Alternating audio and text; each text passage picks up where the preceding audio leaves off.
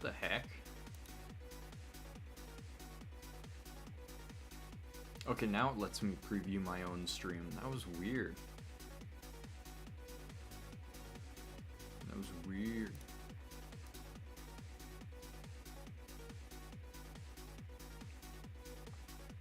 I'm just gonna preemptively go through my playlists and delete everything that's copyrighted.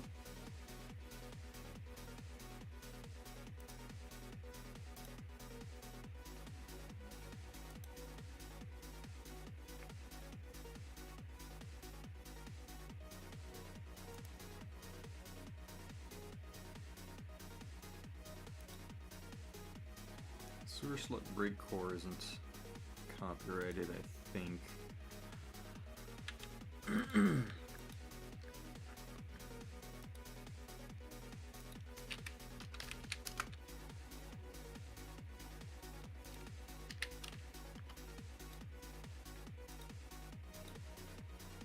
Alrighty. That's everything I needed to do. It's time to just get to work. So basically, this Swordtember, I missed a lot of days. One, because I couldn't stream because of like some stream shenanigans involving the internet, and also two, because I got really sick for the past like week. So I got a lot of work to do. And I guess the only way to do that is to jump right in. Pull up the Swordtember prompts, because I forgot what was next. I did draw one sword off stream, but I feel like drawing the rest on stream in like one giant stream would be the perfect way to go out with a bang. Glass. A glass sword.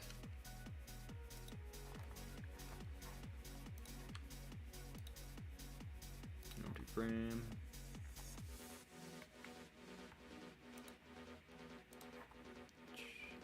It's a good background color for glass. You know what? I'm gonna try another bright white, almost bright white, more like light grayish background, because I feel like the glass could be really accentuated by dramatic lighting like that. We could get all kinds of oh, I forgot the term. I like just watched a Corridor Crew video on it. What was it called?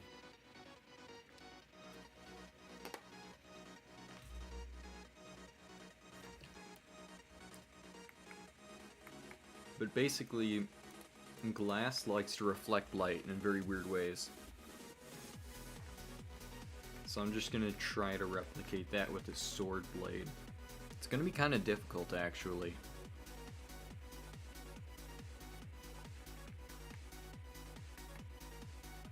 I'm gonna try a more asymmetrical sword design. I really like my asymmetrical sword design so far. I mean, the only symmetrical one was like the smoke sword, and that one was already pretty nice, but I already want to do something different.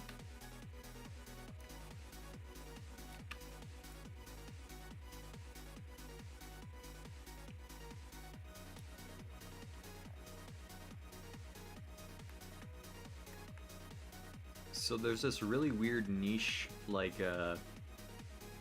gacha style game I remember playing on Armor Games a really long time ago called Age of Heroes Conquest. In complete honesty, it was a bad garbage game. But like they had some really cool art designs in there. And one of my favorites was this weapon called the Spell Shard. It looked like just like a sword made of glass. So I shamelessly stole the name for a lot of my own magic weapons. It's okay, they got 35 bucks out of me. I can steal a sword idea or two from them. Ah, I forgot to separate my layers.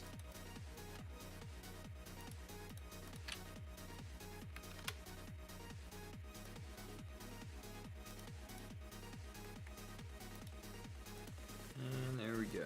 Easy. I'm sorry if I don't talk a lot. I think I have like a throat ulcer or something like that, which makes it incredibly hard to like talk. Sometimes it makes it hard to eat. I'm not sure though. Sure feels like it.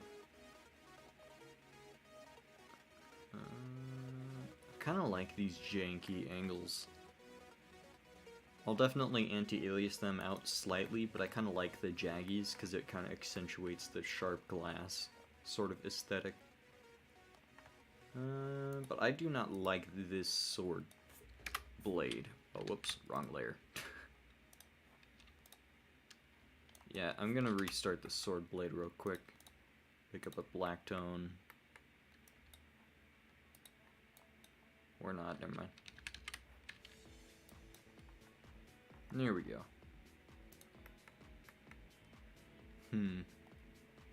Glass sword. I keep thinking like glass shard, but maybe I'm thinking about it too hard. Maybe I could go for like a glass carving sword, or like a glass blown sword. There are a lot of options here. I'm just gonna go for a standard sword. Like a, you know, one point at the end goes down into a rectagonal shape.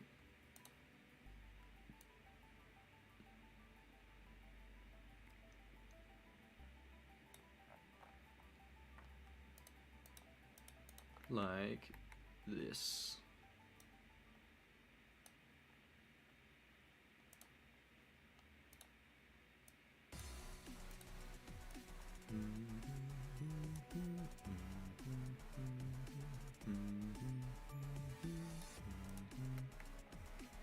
I'm gonna have to make these smaller just so I can do them all before September 30th. Or whatever the end of September was, I forgot.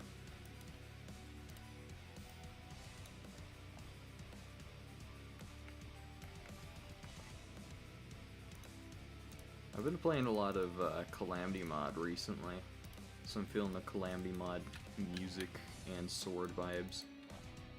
I'm gonna try taking some of the design principles, applying them to my weapons, because a lot of the weapons in Calamity Mod are really dope. But I also want to create my own. No carbon copies of Calamity Mod weapons here. The Bunoli ritual has been completed.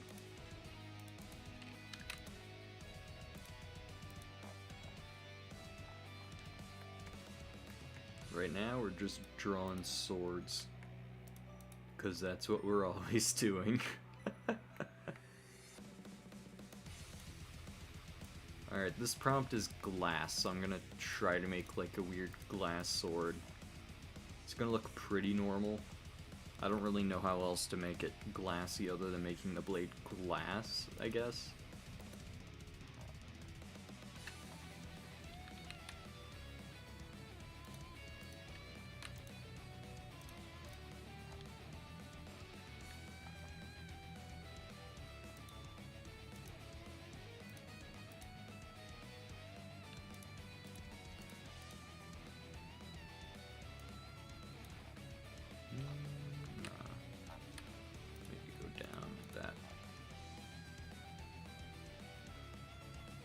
Oh, stained glass. I didn't actually think of that. Huh. That also reminds me of a beach glass, which is like or sea glass, I guess, which is when like the ocean smooths out little bits of glass from like shattered bottles and whatnot.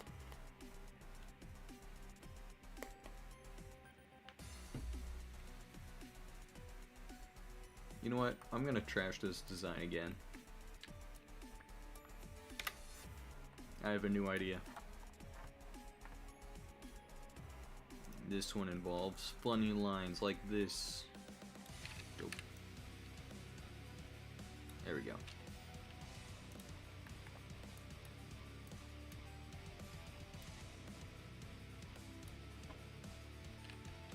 This is just gonna be a light sketch for now.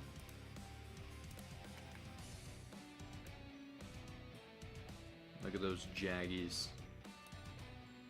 Can't wait to post this onto the pixel art Reddit, out of context. Here's my 2-bit squiggle.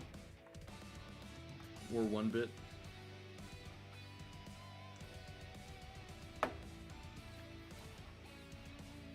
One of these days I'm gonna submit a photo to the Reddit that's just a black screen. I'm like, this is my 0-bit pixel art. I spent a lot of time on it.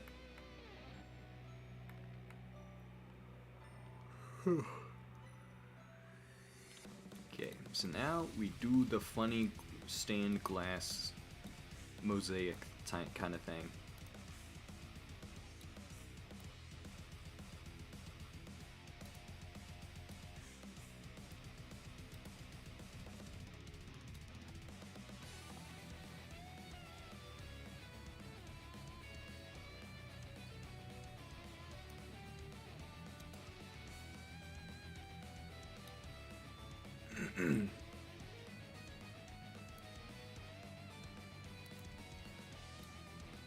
Make a bunch of triangles. Yeah, never mind, this isn't going anywhere. I'm gonna try an actual just sword design.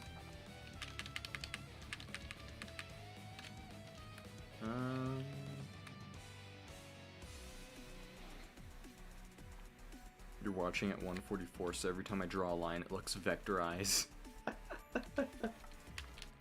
It's just automatically anti-aliased. Yeah, I'm gonna trash that design right there. You know, I have a better idea.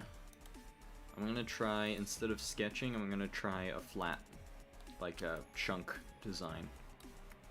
Gonna chunk out a sword. So much like how my mirror one was a while back, I think I'm gonna make one but styled like a window. So it's gonna be like a window frame. It's gonna be like a wooden... For that we're gonna need to make a giant rectangle, like this. And then I'm gonna slowly chip a sword edge out of it. Automatic anti-aliasing. You know, I get automatic anti-aliasing IRL because of bad vision. I get to look at a tree and be like, I don't see any jaggies there. That's good pixel art right there.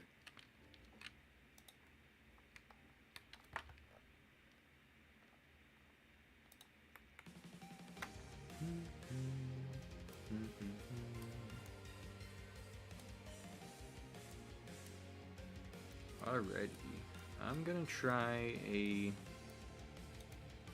white frame, which is gonna be weird on a white background, so I might change the white background again.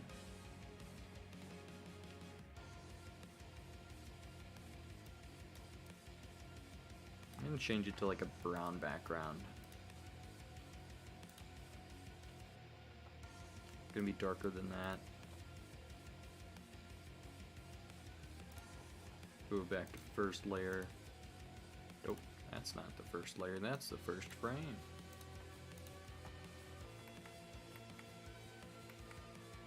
Actually, I'm gonna make the glass gray for now, because we can do some fun, what are they called? Optics? I forgot the term. There was this entire term, I just watched a Corridor Crew video recently about it. What was it called?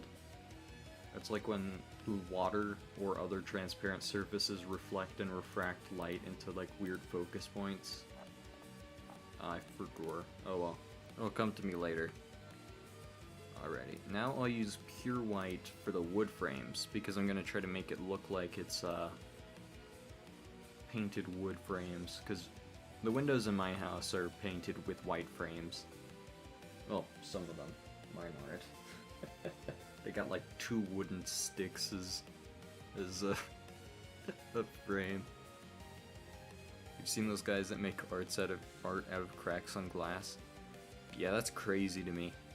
I feel like the only way they can do that is if it's like the glass is permanently stuck to like an adhesive, so that way the cracks don't just fly out everywhere. That's crazy though. Some people just like really want to suffer when making their art. I respect it so hard though.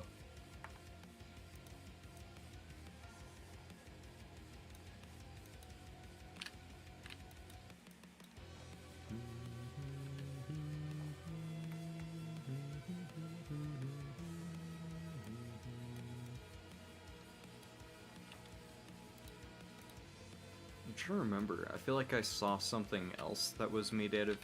Wait, no, it was scratches on glass. Or scratches on, like, acrylic or something. But I saw someone, like, scratch with a metal, like, spike. But does the art kill zombies? If you swing it hard enough, anything can kill zombies.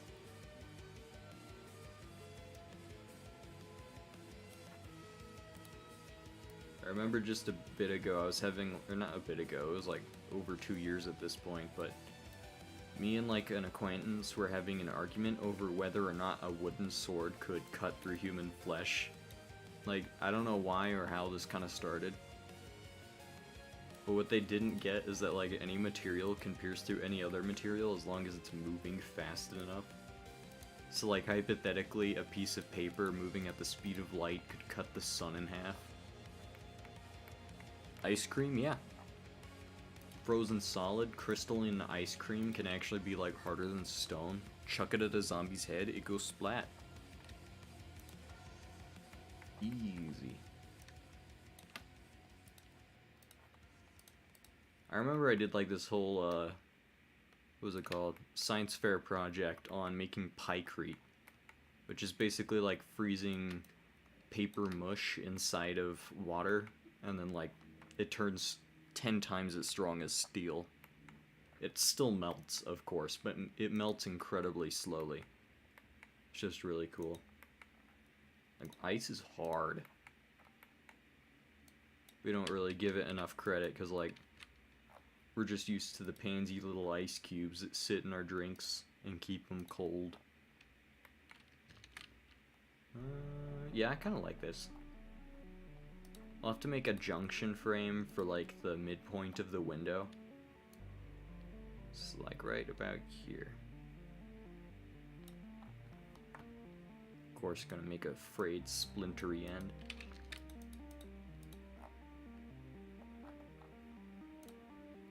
Cluster up.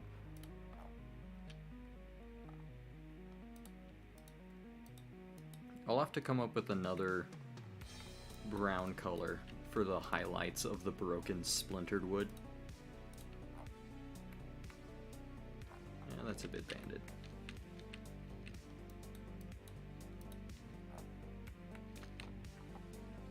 There we go. No banding. Sorry if I'm really quiet too. Throat just really hates me right now. Thankfully, like, tea and ice cream have been helping out though.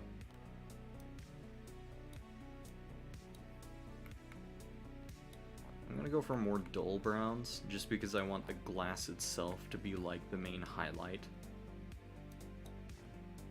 So the wood's just gonna be kind of like the side character. The undeveloped, like, B-plot character. Also, just to make the extreme lighting easier, I'm gonna paint the glass completely black for now. Light source is gonna be top left. I'm just gonna put a little white pixel up here to... Oops, that's not a white pixel. There we go, just to remind me where the light's coming from. And now, what we do is we highlight this edge right here. The reason this is because glass likes to conduct light to the most incomplete part of the glass pane, regardless of where the light's coming from. So basically, if you bust a crack inside like a flawless pane of glass, all the light will focus into the cracks and make them almost look like they're glowing. So that's just a good thing.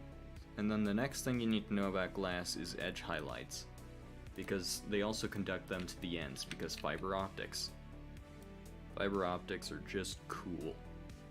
So the second brightest highlights are probably going to be the edges. This also helps it convey that it's in fact transparent, because most transparent things like to conduct light to the edges. I'm actually going to leave 1 pixel free under that frame right there. Might even reduce it by just a couple for thick light. Alright, those are the 2 brightest colors. I can add more contrast by just darkening them. I'm going to try making them more brown-like, so that way they show the background just a pinch. That helps convey grayish-brown for weathering. Yeah, pretty much.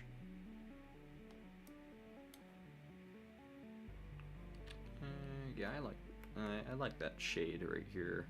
I just need to add a bit more chroma to it, so that way it's different from the yellow, brown, grays from the white frame.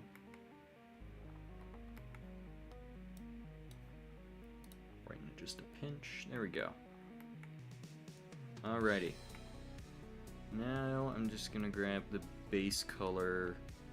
Just gonna be like the background, but slightly brighter.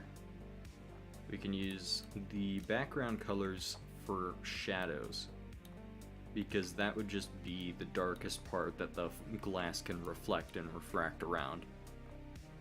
So the darkest colors of glass are typically the darkest colors from around it.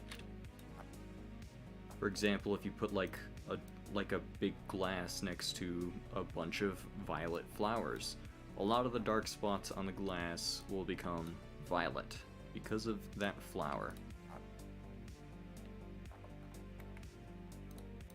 Just sort of roughing out a shape here.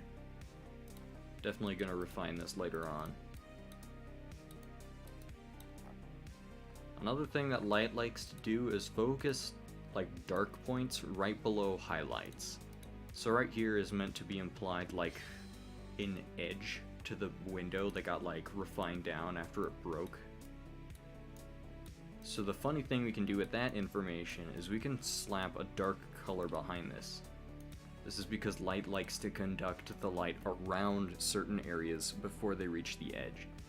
So you can often get like this weird like black line before any highlight, sort of like this. Although I'm not going to do it too extreme, I'm just going to like put a little shape right here.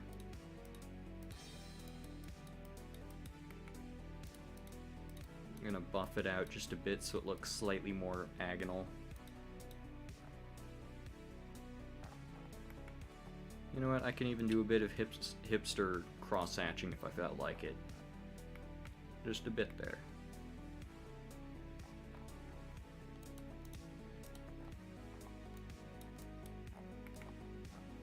And I'm gonna make this go the way up here, and peter out with a 1 pixel difference.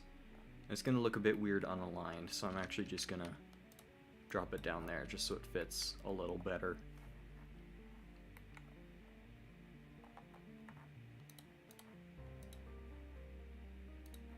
We also need to thicken up these bevels at the edges here, which are supposed to be the blades. So I'm actually going to just lower those down a bit.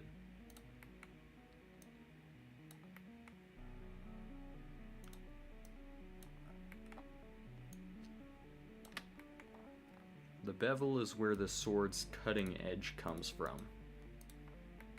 Most are made from grinding, and that's probably the only conceivable way to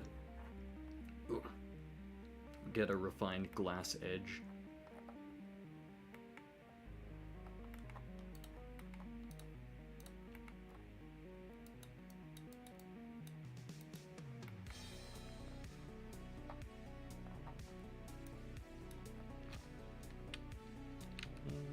Not gonna put it on the bevel.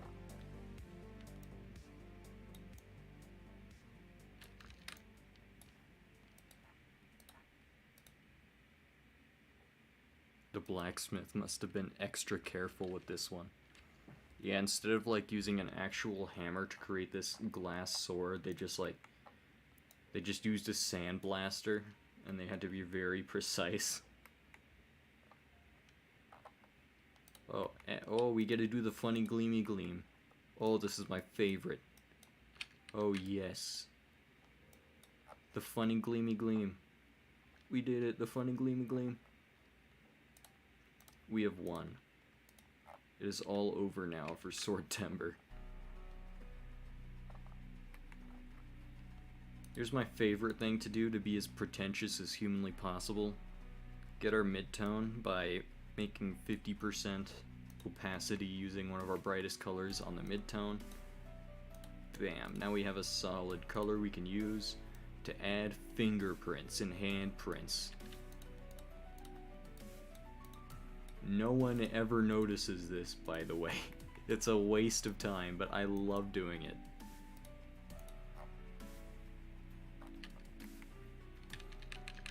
Normally you're supposed to just put like little splotches here and there.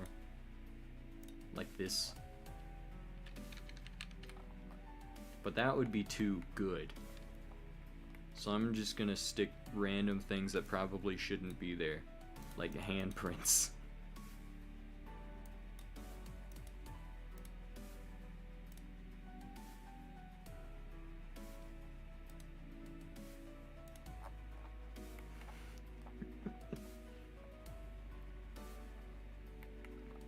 This is a singular fingerprint. It's not noise, I swear.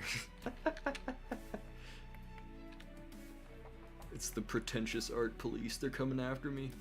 They'll never take me alive. We can also use this tone to start making some cracks. Not crack, cracks.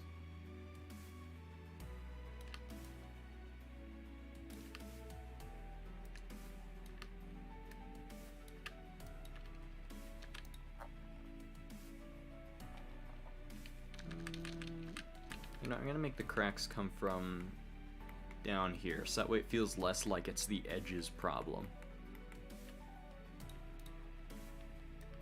We're gonna definitely add some brighter highlights to this crack, by the way. Think I should make the cracks curvy. Alright, fair enough.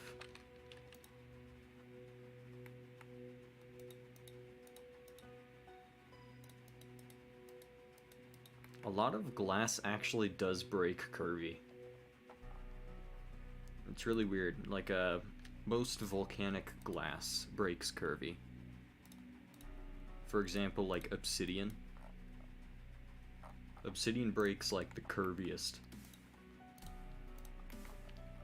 Really weird, because most people often like stereotype the glass cracks as like straight lines.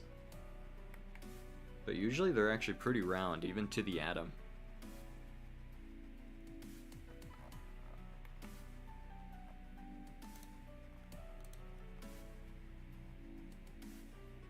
I'm gonna grab another midtone here real quick by using the opacity cheats.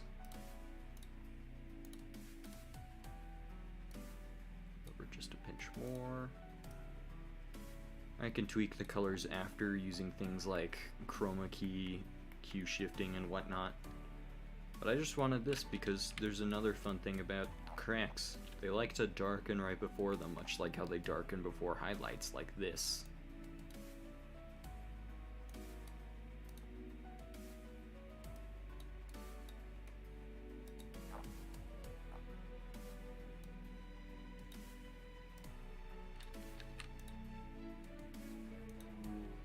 Make it clear that this is not actually like an etching on the sword. It's gonna be a bit, actually. Wait, hold on, I have an idea. Just get rid of this color entirely. Or at least for right there. There we go.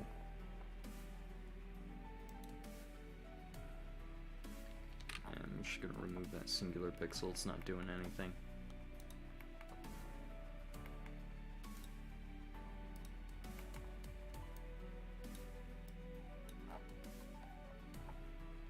We're gonna conjoin this crack with our other one, because cracks need besties.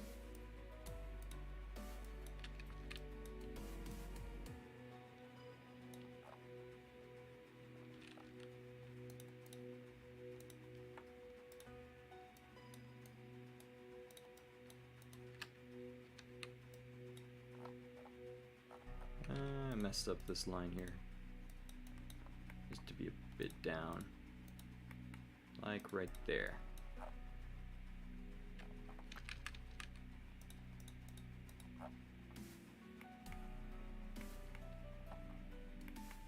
Oh, we can also use the bright whites on these cracks occasionally.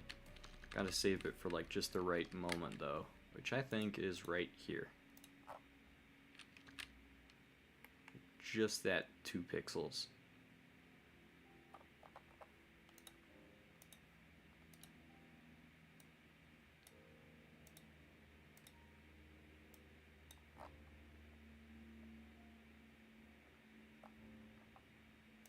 We can add some dark cracks to convey like cracks on the other side or inside even.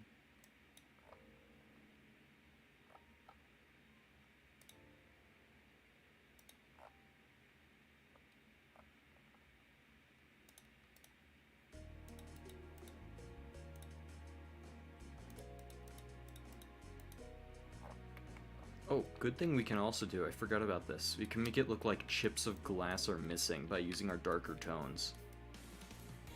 Because like before, glass likes to conduct light around, like, tiny imperfections when there's, like, bits of material missing. However, the edges of that are often brightened up because the missing light has somewhere else it needs to be. Because it's obviously not going into the spot where there isn't glass, it's going to be going around it. So just a pinch of glass. Highlights all around. Also, I just realized this end up here isn't frayed either. It should be though.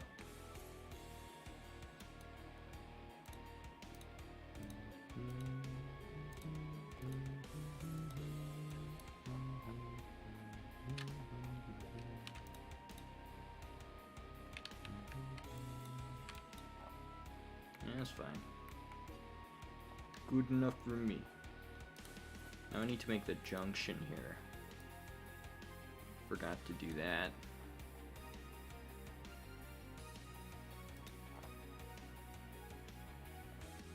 That looks banded. Or pillow shaded. People are gonna call me out for pillow shading.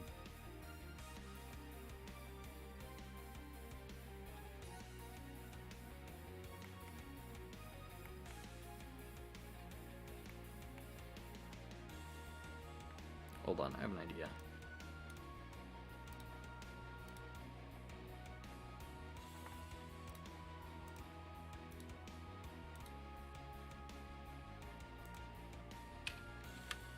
Oops, not continuous. Can't be continuous or else it will just destroy the glass.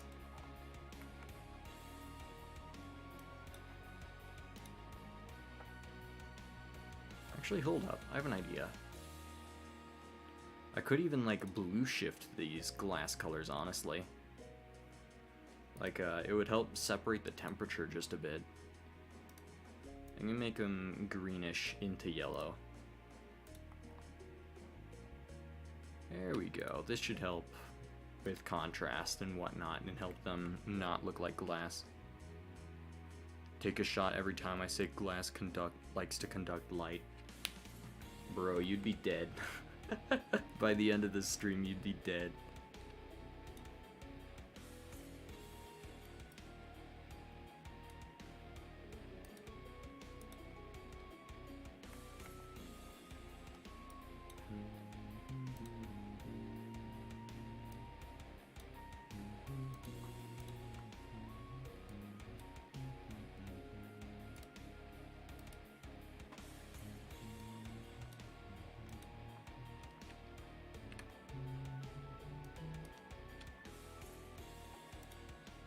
Trying to think. I had like another joke before about like something everyone could do a drinking game to. I forgot what it was. Was it whenever I dithered or anti-aliased? I forgot what it was. It was from a really old stream a while back.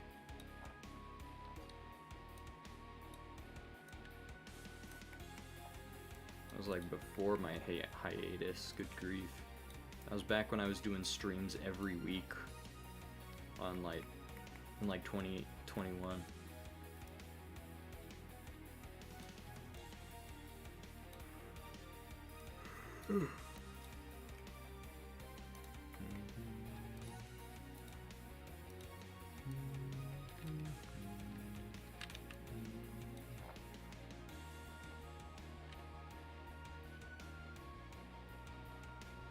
take a shot every time I banned.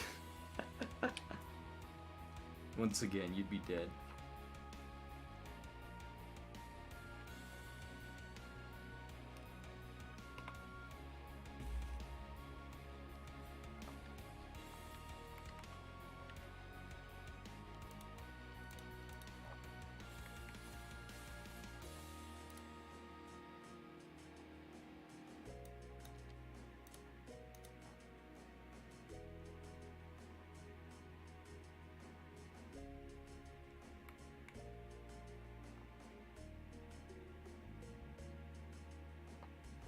That's better. I can still do some work. For instance, this green here is too green. Just needs to be green shifted like a tiny bit. Doesn't have to be too crazy. Also, I didn't make it continuous. I forgot.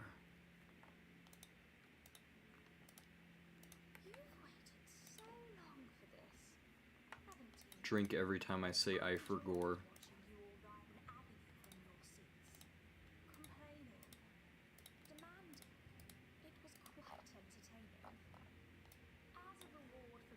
Sorry, Supreme Calamitous, you're too British for my tastes.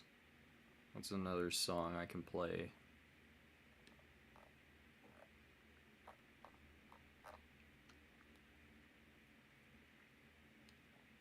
Music of Asia mix, what the heck? And it's just Toby Fox?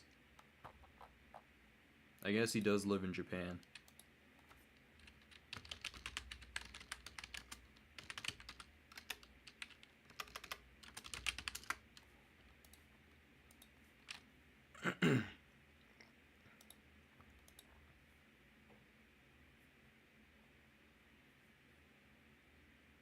Alright, finna blast the Deltarune soundtrack again, because it's all I have.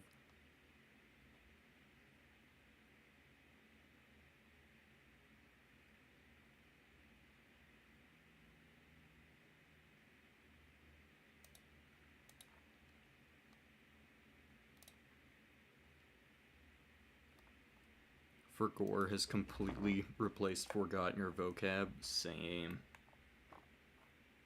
Every time I hear someone use forgot unironically, I'm like, that's a word? And then I remember it is, and I'm just sad and upset with myself. Letting internet culture dictate my diction.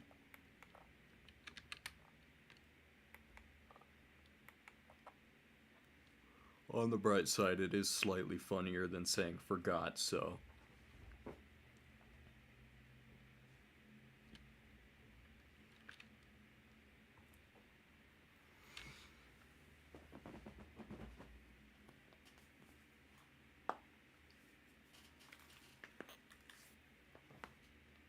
Oh, just cracked like every bone in my body.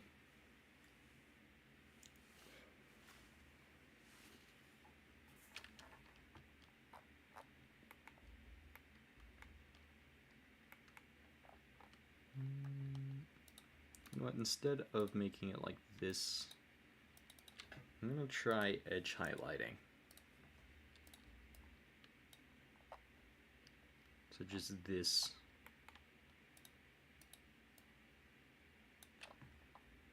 People are gonna be like, "Ma banding." You know, I kind of like just that triangle there.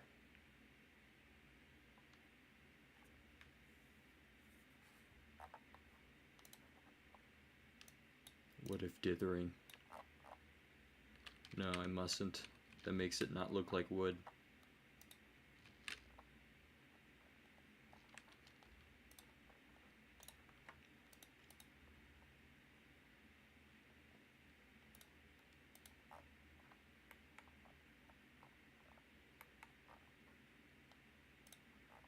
You know what, this palette looks a bit too drab and boring. Hold on, maybe if I just like screw with the chroma entirely. Yes. Yes, destroy it with chroma.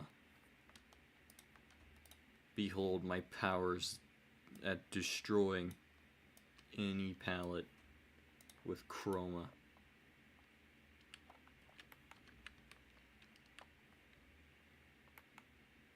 Wait, I have an idea. What if bright blue until gray background, slow ombre?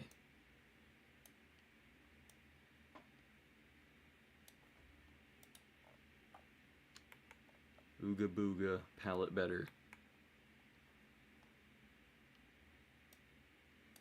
When in doubt, brute force a new palette until it just works.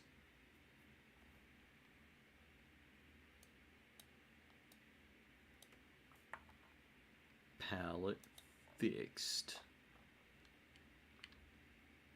I remember, like, back in the day, I never understood why people used, like, excessive palette, or not palette, like, what's the word?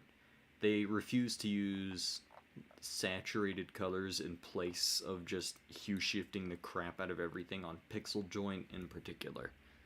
So, like, a lot of really, really old pixel art, like, got crazy amount of traction and people, like, adored it. And then, like, I'd look at the colors and I just never understood why.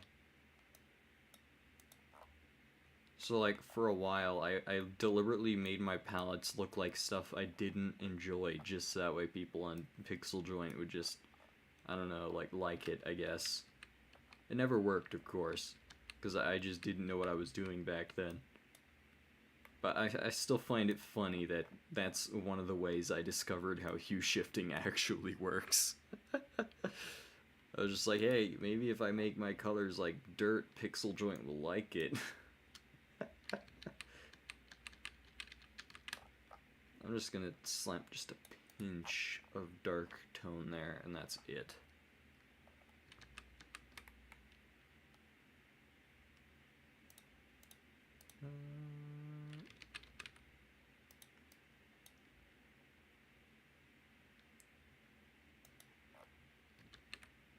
Speaking of Pixel Joint, I haven't used it in a while. I have no idea what's going on in there anymore.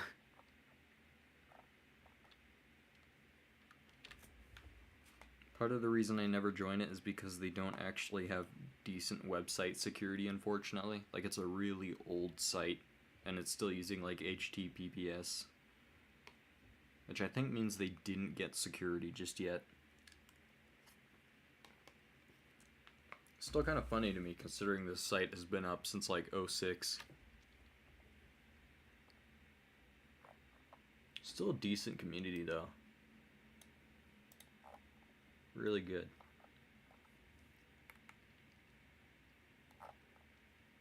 Bam, palette fixed.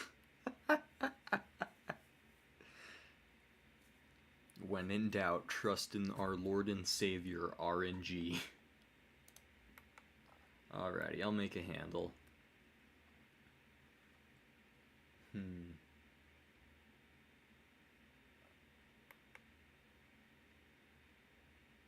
What would be a good handle for, like, a sword that's glass?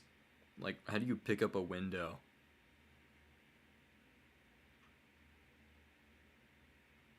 I think it would be very funny if it was just, like... If it was just... what's the word? If it was just, like, a paint scraper handle. So it's just, like, a little nub meant for, like, one hand. Just a comically small handle that's meant for, like, a normal tool. And not a weapon.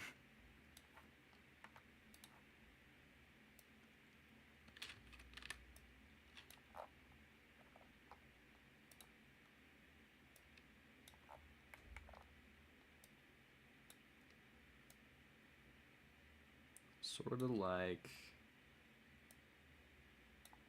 this. That's really thick. Hold on, let me thin it out. How many swings do you get with it? One. One swing, that's all you get.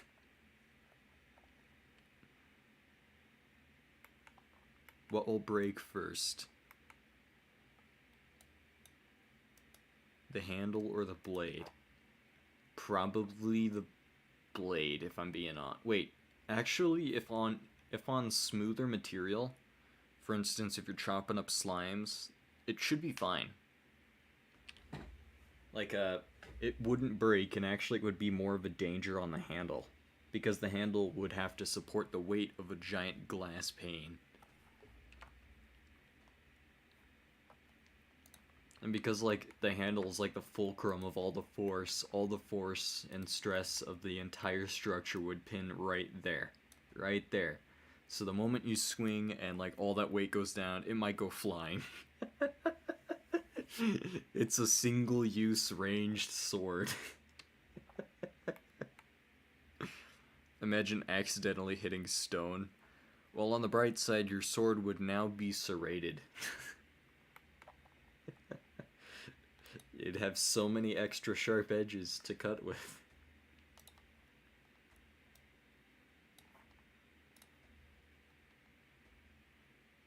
Alrighty, I'm gonna go darker red-brown instead of this brown color here, just for contrast. Delicious contrast.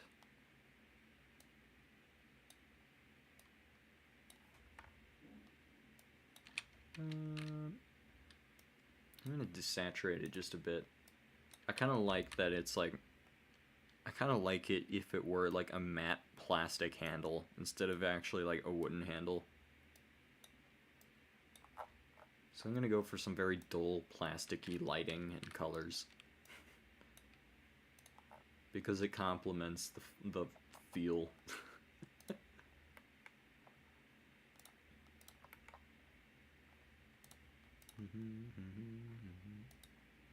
Oh, what? I just realized I'd never unpaused on the music.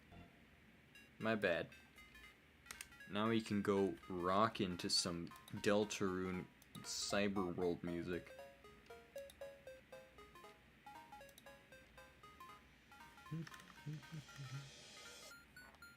I forgot.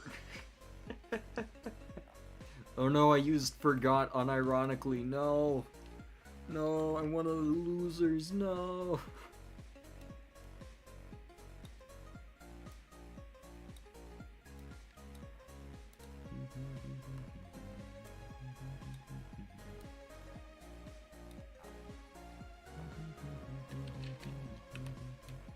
No, I'm an NPC.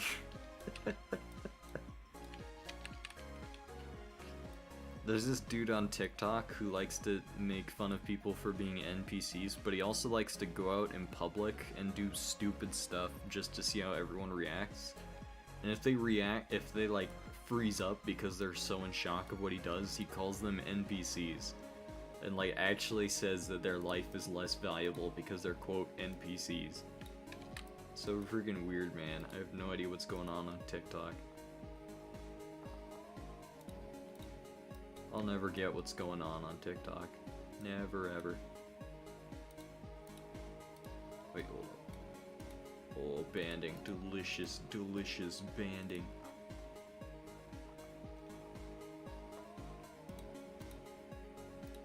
But yeah, you'll just like go into random places in public and just be as embarrassing as humanly possible. And because everyone's so like not awestruck, but like dumbstruck because of just how weird and annoying this dude is. And then he uses that as justification for why he's a superior being. So weird. Like, some people actually just go outside and make a fool of themselves and then believe that they're a better person because of it. Bruh. They think they're the only ones in the Matrix, when in reality they're just the only ones being stupid in the Matrix. I like that color. There we go. That pulls off the look better than what the other lighter reds, that's for sure.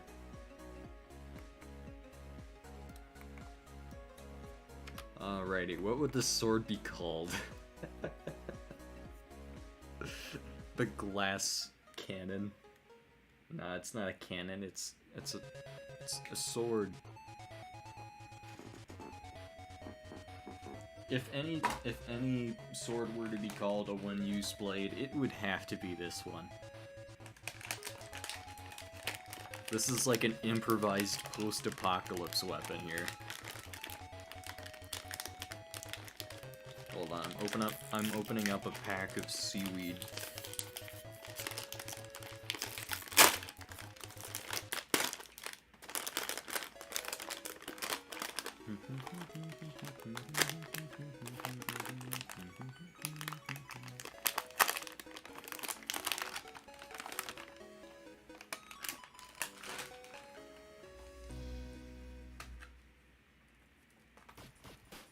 You guys ever had seaweed?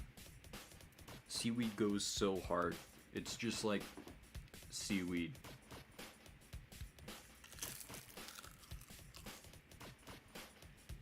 It's dry, of course.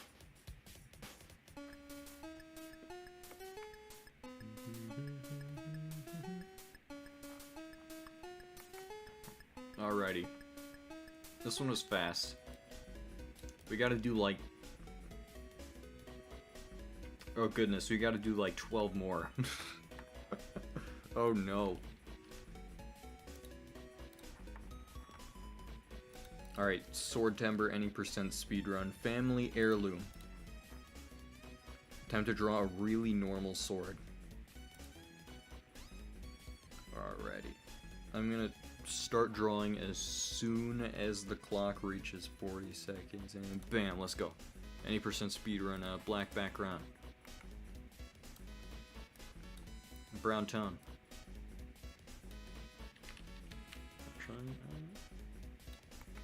Oh crap, wrong layer. Wrong layer. Panic.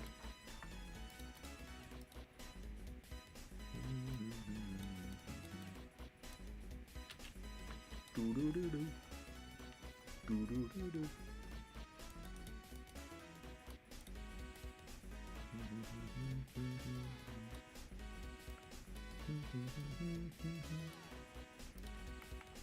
Gold handle, gold handle. Oh, gold handle, any percent world record.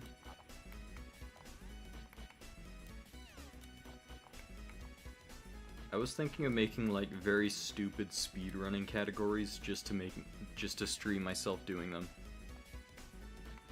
One shot, that's the perfect name. It's called the one opportunity. This is your final moment.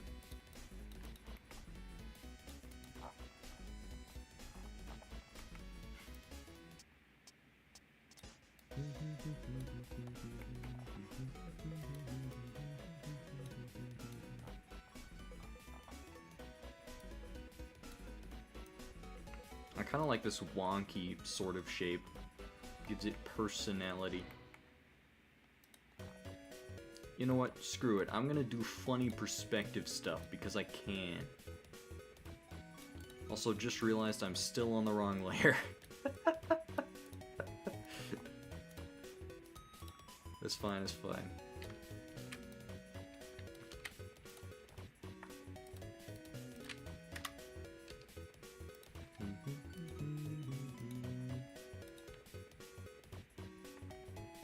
Stream now with ASMR. Yo, seaweed ASMR.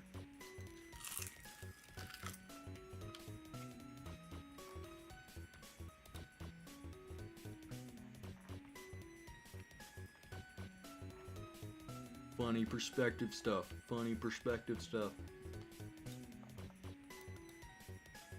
Oh, I'm on the wrong layer again.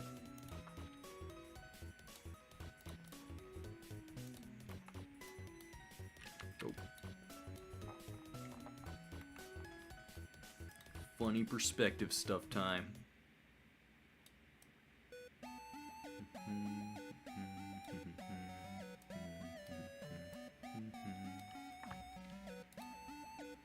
I'm gonna work on these colors later on, but I'm just speed running here.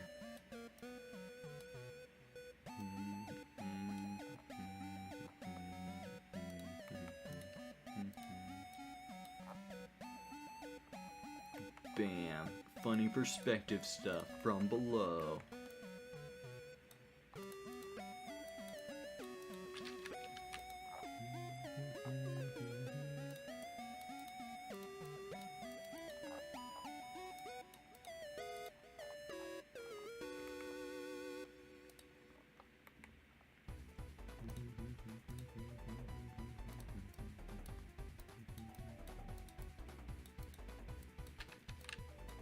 Nope, I don't want to make it go down by one.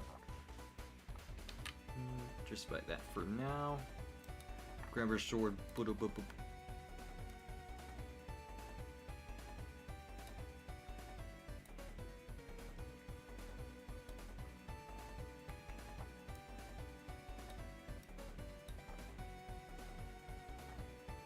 Actually, you know what? I'm gonna make the sword even fatter.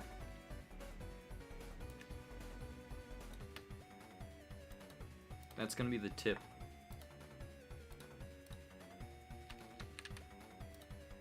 Then, ooh, girth.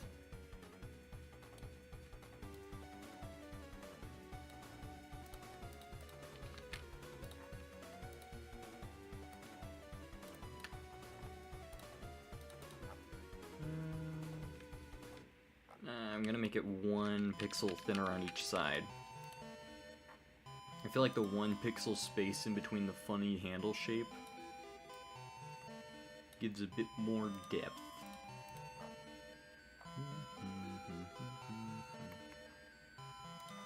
Gonna grab my black tone here, go straight down the middle. This is gonna be the fuller of the blade.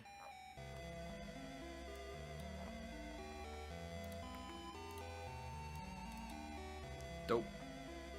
Misclicked. There we go. Alright, gonna grab my white tone, color in half side, white.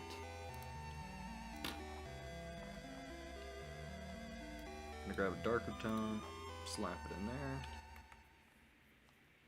Now we anti-alias. I'm definitely gonna change these colors up later on. I really want to add some chroma to this thing.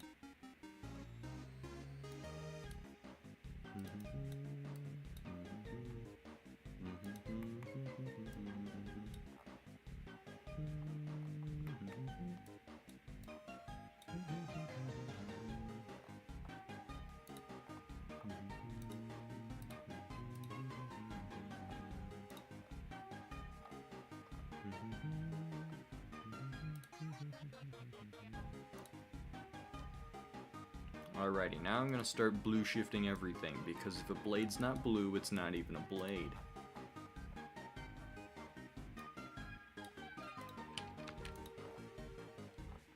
Always add color to things that are colorless, unless the intention is to be colorless. In that case, I don't care.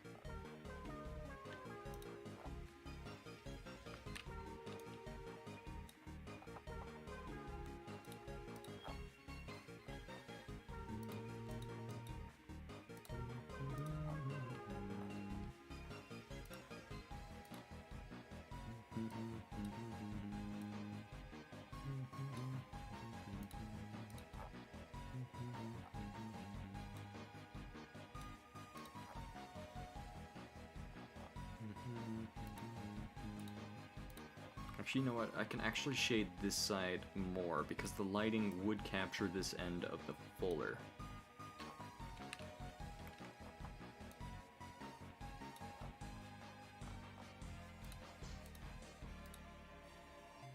The anti-aliasing will still have to be there.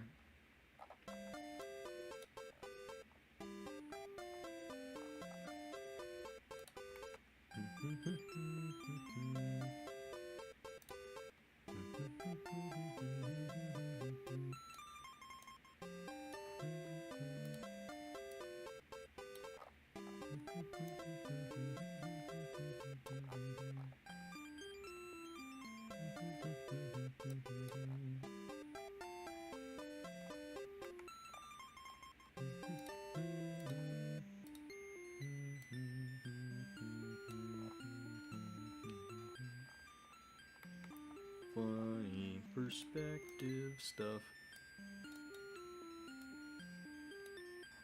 Oh, let's go. We're going on like 14 minutes here. This is gonna be the fastest sword I've ever made.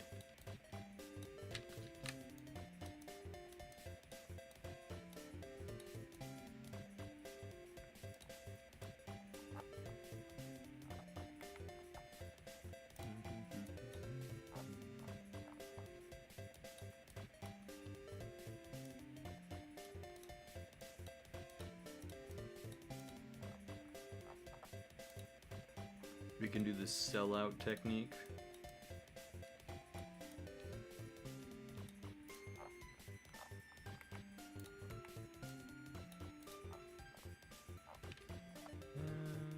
Yeah, that would work ambient lighting wise, but I'll tone it back just a bit.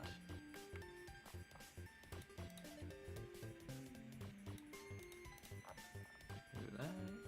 Nah. There we go. Close enough.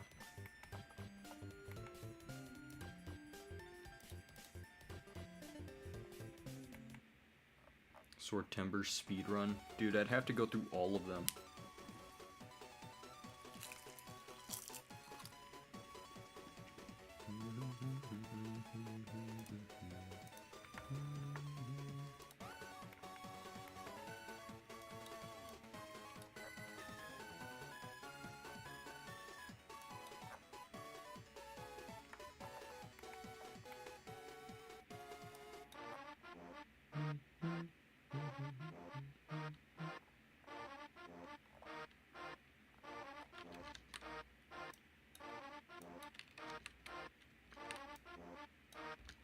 Oh, that reminds me.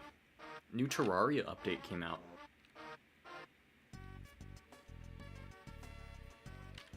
A lot of people might not know this about me, especially my more recent subs and whatnot, but I freaking love Terraria. And I think they just came out with the final update. They're of course going to make like a few bug fixing updates and whatnot, but I think Terraria 1 is finally complete. Which kind of astounds me, because like Minecraft is, for instance, is still going strong as far as like content updates go.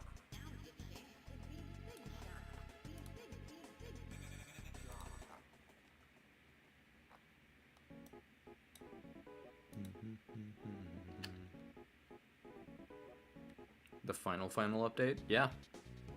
They said it was going to be Journey's End, but then they had to add costumes in from like a costume contest they promised. And during that update they also just threw in a couple content updates as well. And then they got elected for, what was it? The Labor of Love Award by the Steam community. Basically people thought that it was the best like game on Steam as far as like fan community goes, and like how well Relogic was treating their fans.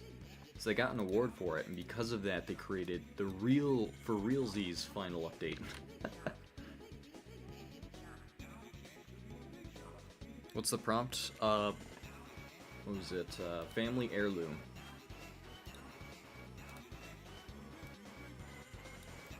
Heard there'll be another Terraria game? Yeah. They haven't decided on what it is exactly, but they like to refer to it as Terraria 2, as far as hypotheticals go.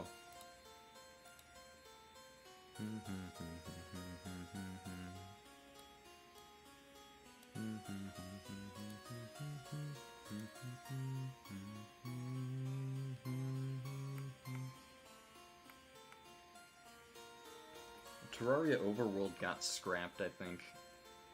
Well, yeah, it's confirmed, but, like, they might use, like, the engine for it, they might use what's left to make a new game.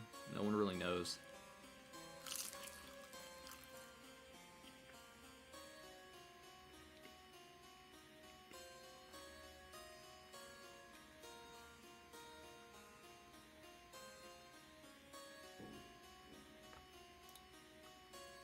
Yeah, Terraria Otherworld got cancelled, unfortunately, which is a real shame. I was really looking forward to the game.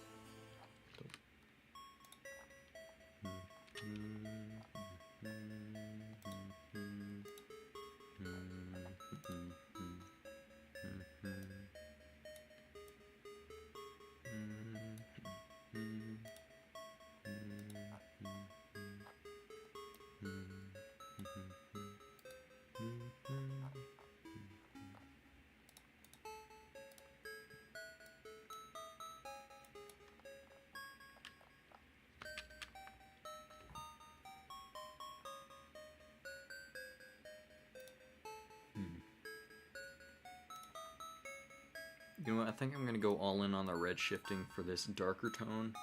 Make it really dark, really high contrast, and then I'll use the black background as the hyper shade. Oh no, it's this song. This song has been stuck in my head for the past week.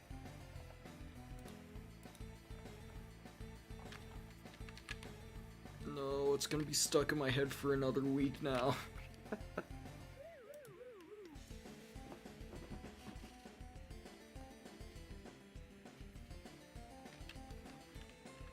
Hyper shading. Turn it up. Alright, just a bit. Just a pinch. Hyper shading is what I like to call the definitive darkest shade of any material. So like the spots you want to be the absolute darkest, nothing darker than that. People like to refer them to them like the deepest shadow shade, or just like the deepest shadows in general. I like to call it hyper shading because it's like the ultimate little shading bit, and usually reserve this shading technique for just like very specific parts you want to be the darkest. For instance, right here it's shadowed by the handles, so I'm just gonna make this color a bit like way darker over here. I can also do this to the bottom of the gold handle if I felt like it, like this.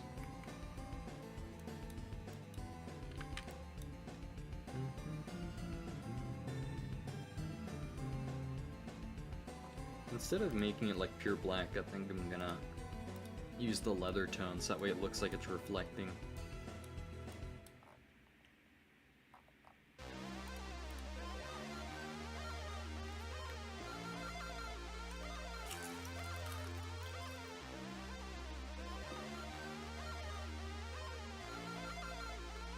Bro, seaweed is so good for streaming.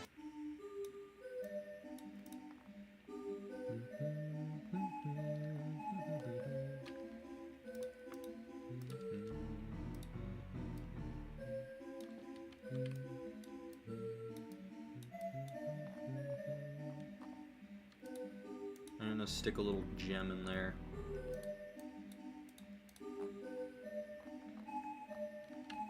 Little donut.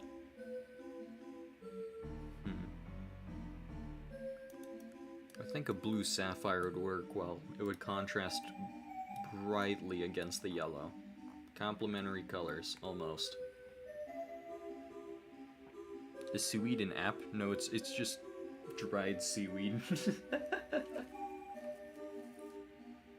Basically, it like absorbs water in your mouth while also getting your mouth to salivate, so that way you can record better audio without it being like wet, which is usually what my audio is, because I have to drink a ton.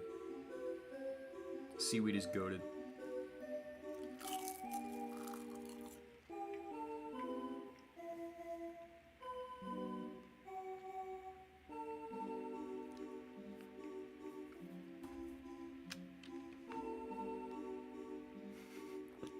I remember a lot of kids at school would be like really weirded out by the fact I would eat seaweed. Cause like they couldn't even comprehend eating it.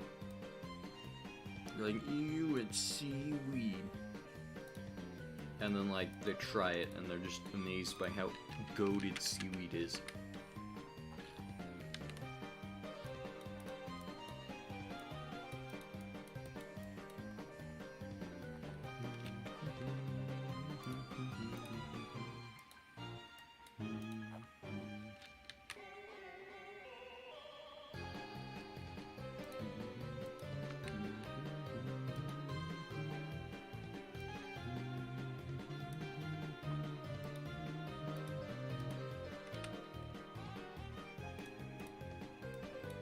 Bro, why the Deltarune soundtrack goes so hard though. It's gotten to the point where I'm seeing like a lot of streamers and YouTubers playing the music without ever playing the games.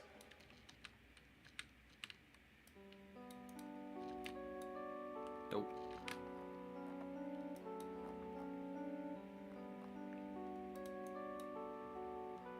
Okay, now we get our deepest blues.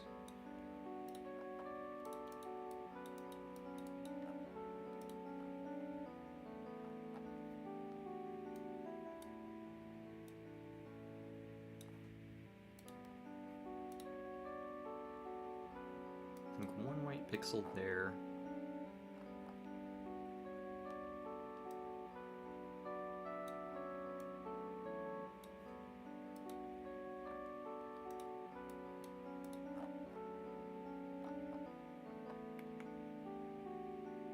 I forgot how sapphires were cut. I think they're cut kind of like this.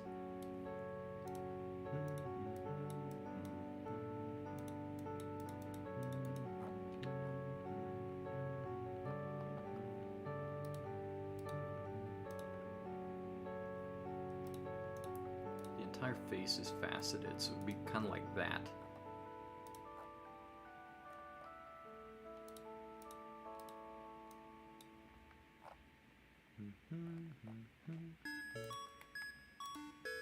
I've listened to this soundtrack so many times, I just know what's coming up. No! I dropped a piece of seaweed, no! That was a wasted seaweed.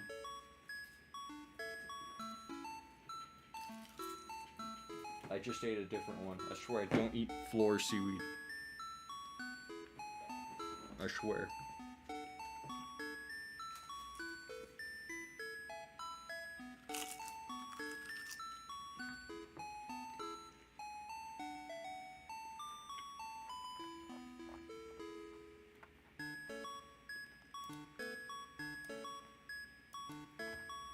Alrighty, I'm gonna go for some green anti-aliasing tones because that's the even mix between yellow and blue. You know what? I think I like that. People are gonna call it banding, but I think it's just like a reflection of the pommel.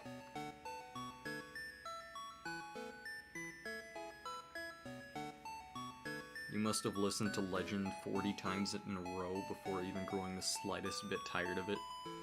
That's how you know you found a good track. Longevity is important in making good music.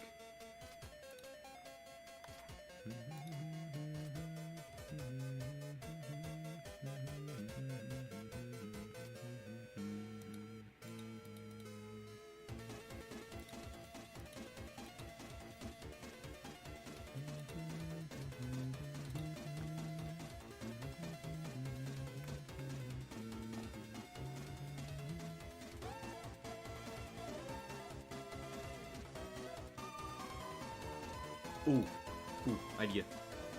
We basically got the sword done. But I just like got a random idea for like a background. It could be like hanging over like a fireplace mantle.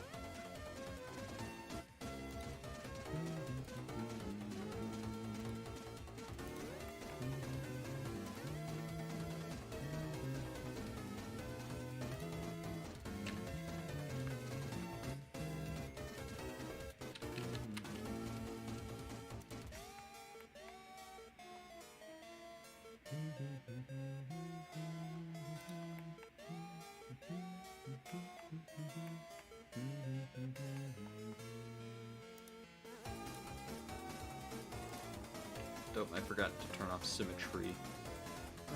I'm actually gonna make the background later on, when I like compile all the pieces together. Because for now I just need to get moving. I'm gonna add a tiny glimmer. Oh crap, I forgot the glimmer on the last one. No, I forgot the tiny sheen.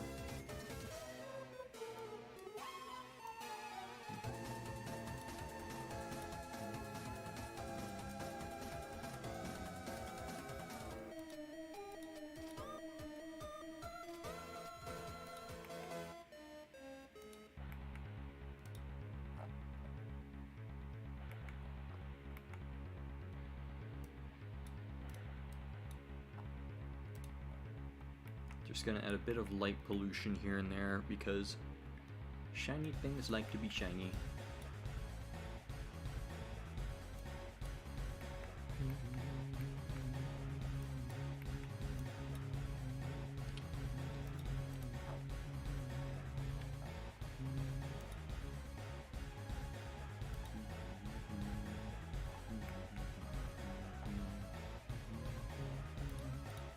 I'm gonna make the gleam less apparent the closer it gets to the audience, because light usually gleams from far away. When it gleams up close, it just blinds you, because that's the light reflecting directly in your eye. But because of the distance between you and the gleam, it's more photons being like scattered into your eyeball. Up close, the gleams are much more intense and focused, and less like a shine, and more like you're staring at the sun. Because usually that's what the gleam is, just sunlight finding its way into your eyeball when it shouldn't be. Or it's just like a light at night. Just some fun little light science. And I didn't have to say glass conducts light this time.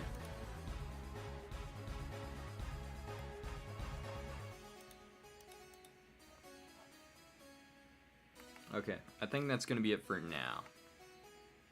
I'm gonna go add a last minute gleam on the last one because I forgot.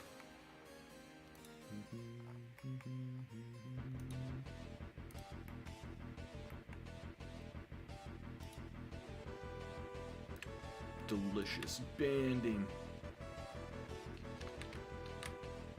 I'm gonna call this point right here the focus.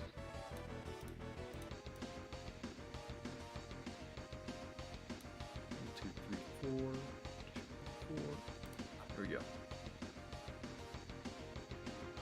Your homie put a window on a handle? Yeah. It's a window pane. A one-use sword. Alrighty, next prompt. Leaf. This is one I was talking about earlier. I actually have a knife based off of leaf. Okay, this one I'm gonna go for like a dark blue background, because I think blue complements green quite a bit. Actually, I could go like an autumn leaf. So like I can make it all like nice and brown and orange and red. And maybe a bit of yellow.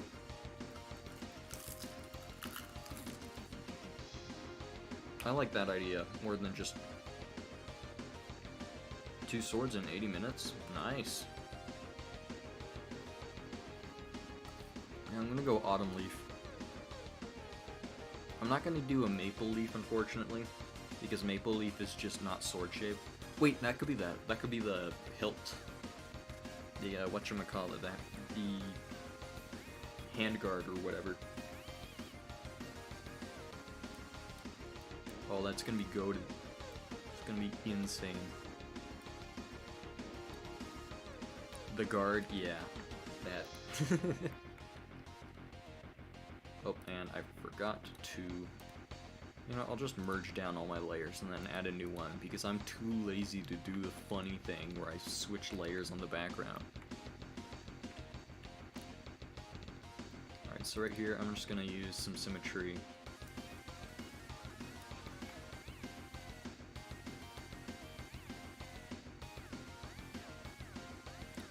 Don't make it look like marijuana. Don't make it look like marijuana. Don't make it look like marijuana.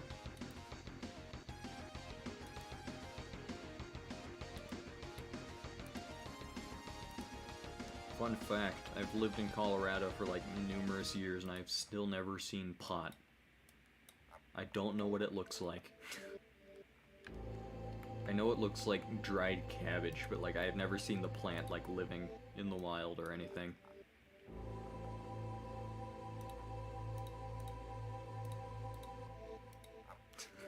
Just a little leaf. Hold on, I'm gonna squish those leaves together.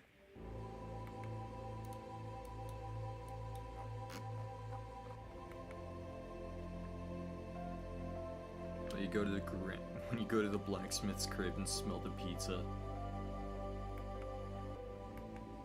The pizza.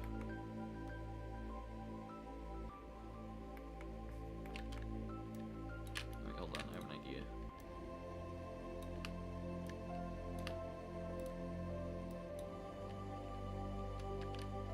Remove the symmetry.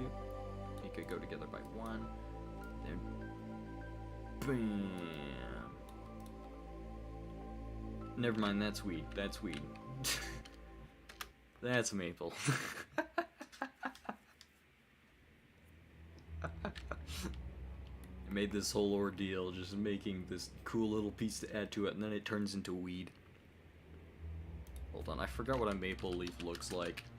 I'm pretty sure the leaves are thicker than this. Oh, what the heck? This isn't even close.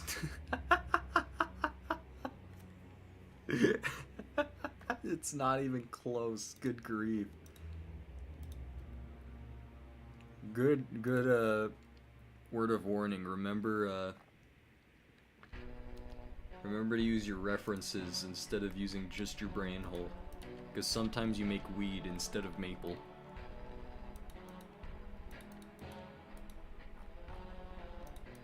I forgot how thick, like, maple leaves were.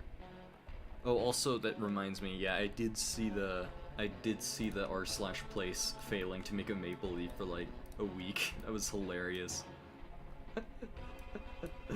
Like, they just fought over each other over, like, the maple leaf design, like, non-stop. Bum bum bum bum bum bum bum bum bum bum. A little better. Separate these by 1 pixel, fill in a bit of the gap, and bam! Maple leaf. Will I be building with the new Terraria coding? Oh, you bet. I just have to learn how to use it first, because I forgot. It's been a minute since I've actually built in Terraria. World's nosiest maple leaf. It would be funny if a country had a national flag, but print had to be off by like 20%. That'd be awesome. Dude, imagine like having a country, except you just make the flag really stupid. It's like, what if it's like just a white flag? And then like every time any country comes to invade, they just see a white flag and they're like, oh, we win. I don't know why that's so funny to me, but I don't know why. Maybe I just do a bit too much trolling, but that sounds like it would be a lot of fun. The Switzerland flag. No, the French flag.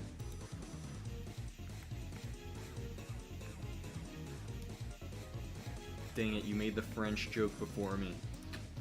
No.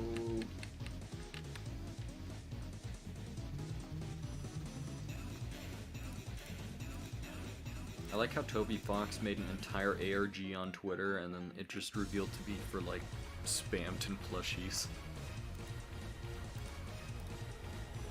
Alright, got our maple leaf. We got 1 maple leaf, let's go. Alright, now I need to... I'm trying to think. There's no long-leafed plants that turn orange in autumn. Well, there's pine trees, I guess.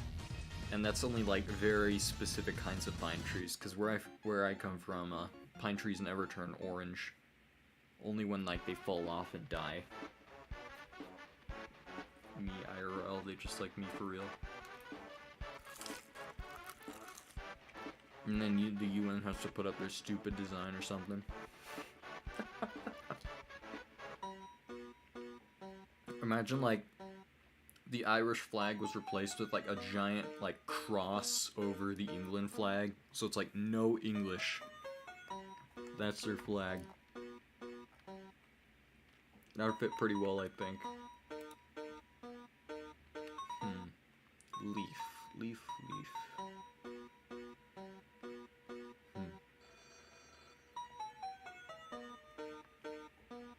No hablo England.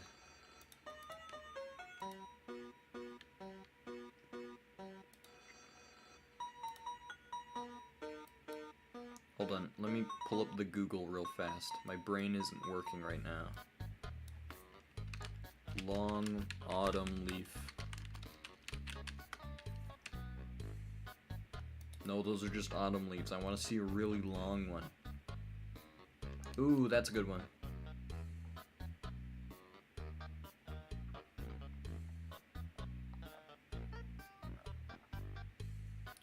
Okay, so long autumn leaves do exist. Sans music, I just realized.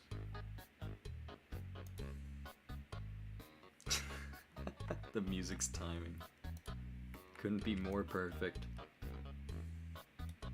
Have you seen that clip of like the streamer playing Deltarune and then he goes into the Sans room and he sees Sans and he just screams and his mic peaks instantly?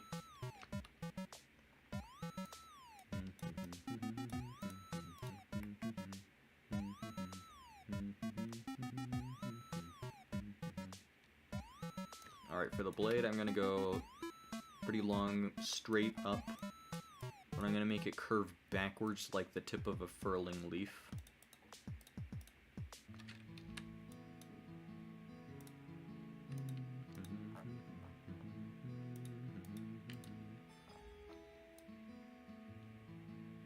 Alrighty, there.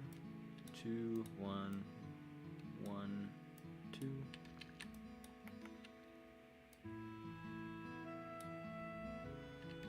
Actually, you know what? I'm gonna try making the growth really slow so I can thicken out the blade a bit more.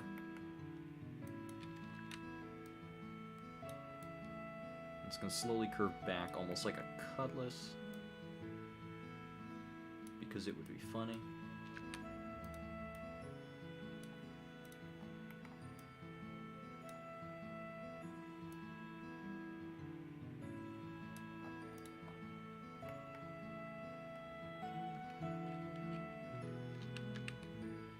Alright, now I'm gonna just shorten the angles up here, or not angles, the lines up here a bit. So that way the sword itself can actually like fit on the tiny handle. Or I could just expand the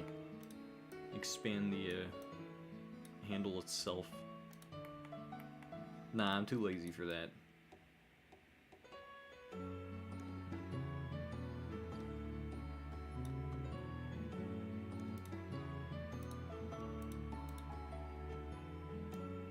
I'm just gonna keep this background outline around the leaf just so I can tell where the blade ends and the handle begins.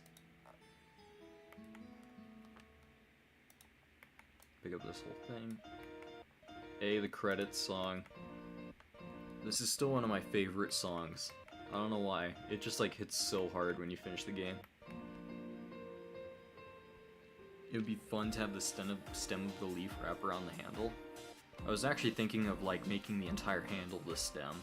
That sounds really cool too. That's what I was planning to do for the original bloom sword, or floral sword.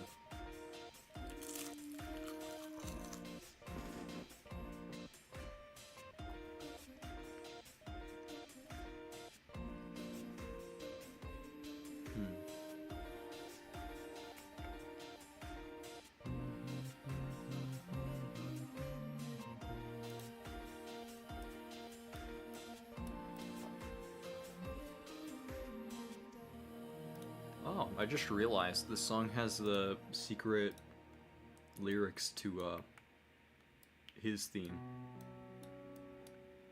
I didn't realize that.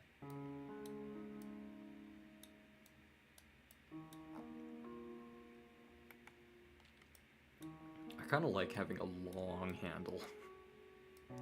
One that's kind of curled too. It's Count Dooku's sword. If you were Leaf Man.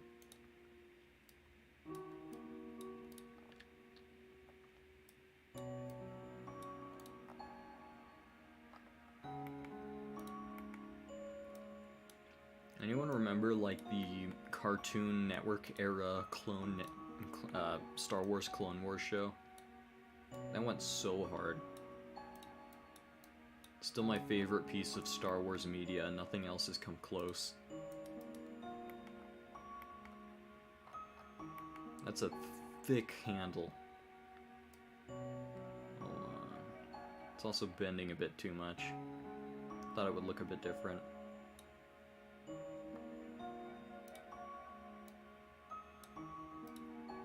Oh, I used shape fill on accident.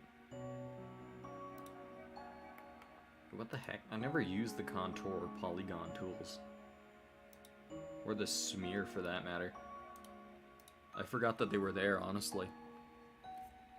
Leaf Wars Episode 2, Attack of the Bones. I never got to make a bone sword yet. Well, never mind. I forgot about the veined sword. But that doesn't count. I want to make a bone sword so bad. Hold on, I'm gonna look ahead on the prompt. No, there isn't a bone sword. I mean, there's an antler sword, but that's not a bone. That's a tusk. That doesn't count.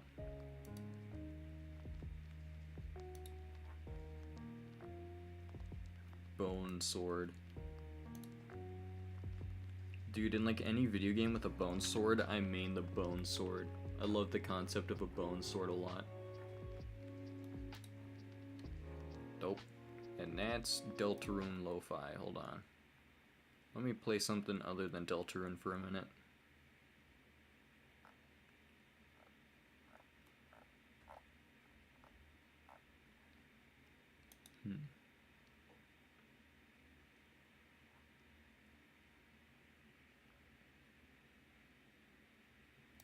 I'm gonna pull up Anamanaguchi.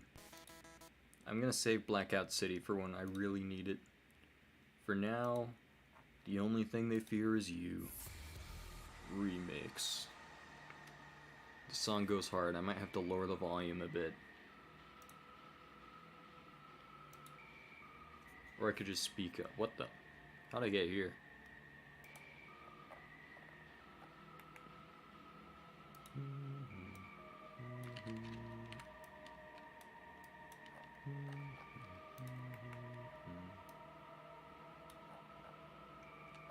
Dude, the Doom soundtrack is so good, and I don't even like metal usually. The concept of bone weaponry, yeah, it's just cool. Like, I want to, like, play a video game where I can just, like, find a dead, like, a ginormous dead dragon skeleton and take a bone and turn it into a sword. That'd be the best game ever made if I could just do that. That sounds awesome. I want to be the Bone Knight.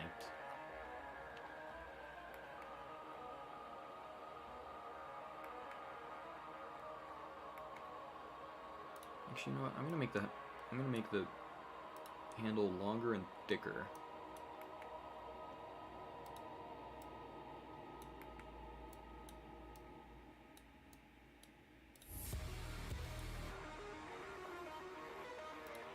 I'm gonna make the curves take a lot longer to form.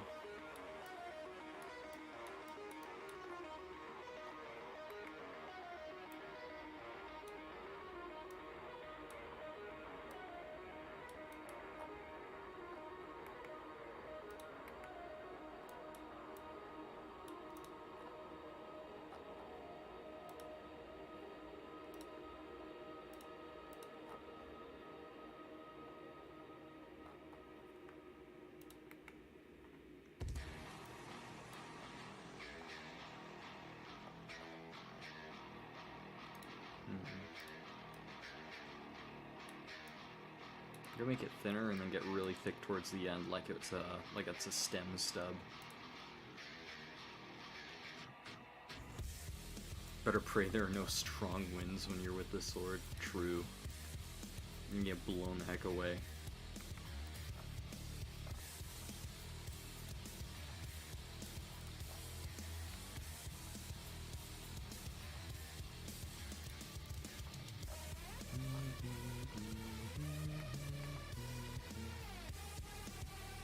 Even better that it's harder to control, but if you're based enough, you can swing it faster.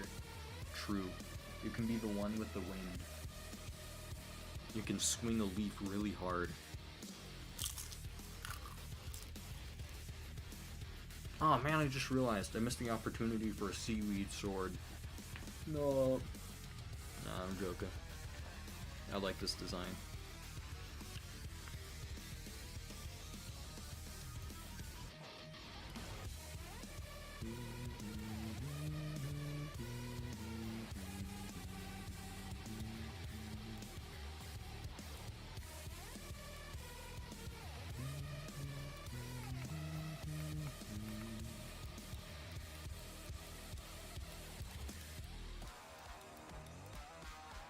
I'm gonna make the blade fuller. Not fuller, the blade bevel a lot thicker this time around. I always make the blade fuller 2 pixels thick, and I think that's a bit basic. Again, I said fuller, I mean bevel, whatever.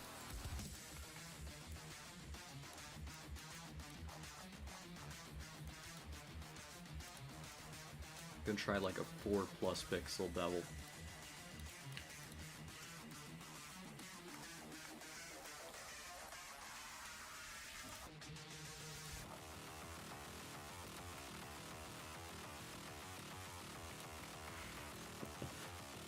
Every time I think of like turning the music down, I think of that one stream. Oh wait, that reminds me, I forgot to turn the music down. It's probably like screaming out your eardrums right now. I'm just gonna turn it down like just a tiny bit, because it gets really loud.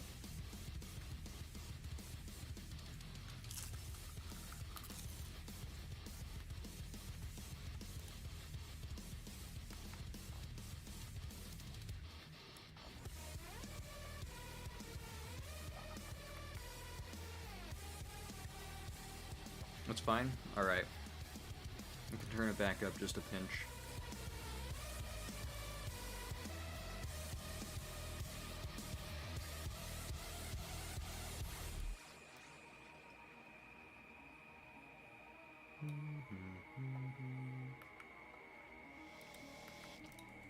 Dope.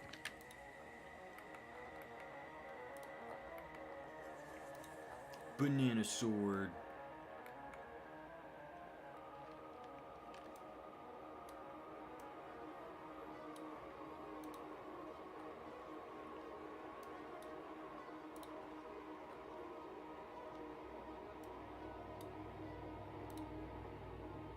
Once I add like the leaf veins and whatnot, it's gonna start looking a lot more like an actual leaf and not a banana. Sleep on banana.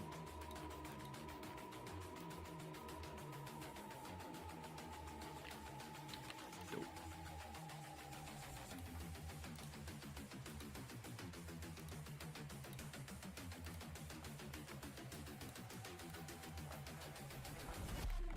Look at this delicious, delicious banding.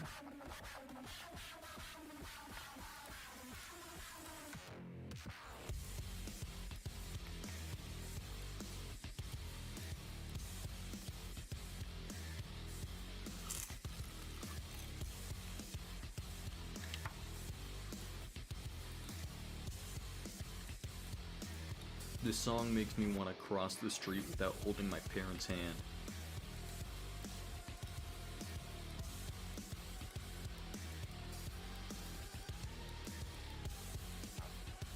This song makes me want to feed my cat 5 minutes later than usual. Spread anarchy.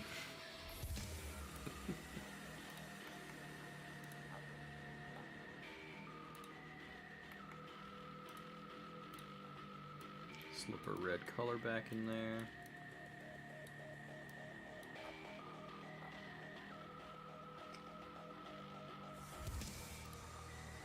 Alright, this is gonna be the stem line.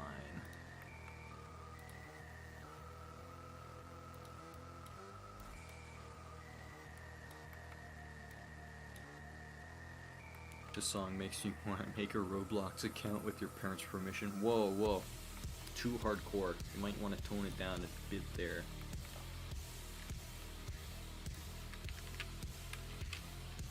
This song makes me want to leave the dinner table without finishing all my food.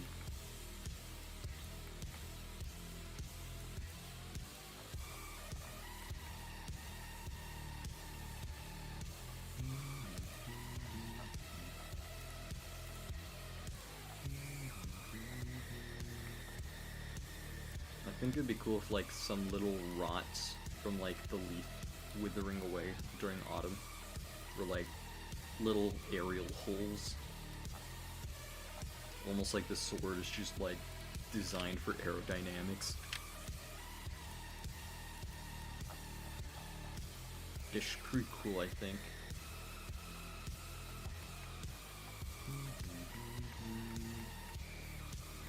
This song makes you want to say bad morning instead of good morning. You monster. You monster. This song makes me want to stay up past my bedtime and play on my DS under the covers. We are hardcore here.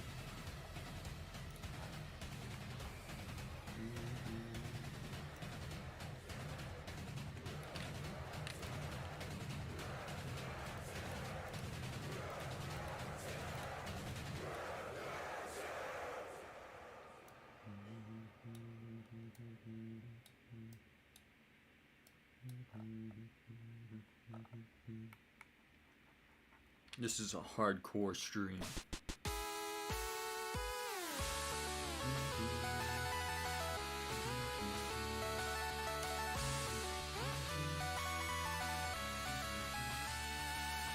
There's a Camellia song up. I think it's copyrighted, unfortunately. But I think I can still play it. Wait, no, never mind. I don't think I can play it. I mean, I'm removing it from the playlist.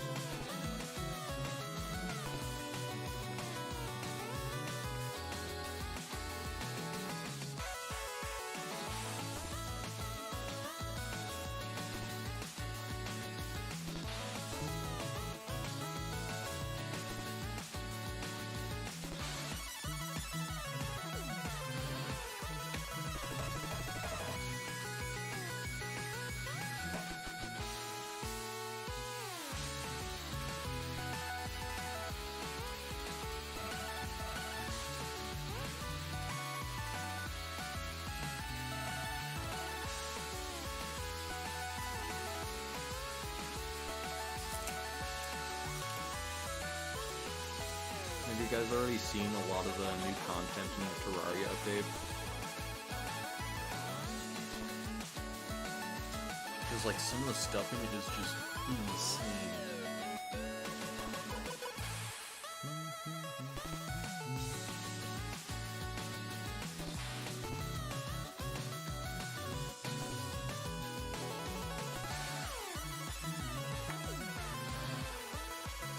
Hey yo, this kind of looks like a Nanner palette now that I see it.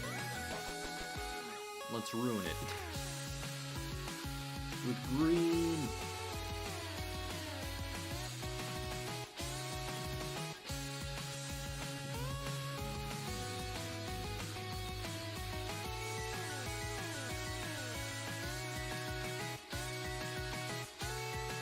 You haven't seen the new Terraria update yet? Then I won't spoil anything, or at least I'll try not to. I might not be able to help myself, because some of the stuff is just so good.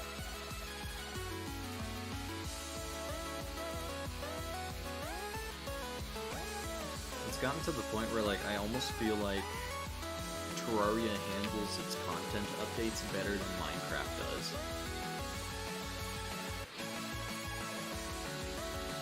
Like, Minecraft usually has a very big issue with, like, adding new content instead of fixing old content, to the point where, like, the game is virtually unplayable on most systems. But, like, Terraria is doing better. Like, you can play it perfectly on, like, oh my god, what's it called? You can play it perfectly on Switch now. Kinda insane. I wish Minecraft optimized their game instead of adding more and more content.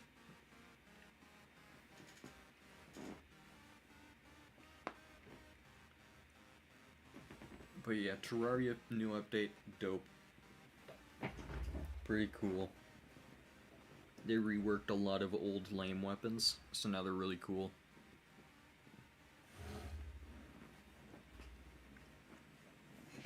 A funny story about Minecraft optimization. I found out that the new mahogany biomes, like the new mahogany swamps, are just like absolutely bonkers. In that they slow your computer down to a glacial crawl whenever you find them. They are so laggy that whenever I would like find one in Minecraft, it would slow down my browser tabs instantly just because of how much stuff it took. Oh, I can't play this one. That one's definitely copyrighted. That's an official music video.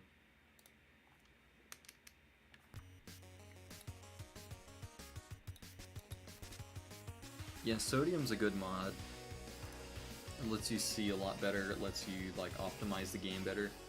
I wish this stuff was just in Minecraft by default. because I hate that people can't actually experience the game the right way. But yeah, what was I saying? Oh yeah, mahogany biomes. And for whatever reason, if you set your your settings to not fancy, so like you set your settings to fast, potato settings on everything, it still renders the roots as if they were in fancy mode.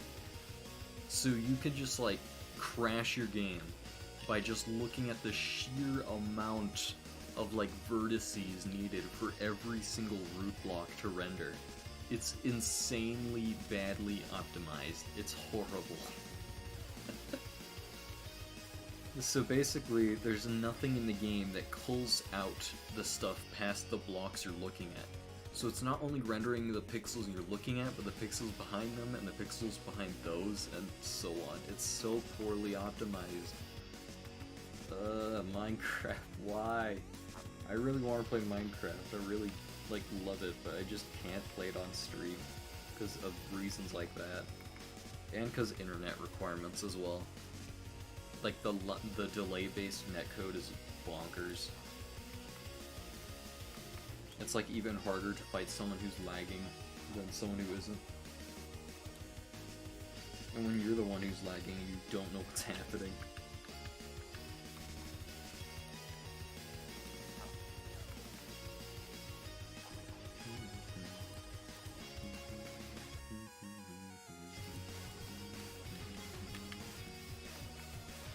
This is another song that gets stuck in my head constantly.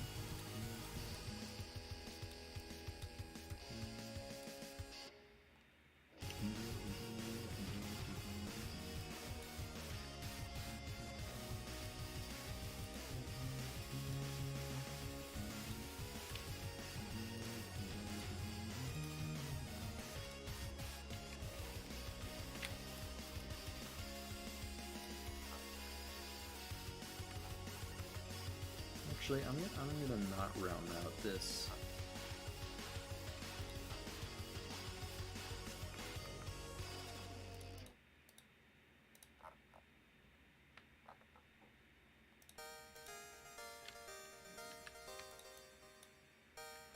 Hey, this is another one. Freaking love this song. Alright, here's a fun technique we can do to reduce, like, the amount of noise here. We can use these little clusters in between areas that are already lit up with this darker but not darkest tone. That way we can kind of slowly smooth the transition from this to the blade, or to the blade to the guard.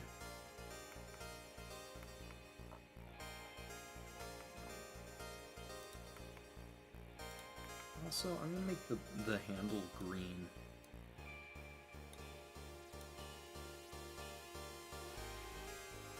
Blue shift it just a bit.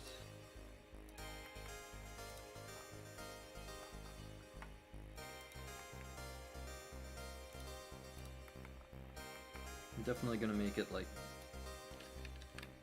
slightly feathered, so that way it's like not a stark change from red to green. Direct opposites of the color table.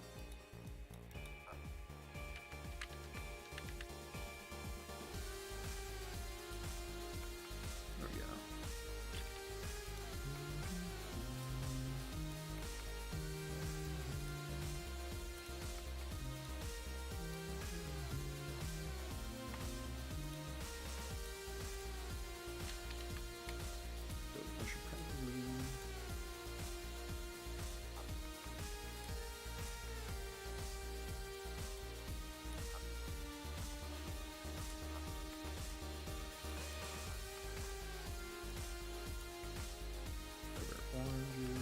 feather this out until they kind of meet in the middle with a mid-tone.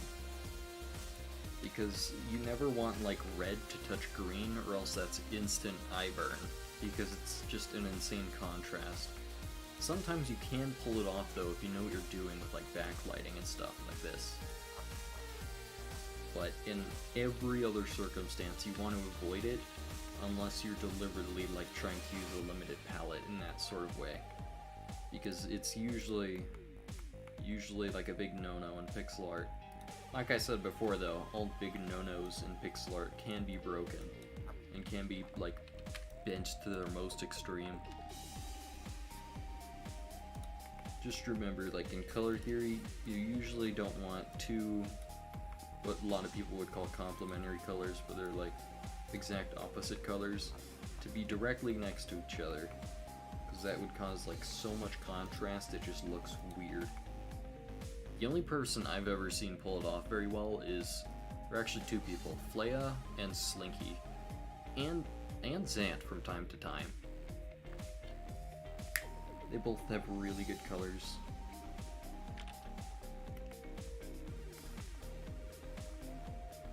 I'm trying to remember this. This kind of reminds me of someone else's art style. I just have a hard time putting a finger on it. Wolf, maybe? I'm not sure.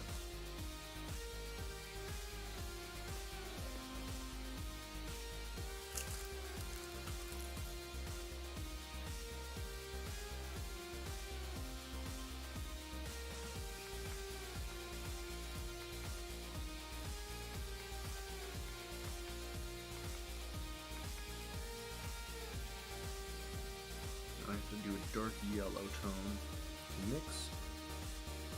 Oh, of course, I'm gonna put the shine on. I'm gonna do it after the fact, so that way it's less forced, and I can actually work around it.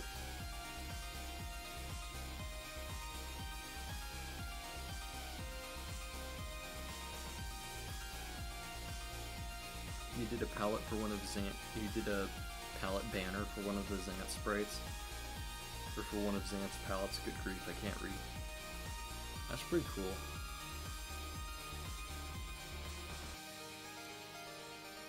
Been a hot minute since I've seen Zant post. Have they been up to anything that I'm just not aware of?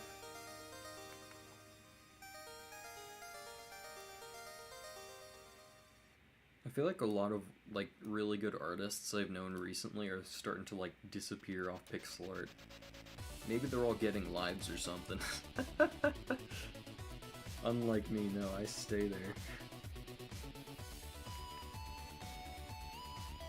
On low spec you can add palette banners that go along with the palette. Well, that's dope. They're too busy playing Splatoon 3. Fair.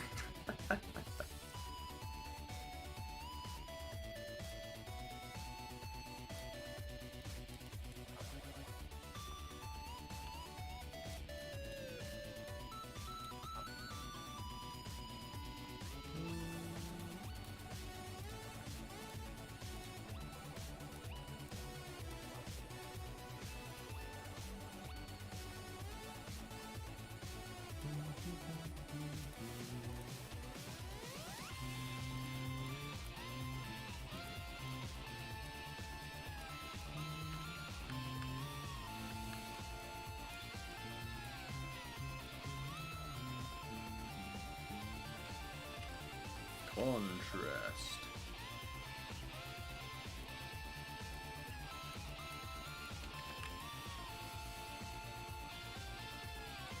Your posted drawing was like, your last posted drawing was in like late May. Bro, honestly same, before all this Swordtember stuff, I haven't drawn in so long. It became like a common joke on some of my streams that I was washed out because I just like, I just never drew anything for the longest time. I'm still kind of dealing with that burnout issue. Thankfully it's not as hard because now I can use streaming as an excuse. Hit 1K followers or something? Congrats! Usually once you hit the like 1K mark, you start accelerating faster and faster, because then you have like a consistent amount of followers that can like your stuff. And then once you do that, you pop up on trending every time you upload.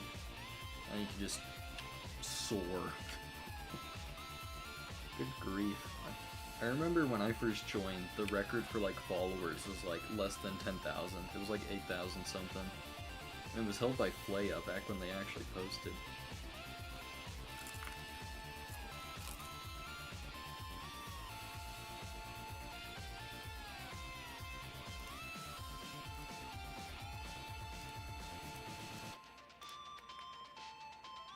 Wait, good grief.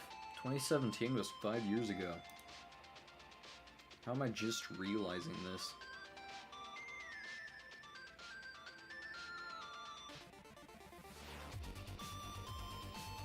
It's okay to have dry spouts of art. Like, you don't have to draw constantly.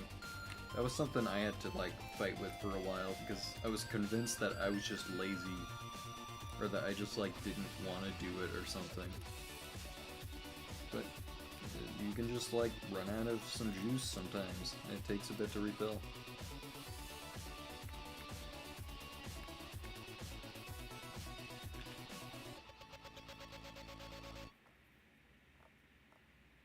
Still kind of astonishes me that, like, I've been on pixel art for 5 years.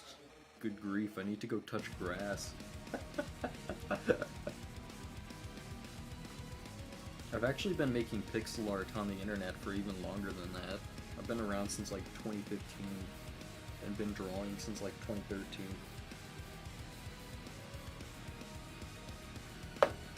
I usually just count my like join date as the amount of time I've been in the pixel art community. Because when I first started drawing pixel art, it was on like some crappy iPad app like many years ago, and I don't even remember when. And very soon I'm coming up on my 7-year anniversary of like posting pixel art publicly online. I don't know what I'm gonna do for that, but I'm gonna do something, I guess. I don't know, I'm gonna sit inside and do nothing all day. That's like the perfect way to celebrate.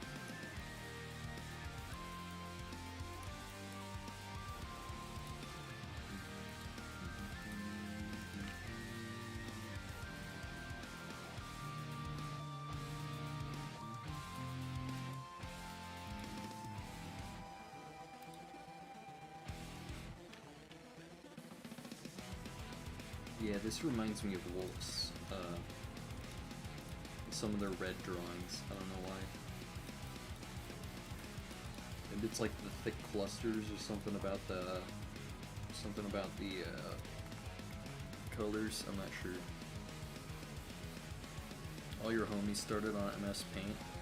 To be fair, most of the goats started on MS Paint. Like, look at Dimitri Deceiver.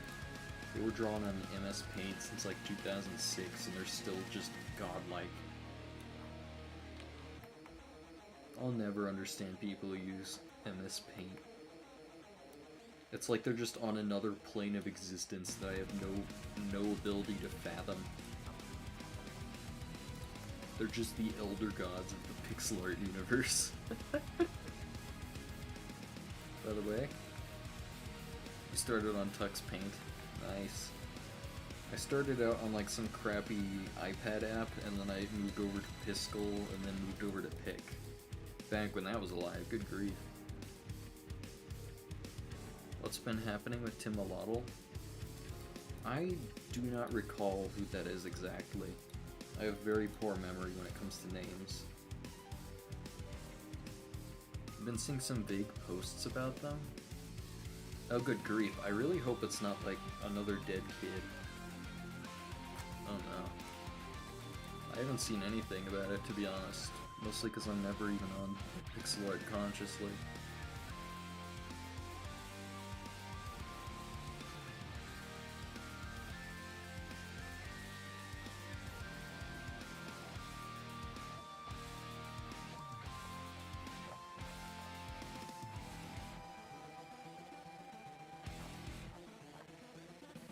Oh man, Tuxedo Abyss is struggling right now.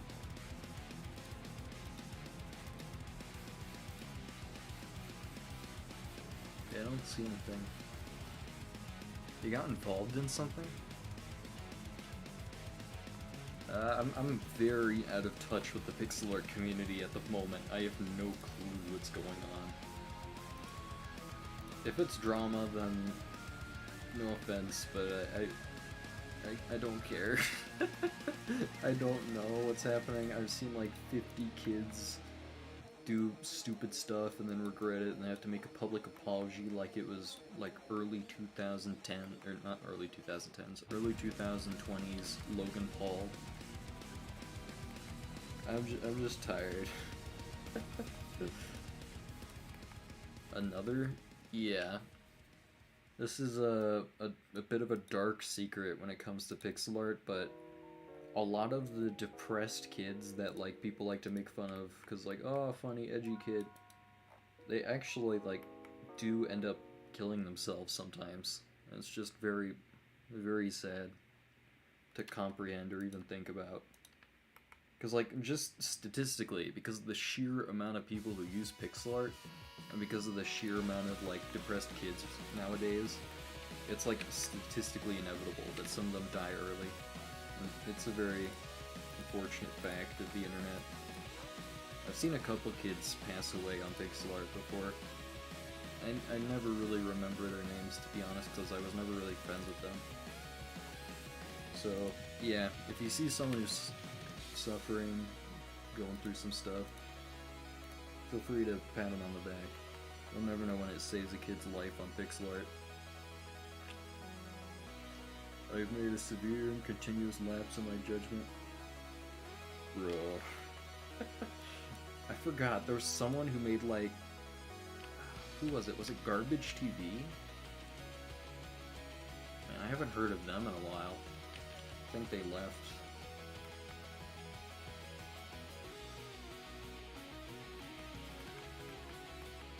I remember there was someone...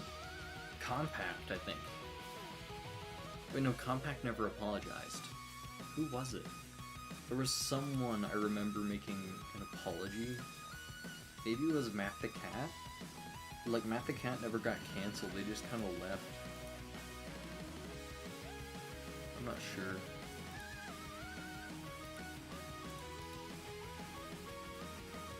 Not gonna lie, I kind of miss Matt the Cat. I'm glad he's going off of pixel art and like doing stuff with his life.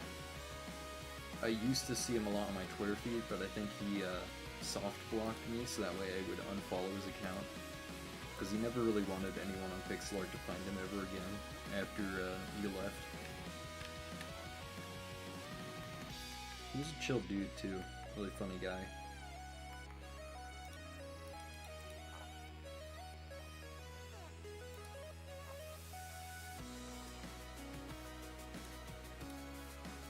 Kind of reminds me of BitBoy, or Sonhood.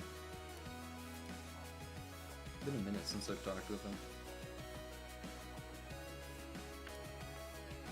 After we talked, he was still making Realm of Mad God sprites, and he was telling me about it like it was a severe cocaine addiction. Dang it, I can't stop drawing on an 8x8 pixel grid, and I can only draw Realm of Mad God items, what's wrong with me? For those who don't know about Realm of the Mad God pixel art, don't. Just don't. It'll follow you to the rest of your life. You'll never forget about Realm of the Mad God pixel art, and you'll never stop making it. It's a crippling addiction that never ends. It's a curse. Oh, that reminds me. A while back, BitBoy and I were theory crafting a hypothetical boss for the Realm of Mad God video game. And we were both basically very fed up with the developers of the game and making horrible content and not balancing anything. So like, there's only one time. Only one time what? There is no only one time Realm of Mad God, I get it. What was I saying? Oh yeah. Basically, Sanhad and I, we were upset that the content in the game was so garbage and that the community was so close-minded to new content. So we decided to just make like a stupidly complicated boss fight and just send it to Deca and hope that they use it, because we just, I don't know, we just felt like showing dominance against the studio behind Realm of the Mad God.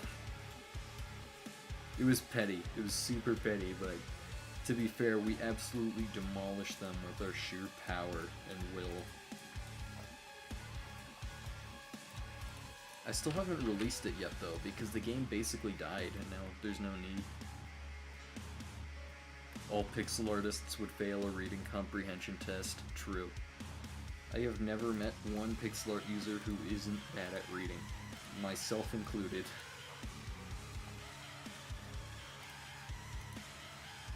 Bro, like my reading comprehension is so, or not reading comprehension per se, but like my reading skills, I guess, are so poor that I thought I had dyslexia for a while, and I still kind of think I do. Or I just have bad vision, I'm not sure. But I still can't see for crap. What's it doing? Oh yeah. Dark mid-tone. Yeah, I like that color. I'll just keep it.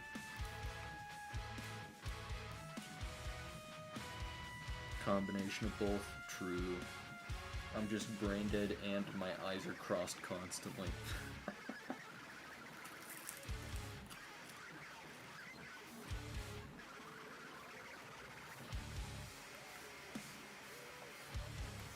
You know how some people have lazy eyes, where like one eye kind of like drifts away and the other one from the other one? Both of my eyes feel lazy. I just look at a piece of paper covered in writing and it just becomes like white mush in my vision. I'm just like, okay, that's a paper. Probably. I can't tell. Oh, a funny thing of having poor vision, like you'll see stuff out of the corner of your eye that isn't there, and like you'll turn around and just see it's not there. Not in like a scary way or anything, but like it's not quite hallucinating, but it's like not paranoia either. What's the term? Like for instance, I'll see the cat out of my cat out of the corner of my eye, and I go to pet him, and he's not there because he was never there.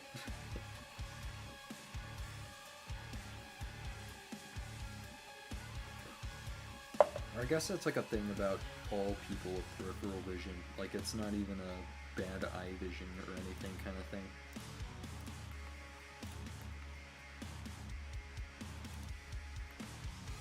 I feel like all cat owners kind of have that.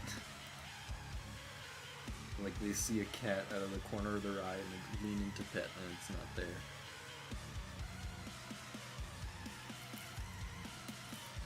I was pulling a fast one on you, yeah.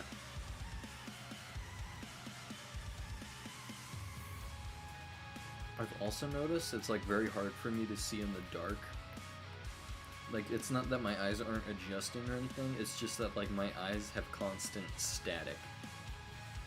I found out that like it's like a supposedly a side effect of having migraines. It's called like auras or something. But like I just have a constant one. It never signifies a headache or anything. I just constantly see sparkles everywhere. It's like someone threw glitter in my eyeballs.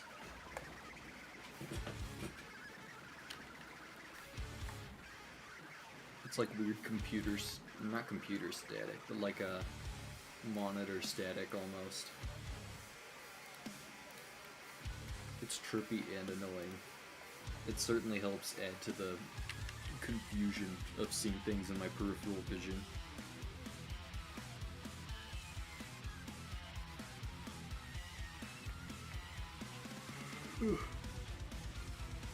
Hey, what's up, Top Hatter? Welcome to the stream. How you been? I don't know what I'm doing. I thought I finished the sword a bit ago and I'm just talking. Hold on, let me add the glimmer. I gotta always add the glimmer.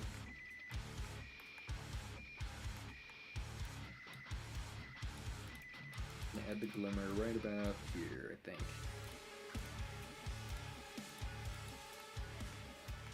Good, good to hear.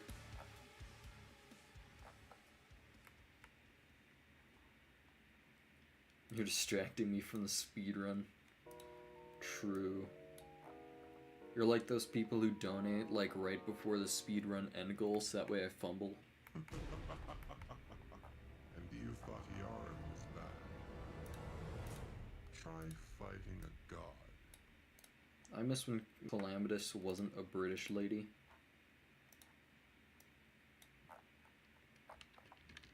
Like, that voice was so sick.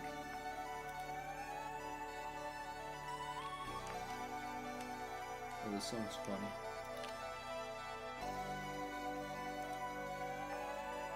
Yeah, I'm not gonna forget the Queen, don't worry about it.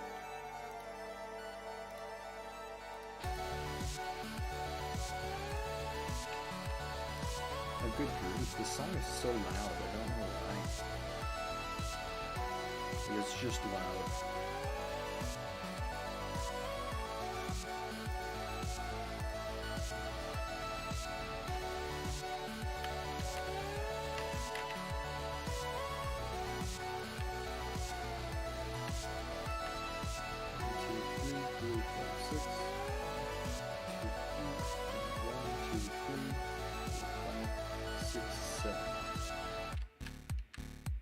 Just add one more pixel over here.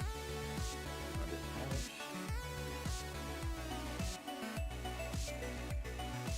Bam. I like this one. I feel like Nan or Wolf would like this one as well.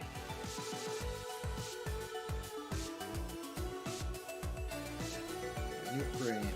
Next prompt is Lantern. Ooh, that's a good one. Oh, that's a. I love that one. Whew.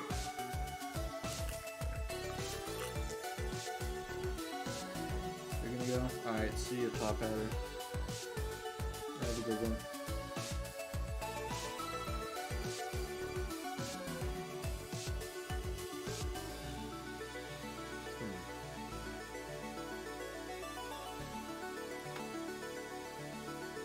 Alright, I gotta go pitch black for the background. It might be a bit tacky, but I think it would do well for lighting. We can even add like a light aura. Oh crap, I made it on the wrong layer again. Darn it, you know, doing it on the wrong layer. Also just noticed I made it past like 3 without any layers. Like just one layer for the background and then one layer for the foreground. I'm one of the weirdos who always uses one layer unless I absolutely have to use another one. I think the handle should be a little lantern. That'd be cool.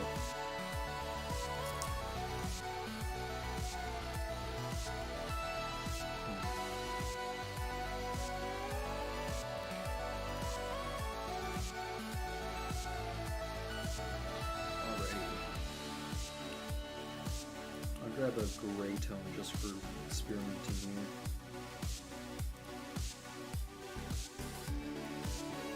I'm just gonna create this little shape, and then make a little box that goes like this.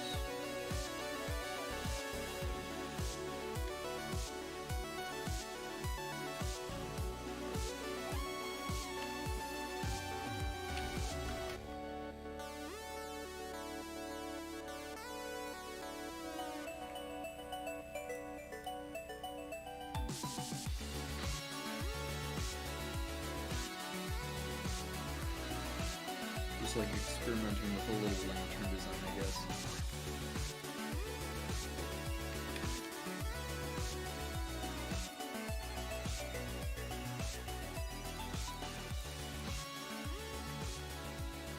No, never mind, that looks weird. Hold on. I like the idea of using boxes that are implied to be round.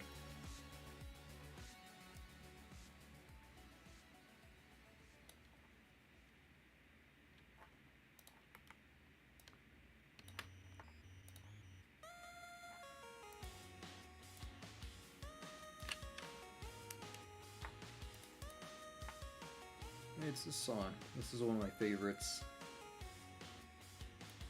Never gets old.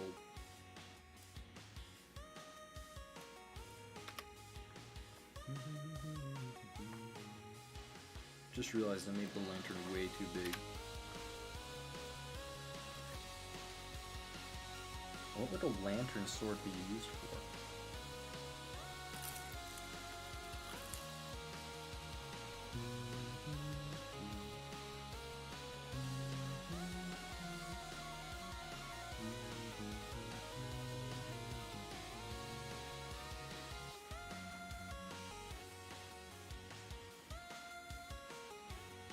I feel like I want to incorporate the lantern into the sword blade itself, almost.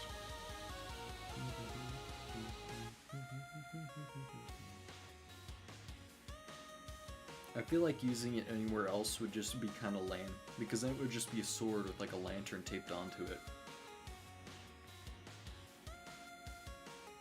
Caving? True.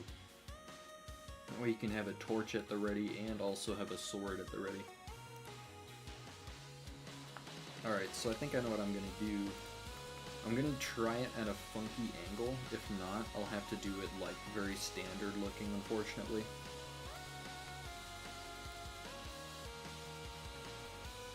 So I was thinking, don't mind, or mind the sword shape, I'll change it later for sure. I was thinking sort of like this, except there's just like a lantern built in to the side, or on the back of the sword.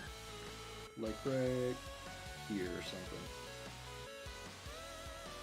Be a little lantern in there, you can stick a candle in there or something. Like there's a lantern prompt. I made a lantern sword a week before. Dang. Funky angle. Yeah.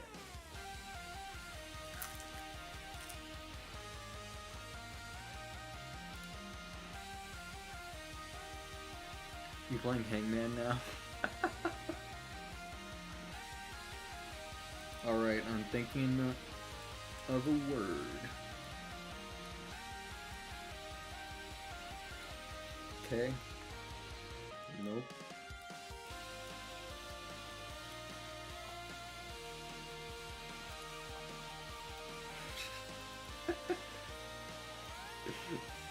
Now I gotta draw the man's little head. S. Nope. Made the man's little body.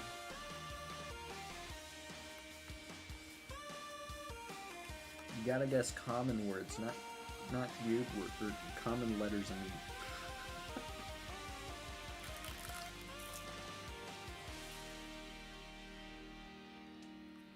Alright, I'm just doing a joke. I'll delete this real quick, hold on. G. Gonna be honest, it was LOL.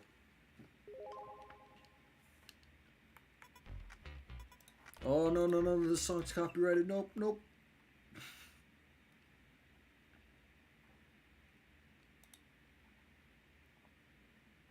That was a close one.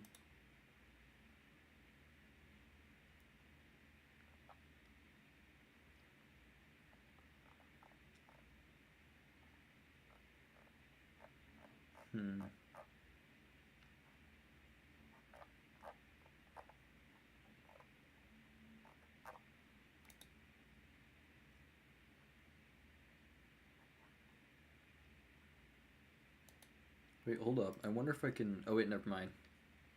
Ludwig and Schlatt's, what's it called? Music library that they created is for download and not for streaming. You know what? I'll play Blackout City. I need to get pumped up.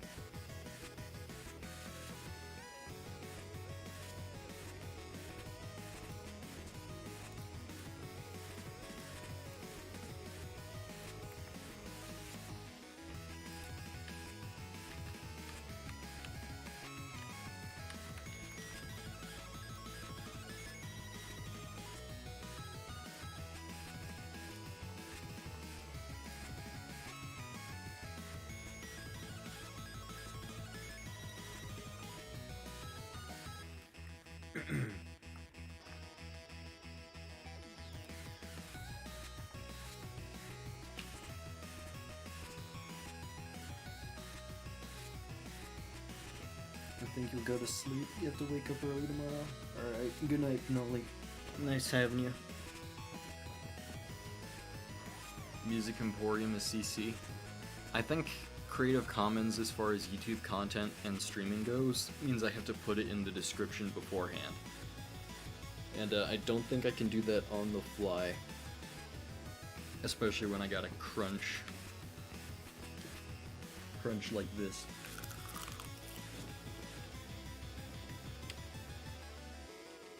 Actually, that's more of a crackle than a crunch, never mind.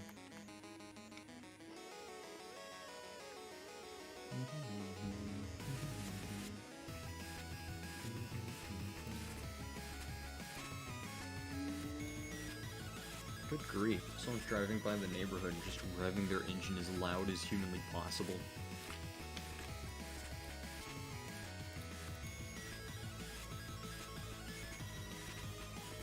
I'd love to put their music on sometime, though.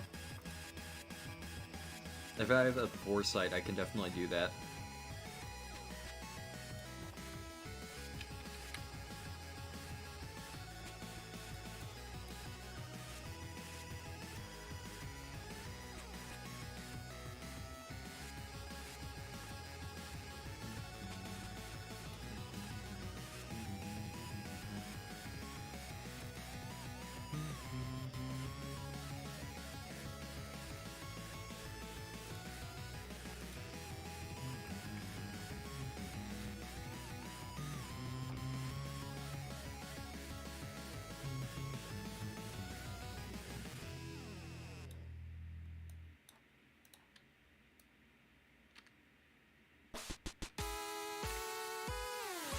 Oh, you've already listened to this song.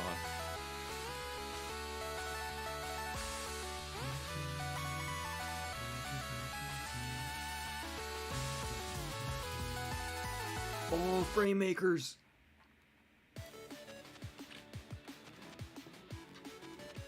This is the song that got me into Anamanaguchi, because I went looking for the origins of this song while hearing this remix that's playing right now. And I ended up finding Anamanaguchi in the process.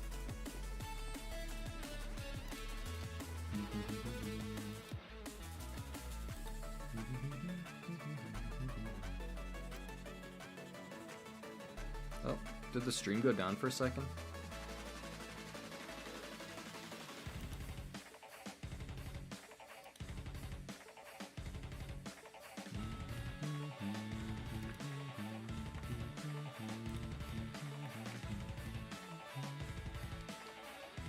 I messed up this angle just a bit.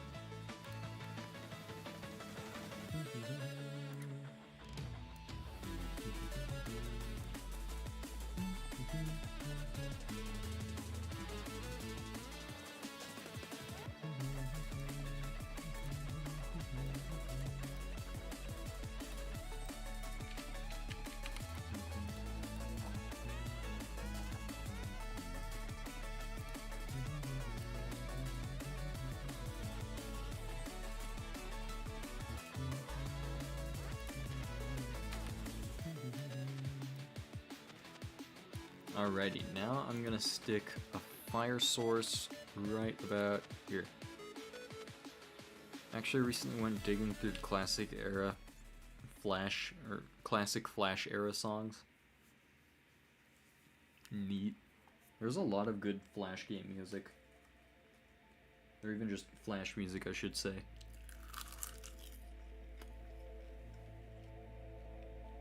Hey, it's Astrophysics on Nirot. Good song. Or Onironaut. Never mind. I always forget it's not Onirot. It's Onironaut. Weird name.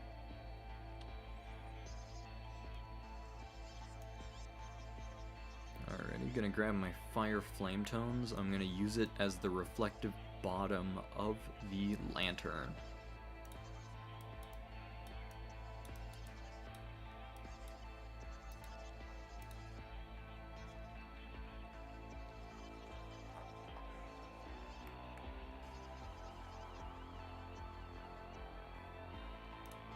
Nope. Not bad.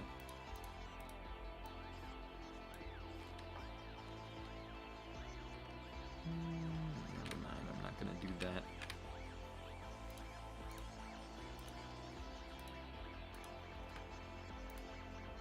I'm gonna grab this, put it down there, grab this, put it down there. And we have ourselves the lantern vessel. Now I just need to like add bars and stuff to it.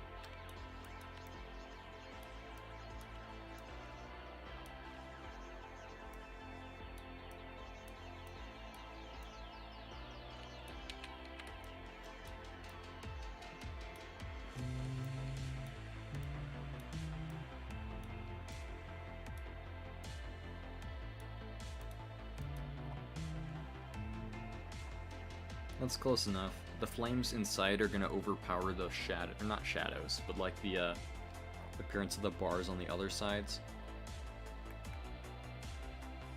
I guess I could add like rings.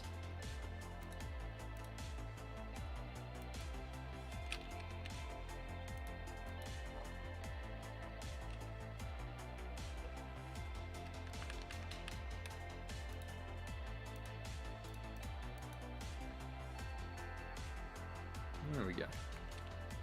Alright, now I'm going to start with the brightest white for the core of this little flame. This is assumed to be like, not a candle, but like a tinderbox almost, of just fire in the sword. It's also implied that it would heat the sword itself because it's built into the blade.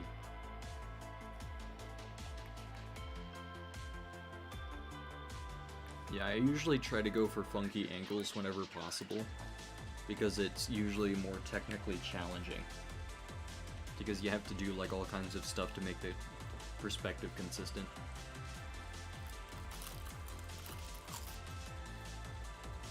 For instance, I'm actually going to erase these 2 pixels right there, because it was inconsistent with the perspective.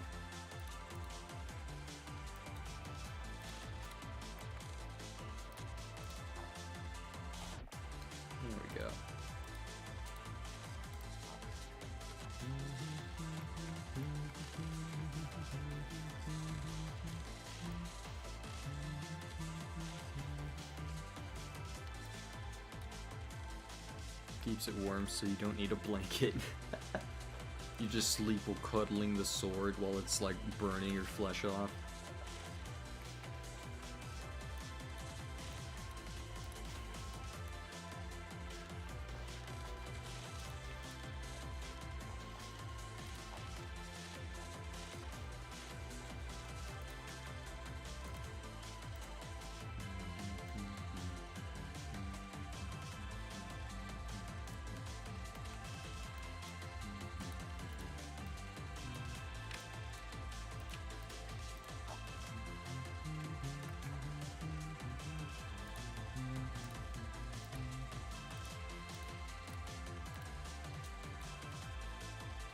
Hey, what's up, Tome? Welcome to the stream. What's up? We're doing some weird shenanigans right now. With lighting and blade and whatnot. Actually, I'm gonna go dark purples for like the for the shaded metal colors. I feel like it would accentuate the fire a bit better. The prompt is lantern, so I'm trying to make a lantern sword.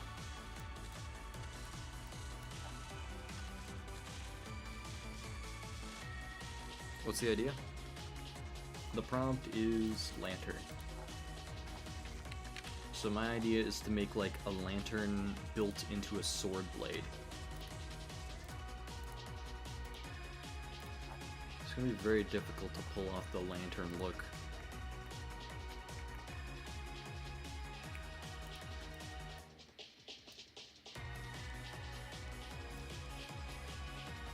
Try desaturating the colors. No, never mind. Darkening, there we go. Don't want a band either.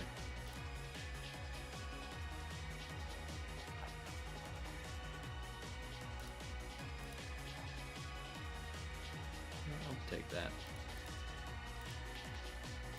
Yeah, a couple pixels there. Nah, never mind. Mineshaft sword, Minecraft sword. It's the caving sword.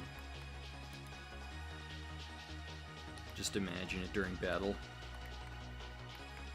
Well, the idea was that the fire in the lantern would also heat the blade up, so it also, like, chops through stuff easier. It'd be very unwieldy in battle, but, like, when you swing with it, it's gonna hurt. You might get, like, a bit of ash in your eyeballs, though. I imagine this thing is not nice to, like, swing around in front of your face. Oh. Oh, this is Camellia. I think that's copyrighted. Dang it, I would love to play some Camellia on stream. It follows into the wub step category, though. Ooh, I could play some of Nanner's music. This is my favorite song that Nanner made. Make the handle metal so it burns everyone who uses it and gets hit by it. That would be funny, but I don't think I can do that. Metal on metal on metal would just look kind of boring.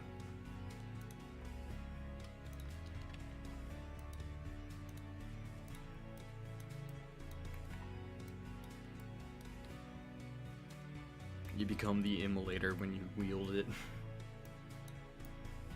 It also automatically cauterizes anyone you slice, that way it's like not lethal. It's just the get the heck away from me or I'm gonna burn your flesh off sword. Not that I'm gonna kill you with fire sword. Though it could be both if you use it right.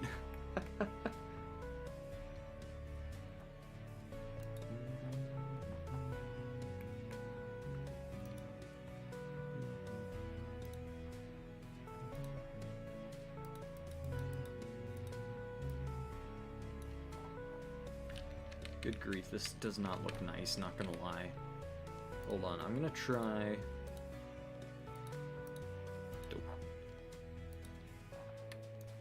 Something about the colors is just like off to me. I also need to like mess with the perspective a bit. Forgot some pixels there. It's hard to like convey how, like, the consistency of the bars on the lantern and also convey the shine. Wait, I know what to do. Reds. Reds. Reds are a very good transition color, especially for like metals and stuff that are really hot. Like if you use a hot tone, you can use reds like crazy.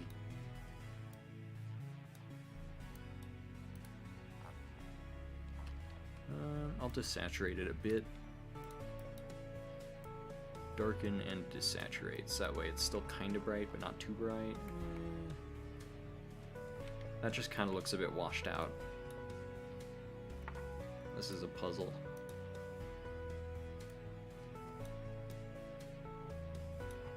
Let's try just dark and very saturated.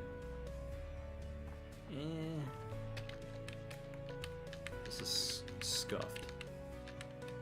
Hold on, maybe if I just like use normal metal tones instead.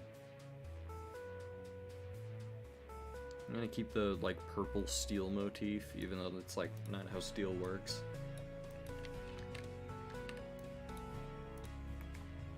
I'm just gonna put it on like all the little bits of the bar that would catch the light, and then nowhere else.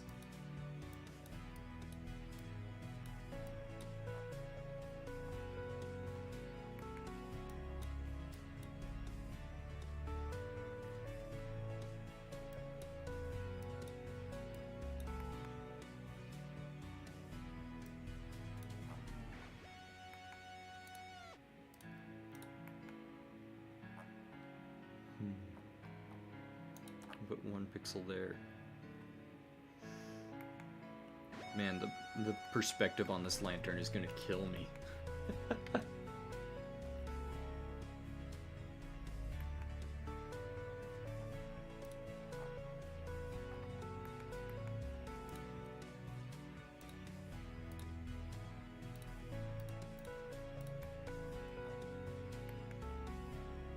That's a little better.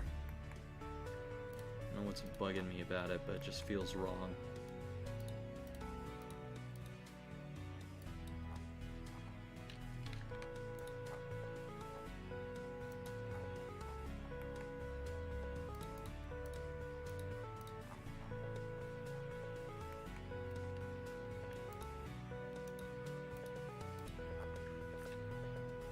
Oh man, I'm almost out of seaweed.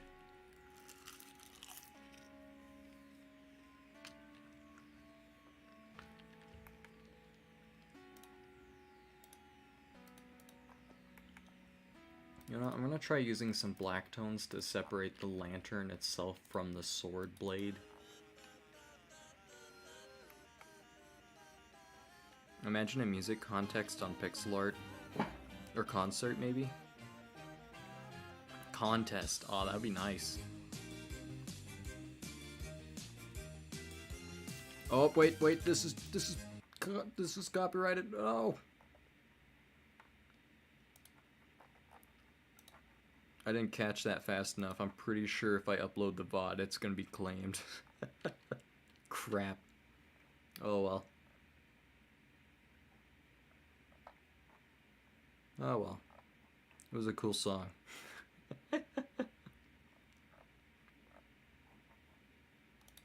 Lemon Demon's usually pretty good, but I just can't play it on stream, unfortunately.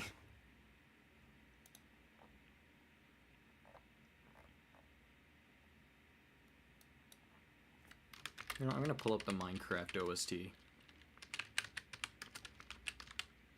Minus Pigstep.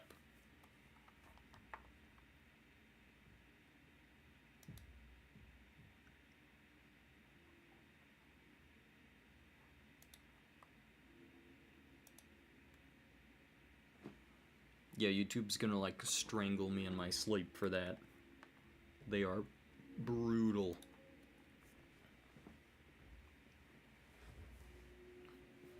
I remember my first stream got like taken down because I showed like just a tiny hint of a song towards the end of the stream.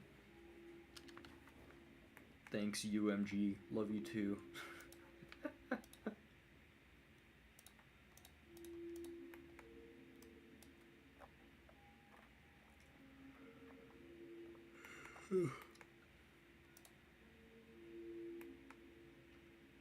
Is Celeste a valid soundtrack for streams? Some of the songs. I know that what was her name? Lena Rain, I should say. Lena Rain does have copyright on some of their songs. For instance, Pigstep, Other Side for Minecraft, I think. Or Pigstep's also for Minecraft. I can use a bit of Celeste, though. I remember that, like, Reaching the Summit isn't copyrighted. I should still be a bit wary about it, though. Because Lena Rain themselves could strike me. I doubt they will, though. But legality is like that.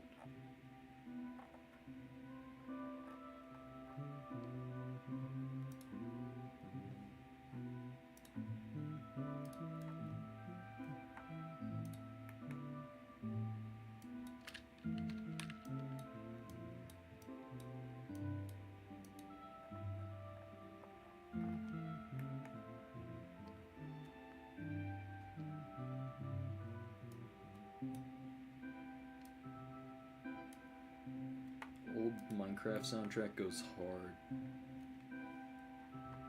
Resurrections, yeah, that's a good one. There's so many great songs from Celeste.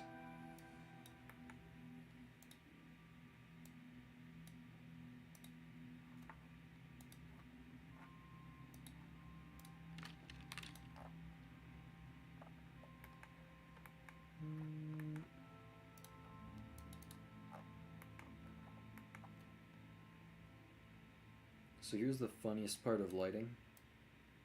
You can go crazy with it. Give me a sec. Never mind, not dark enough. You can go a bit purplier. Just has to be a warm color. So because the light casts out in a ray pattern, you can actually trace where the line would end as far as like how far the light goes. So it'd be like up here.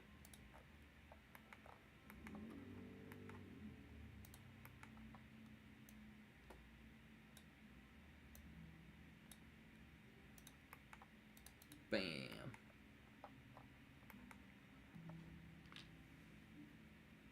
Need to play Terraria again? Dude, it just got updated. Like, it's there's so much new stuff, man. There's like tons of achievements, there's a new secret biome. There's so much.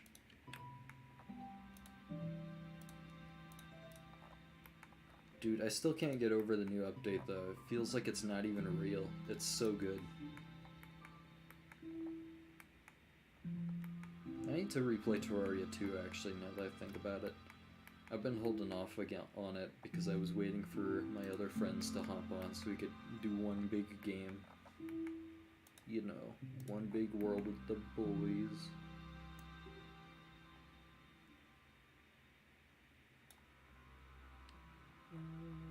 Do a little banding. Do a little banding.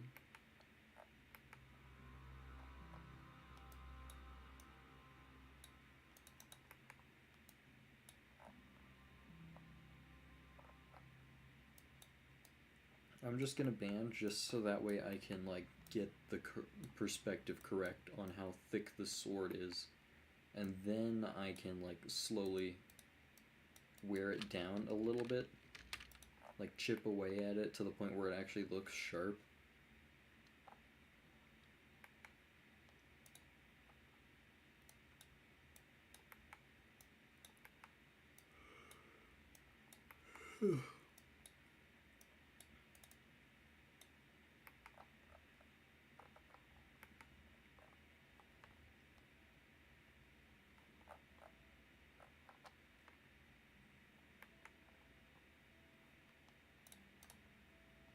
Hold on, I have an idea. I can add backlight. Backlight.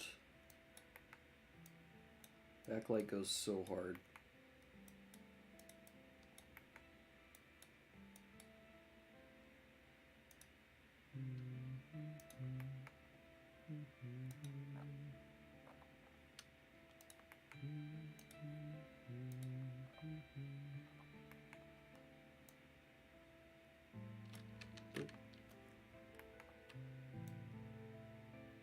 That's a very quick line. I'll definitely refine it out a little bit.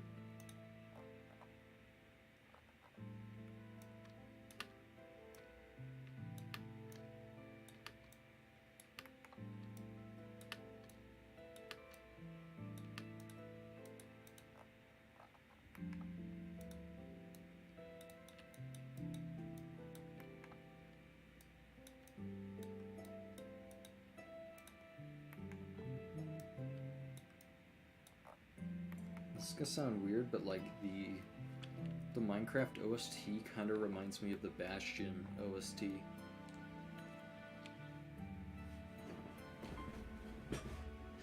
Bastion's soundtrack is so good.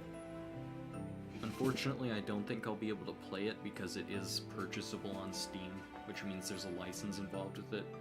Once I buy the soundtrack, I'll definitely play it on stream like crazy. Such a good OST.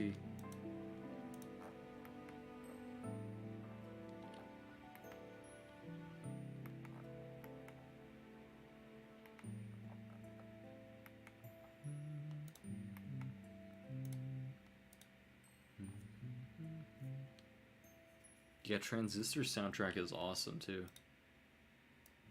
Man, I wish Transistor wasn't mobile exclusive. I'd play the crap out of it on PC.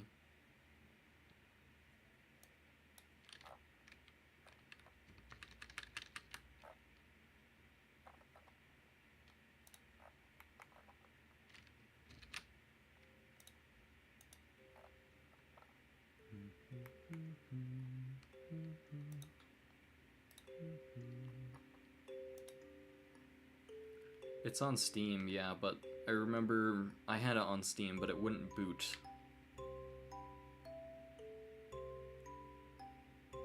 It's on Steam, but like I remember I had it, I remember it was on my family account, and every time I would run it, it just said invalid device, or it just wouldn't work. I'm pretty sure it's mobile exclusive, and you get it through the Steam app on mobile. I could be wrong about that. Very well could be.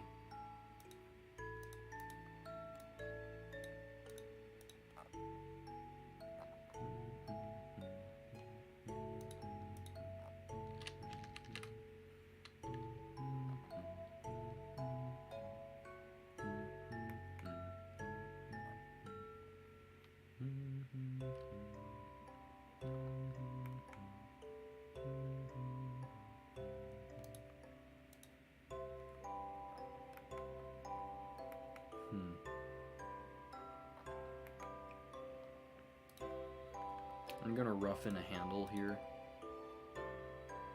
Or not handle, but like a guard.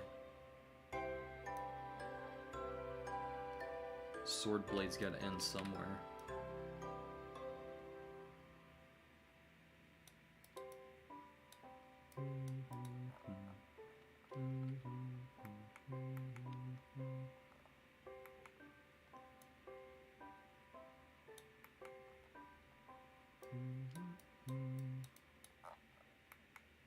There we go. I like this type of handle. It plays with the perspective a bit. While still being consistent.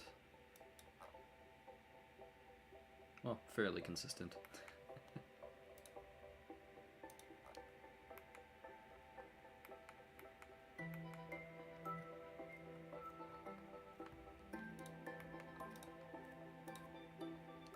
You can add a little bit of a highlight where the lantern is, or where the lantern exposes, I should say. It's in like the direct path of the lantern light.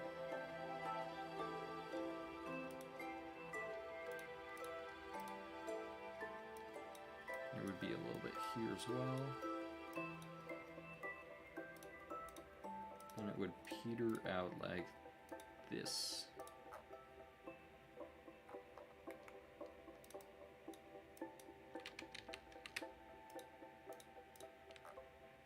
Bit of dithering? Nah, I'm not gonna dither. It's looking fire. I see what you did there.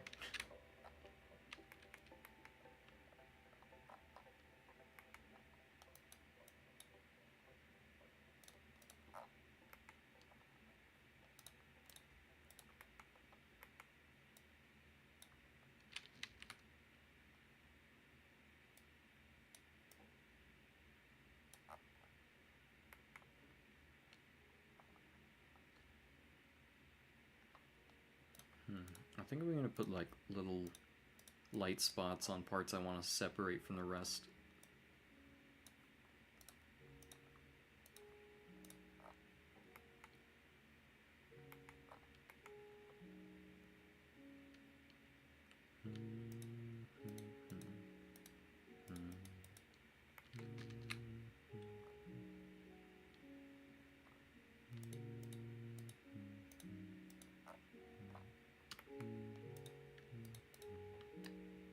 I feel like I gotta put dithering somewhere. Well, might as well put it there.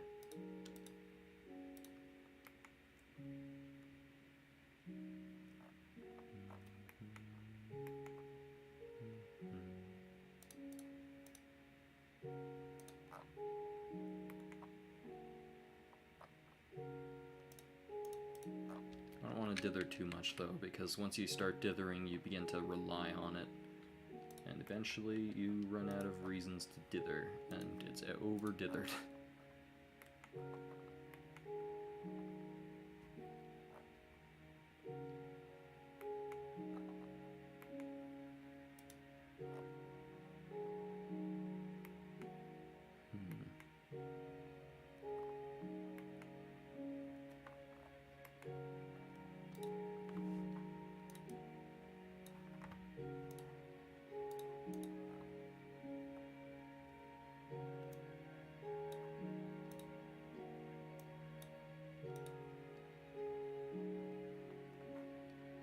Okay, I'm gonna make the thickness of the guard shaded in black, so that way it contrasts from the rest. That, there we go, now it looks three-dimensional. Now I stick the handle there.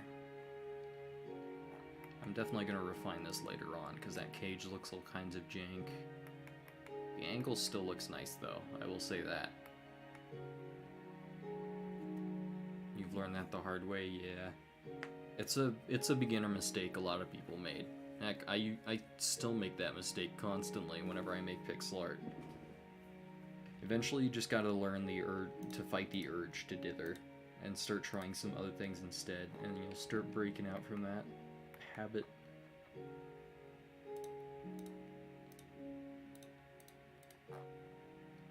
Nah, there we go. I like just that.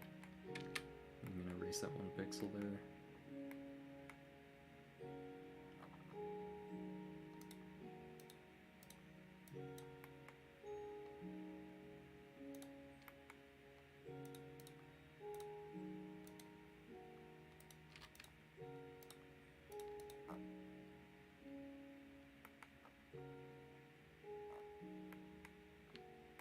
Alrighty, I'll just grab a brown tone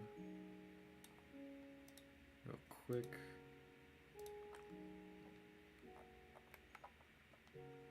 Draw it from the base of the blade like this.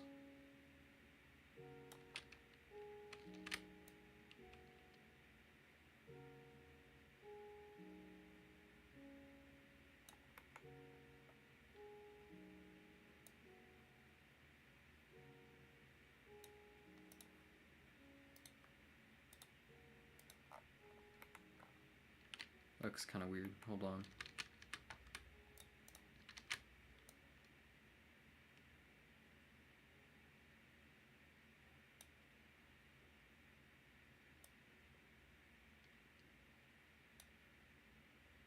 There we go. That looks a little better. Still definitely gonna black it out.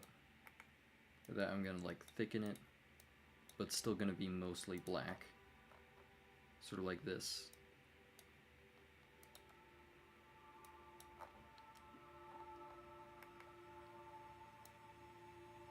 I'm gonna grab an even darker tone, actually.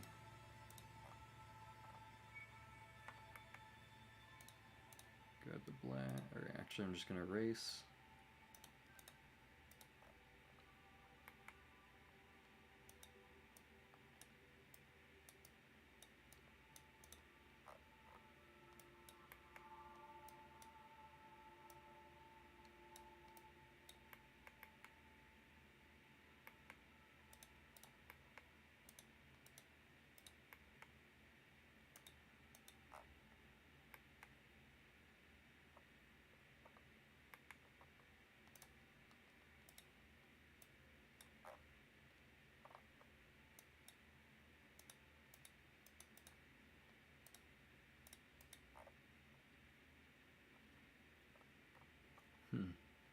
Almost getting there. Do a little banding. I kind of like this style, actually. It looks very comic book almost.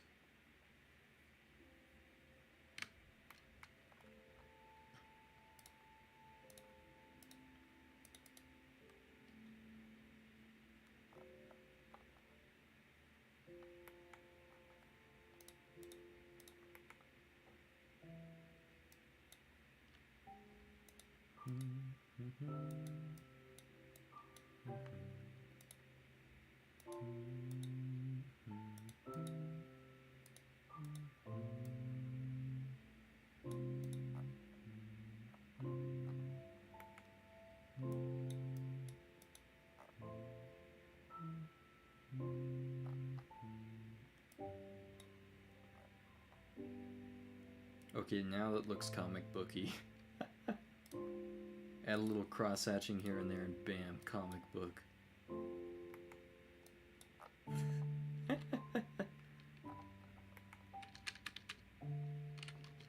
Man, this song goes hard.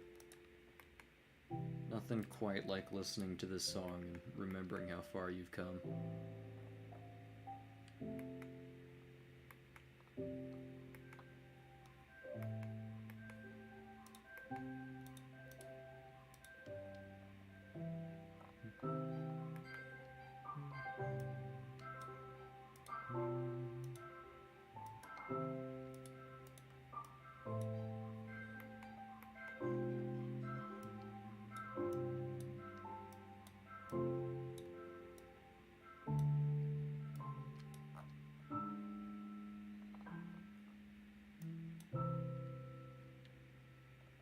Maybe a bigger handle or guard.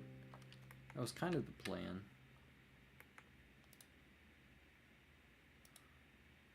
Definitely making the guard bigger. There's still stuff I want to do with it.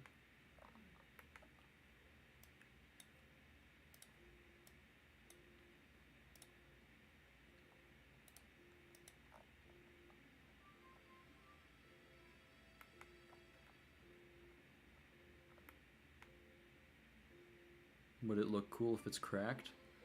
I might not make it cracked, but I'll make it chipped, that's for sure.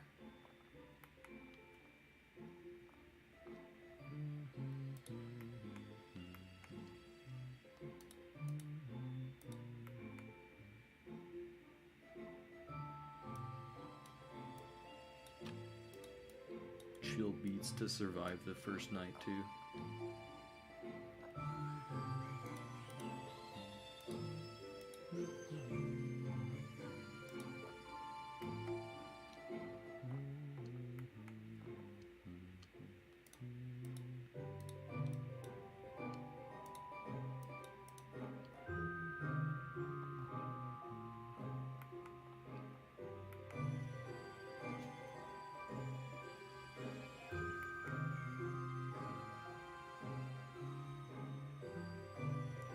I'm actually gonna reshape this handle a bit. I'm realizing why it's throwing me off. It looks like there's no space for your fingers.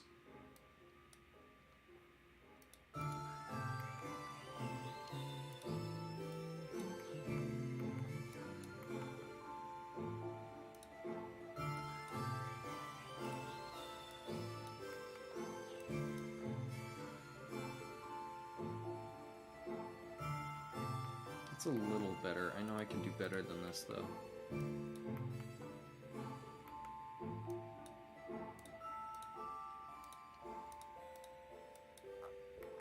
Here we go. I could probably add more flames around it. Yeah. I was planning to make like a red aura, almost. Because that's usually what I do with fires against pure black, is I make like a very dark red aura around it. So that way it conveys there's like actually light being cast.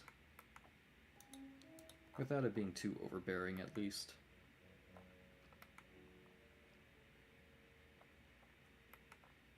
Or that's the plan, anyhow.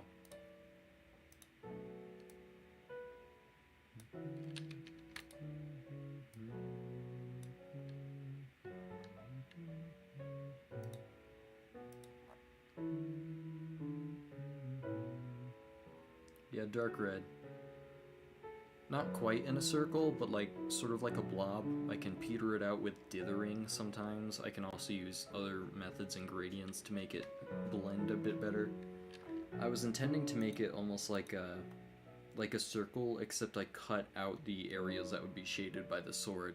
So it'd be like a black sliver going up against the back of the blade, black sliver going down, and then it's just like a red circle everywhere else. Definitely gonna make the pommel thicker, that's for sure.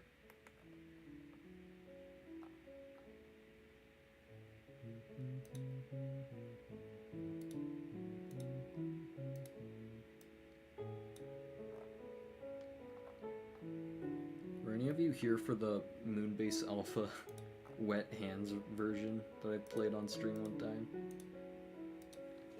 Oh, is that Simon? No, guess not. I remember, maybe Pinoli was there, but I remember playing the Moonbase Alpha remix of this song. So freaking funny.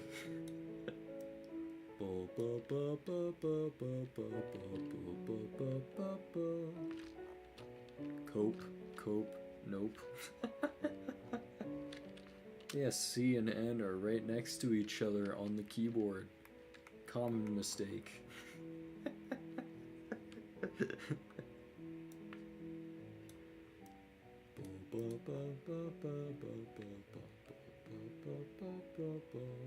I'll have to play it, it's really funny. Your thumb was on the other one. Yeah, it sounded like you were telling me to cope. Like, cope, cope, cope.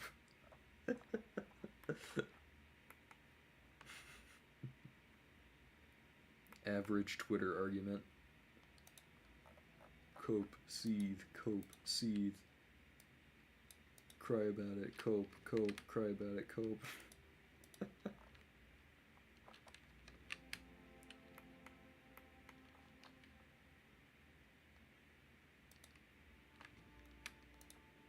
Hold up. Oop. I kind of like that.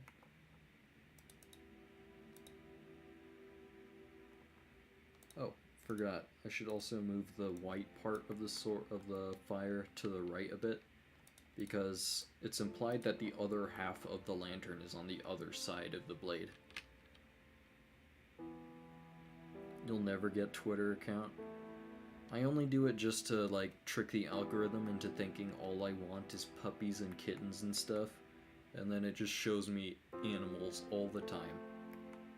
Just keep liking pictures of animals and it will just force feed you animals for the rest of your lifetime.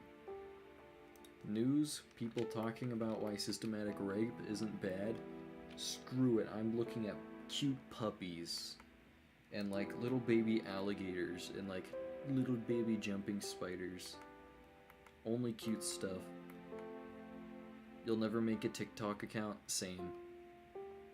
I feel like it's just designed for you to waste as much time as humanly possible. And people say, oh, but just wait for the algorithm to kick in. That's the point.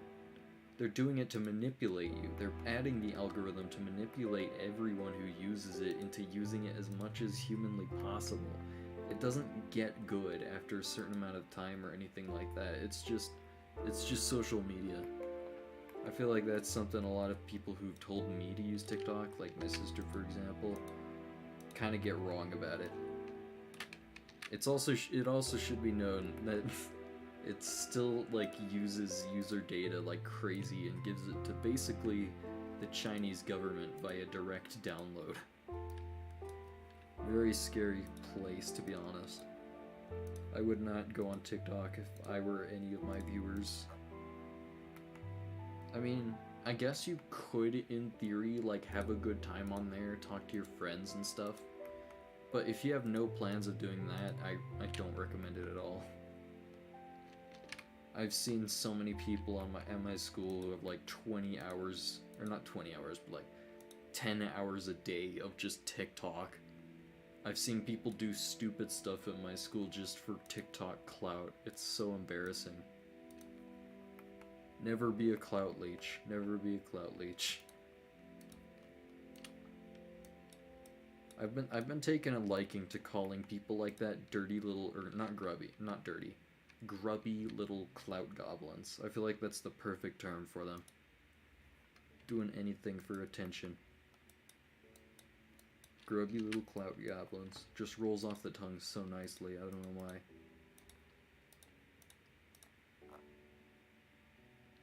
Remember when the devious look challenge was a thing? Yeah, man. I couldn't use the bathroom for ages because someone stole all this soap. Someone, like, unscrewed all the, like, doors in the bathroom. They didn't steal them because obviously they didn't have the balls to do that. They just unscrewed it and made it really annoying. TikTok kids, man. Kids these days. I'll never understand these kids these days. Them and their TikToks and their Spotifys. I'm feeling like a boomer every day. I see my generation do stupid stuff.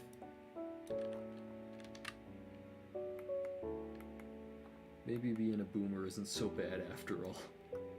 At least I won't be part of the generation that, like, I don't know, kills kids for internet clout or something. You never know what headline's gonna pop up. New Twitter trend involves literal murder. New Twitter trend, ingest arsenic poison and die. For views. Oh, that reminds me, the chicken challenge. Or not chicken challenge, but like the NyQuil chicken thing. People are actually baking NyQuil or baking chicken in NyQuil and eating it. They are literally condensing it into poison and ingesting it. It is the worst. And the saddest part is people are dying. Like, people are actually dying from it. It's actually lethal, and people on TikTok are still peddling it as some delicious life hack or something. Oh my gosh. I'm sorry, I should probably talk about something else. TikTok just makes me seethe. It makes me seethe and cope and seethe. The generation divide is usually 20 years, but the current one is split 2005. True.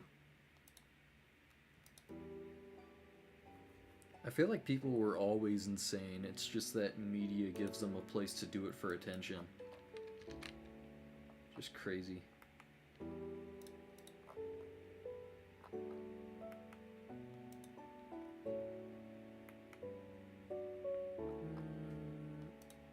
Yeah, I'm gonna just purple that out.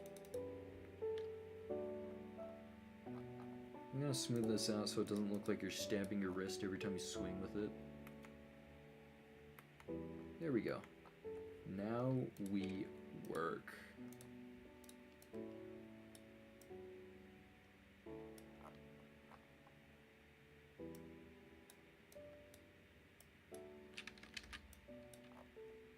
I like doing little lines like this instead of dithering.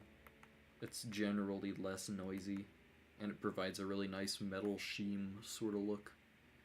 I recommend it if you're shading metals and whatnot. Oh, that reminds me, I should also grab oranges. I forgot to do the, like, extreme tones for the light areas.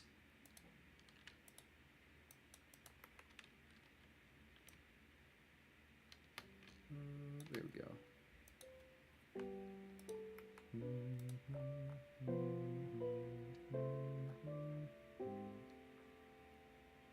I'm trying to think.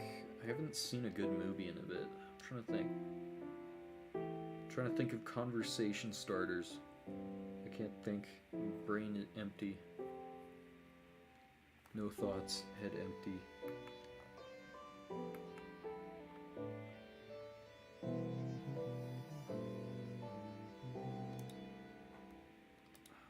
What was it? Dang it, there was this movie that like just came out recently that was critically acclaimed. I can't think of it.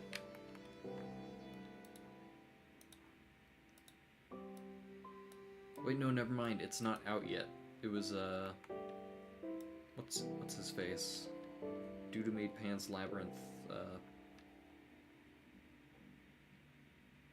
Quentin Tarantino? No. I'm trying to remember. Hold on. I'm gonna Google it.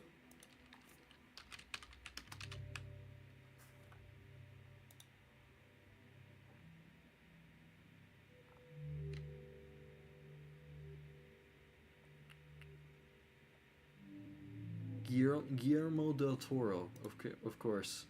I don't know why I couldn't remember his name. They're making the Pinocchio movie. Not the crappy Disney remake. No, please no, not again.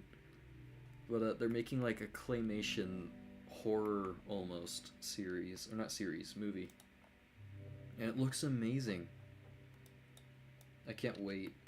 It looks so good. If anyone should do like a take on a fairy tale, I feel like Guillermo del Toro is perfect for it.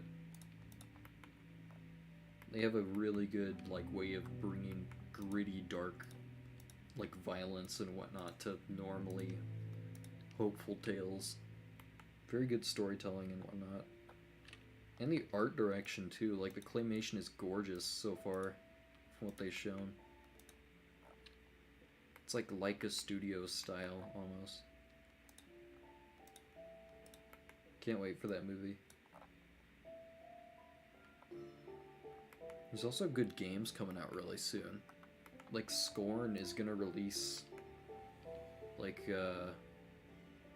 it's almost October. So it's gonna release in like 20 days. The game that's been in development since like 2014. Wait, no, 2015. Same difference. Oh, that reminds me, I need to work on the edge. I keep forgetting the edge.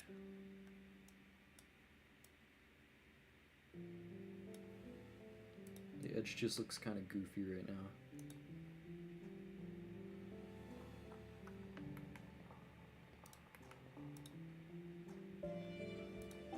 Hold on, I have an idea.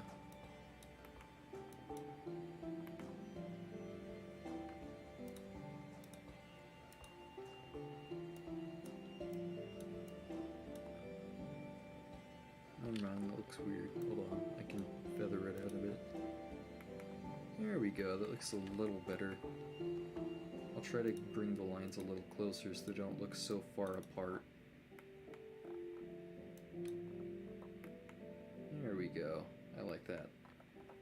Now we can brighten it the closer it gets to here. Can even heat it up in like temperature and tone. The new EA game has piqued your interest, not so much in the sense of EA. I haven't seen the game you're talking about, or at least I don't think I have. I understand what you mean about EA though. That's a perfectly fair take.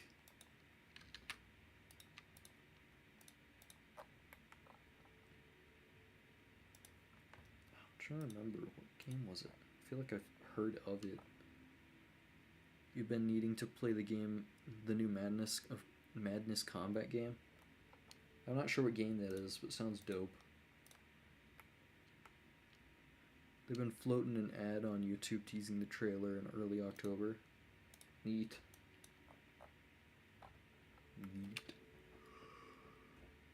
Neat. Man, October's got so many things dropping. I think Stranger Things is also dropping this October, I believe. It's just gore and violence. Still gnarly. Like, you can still pull off gore and violence pretty well. Like Bloodborne, for example. Berserk, even. But like dementia gore and violence. That sounds really metal. I don't know what else to say. It sounds metal. So dang metal. Wild Hearts?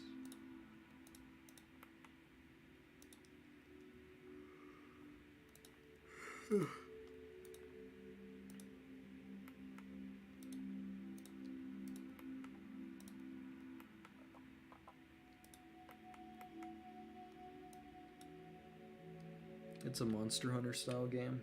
Nice. Been a minute since I played Monster Hunter either. Good game. Good game.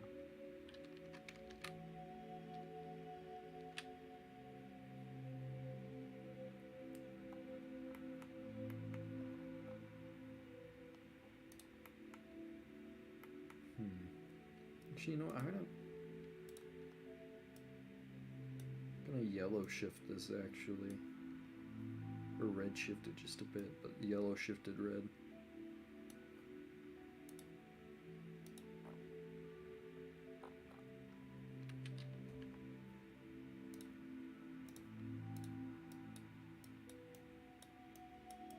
Maybe.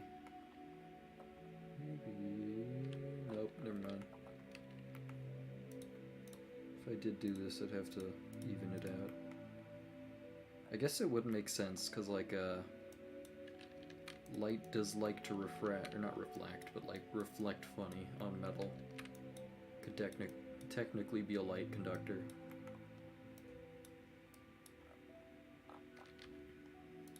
Gonna have to do it very, very cautiously, though.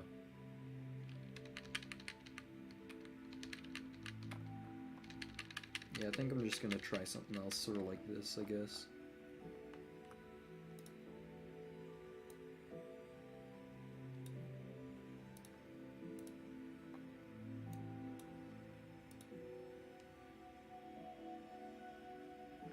Make it slowly heating up.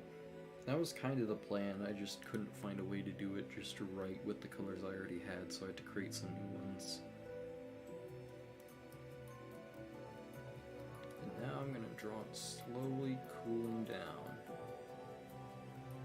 So lower in temperature just a pinch, lower in brightness just a pinch.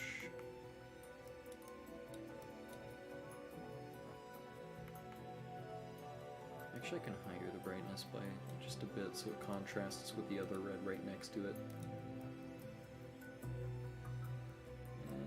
It's a close contrast.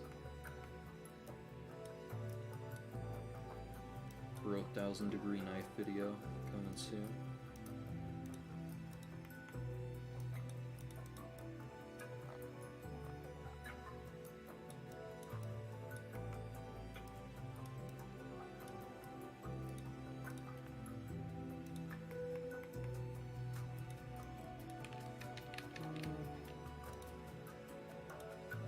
Actually, I'm gonna just like do this color. Peter it out like it's diffusing the heat. I'm gonna grab our anti-aliasing colors and go ham!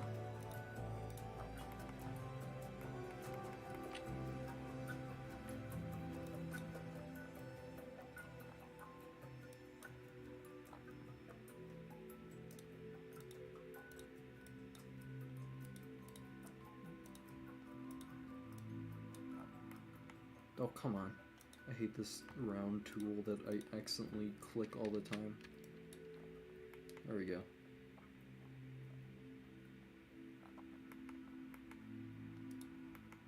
I could even put a bit of heat scattering up here if I felt like it, but I feel like dithering by 2x1 lines is pretty bad, usually.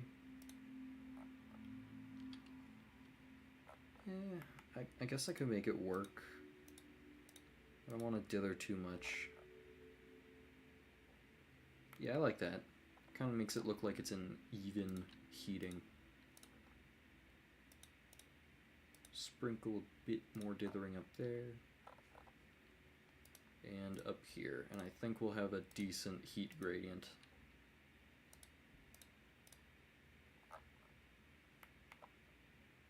There we go.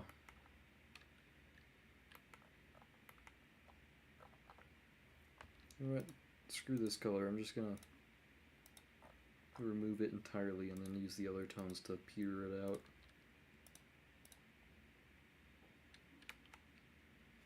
You've only gotten odd dithering patterns to work once. It's something that takes a bit of intuition and a bit of text, like not skill, but knowledge. Like it requires you to learn how dithering is supposed to work in order to get, like, I wouldn't say good dithering, but like to understand how to go as far as like dithering and checkerboard patterns go for dithering. It took me a while to get the hang of it. Once you do, you can start making okay gradients.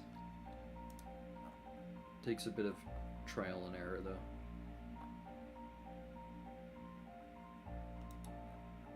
Funnily enough, I actually learned how to do this dithering technique shortly before or after, I don't know, it was really close, but when the silent artist started using it.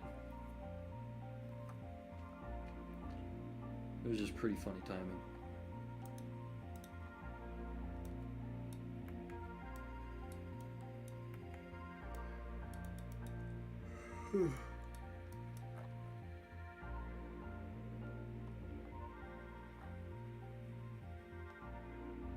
Alrighty, now I'm gonna grab my...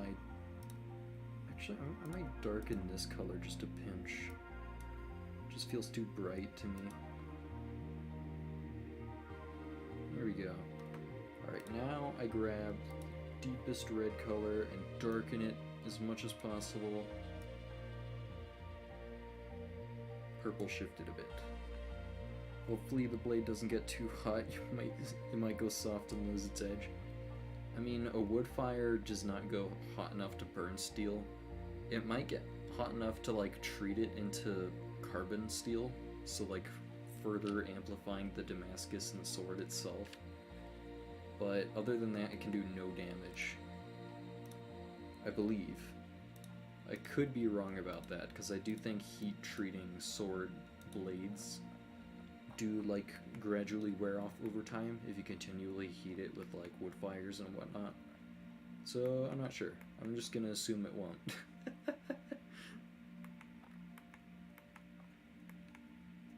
Alrighty. Ah, crap! I just erased the tone I was gonna use.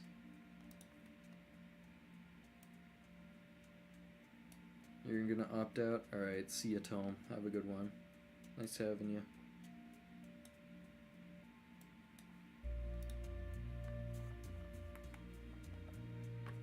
Alrighty. Now we go on the layer below and have a bit of fun doodly doodling.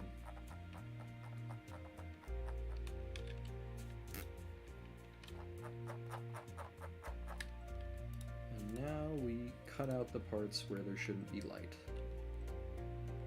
For example, right here.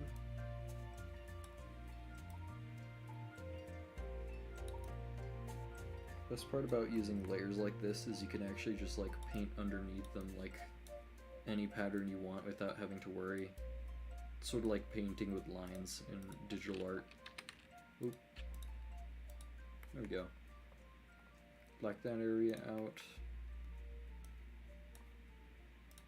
Like a, oh crap, not again. Black that area out. Black this out, straight down like that.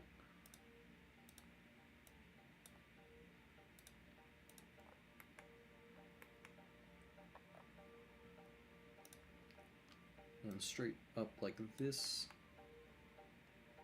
And maybe this. Oh yeah, because the other side, yeah, that would make sense. Oh, I forgot to do the thingy thing. Oop. Maybe, maybe not. The hardness of metal comes from rapid cooling, and if the inverse is true, fair enough. I feel like it depends on the way it was heat treated, because depending on the carbon content of the steel itself, it should be able to withstand the temperatures of wood fire. Because wood fire at its hottest can burn only like 2000 degrees Fahrenheit. And that's not hot enough to melt steel or even soften it. I believe it's only hot enough to like make it glow a teeny bit. And the glow would only be visible in pitch black darkness, so it might lose its heat treatment, but that's the worst it could do, I think. So we could just assume this is cast iron and isn't even heat treated. Or not, who knows? Who cares? I'm joking. Alrighty. So I think this background color is just still too bright. I'm gonna darken it even more.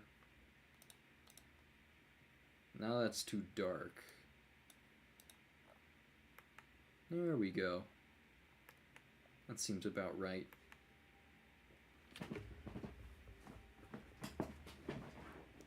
Now we add little ashes and stuff. If pixels lose their edge, you'd be shocked.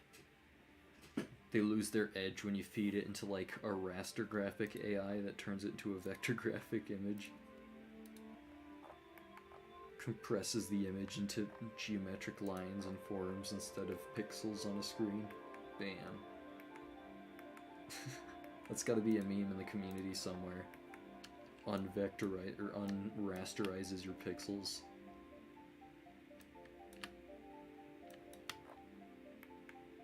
Oh yeah, look at that Miami sunset style lighting.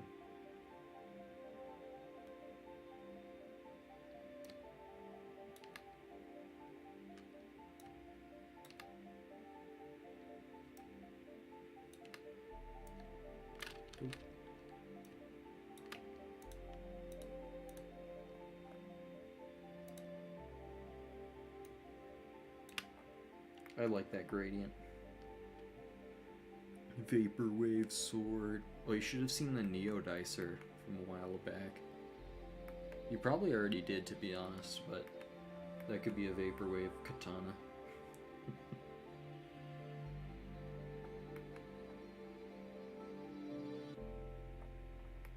This might be the weirdest sword I've made in this, like, series so far. But honestly, it might be one of my favorites. I don't know, something about the high contrast, like, style just makes it look really cool to me. It feels almost like a, I already said this, but like a comic or manga sword.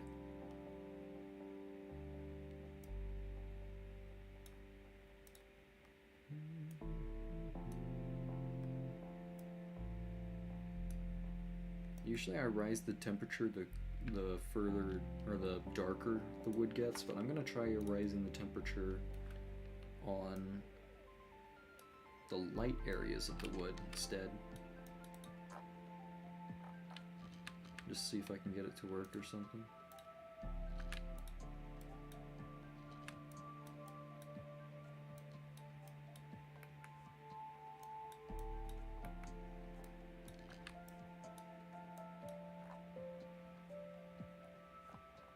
I feel like only like the first couple should be lit up like that. The rest can just be like shaded.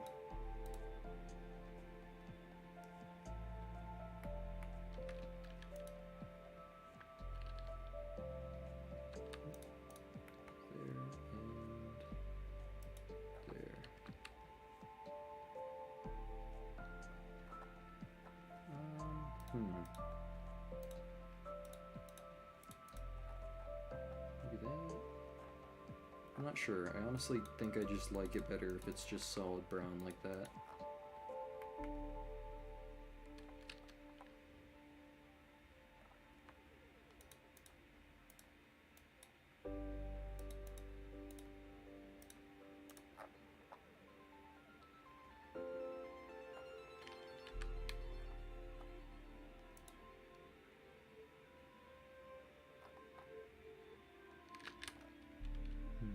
Wonder what a hue shift plus saturation palette would look like. Just no brightness change? I'm not sure. With no brightness change, so it's like just chroma? Like you use pure red, pure blue, and whatnot for colors? I feel like people like Slinky have already pioneered that. Ooh. And I have done it a bit like it in the past, but never to a good extent.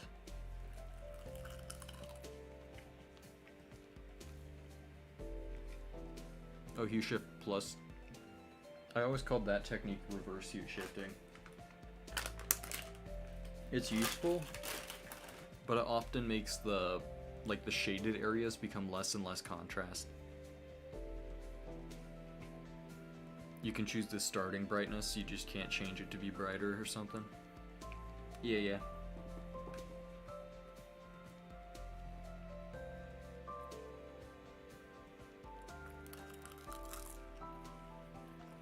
It's a pretty good technique to learn. It's just, sometimes it's not always the best to use in every circumstance, because it can basically nuke the colors and make the darker ones seem completely inseparable in terms of contrast.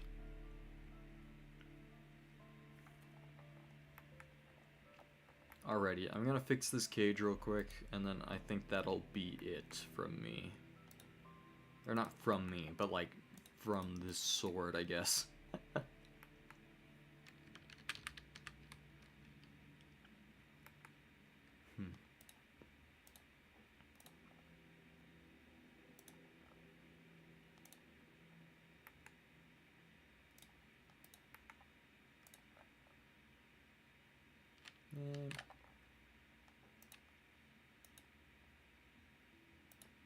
Maybe this orange color. Nah, no.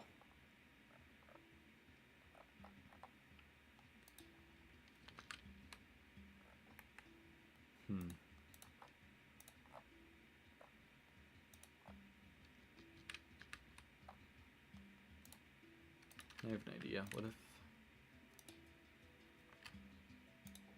What if this?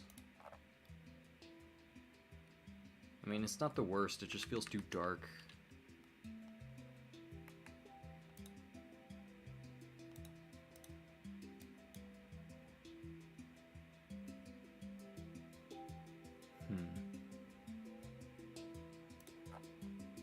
Serves me right for making it this way.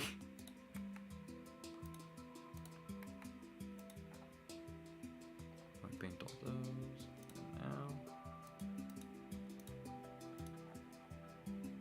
now. No, that still looks bad.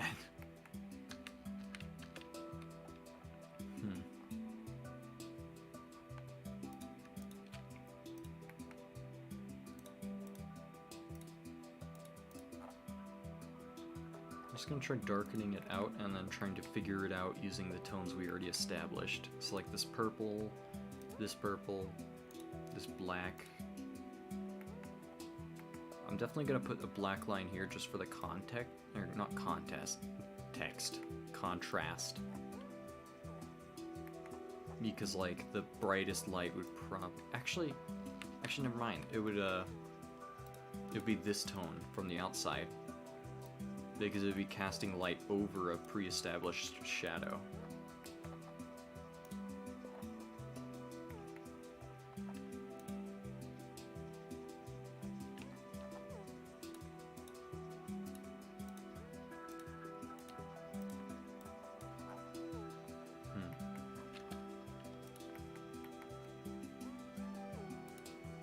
Start with these. I'll fill in these like odd pixels that are meant to be the rings of the cage itself, holding the lantern, tinderbox sort of stuff.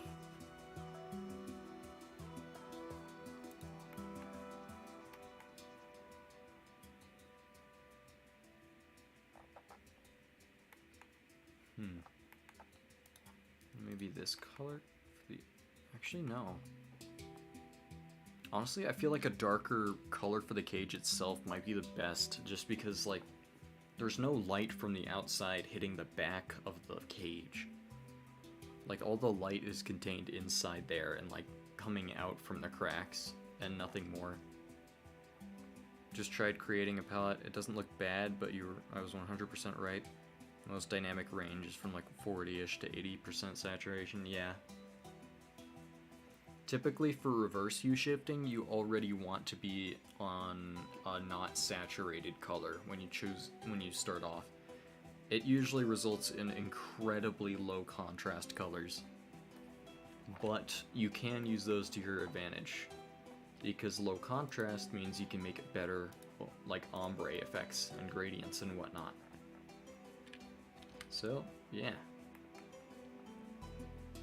Alrighty, I think I'm just gonna have to give up on this one right now, just because I have to do more. I really want to fix this one. It feels like there's something wrong with this cage here that I could fix, but I just can't put my finger on it, and I feel like spending too much time on it will end up being bad in the long run, so I'll just work on a new one from here. I'm so close. Yeah, I'll fix it later if I can. Ooh, the next one is horn or antler. That's a cool one. I just don't know how I'm gonna be able to incorporate it into a sword.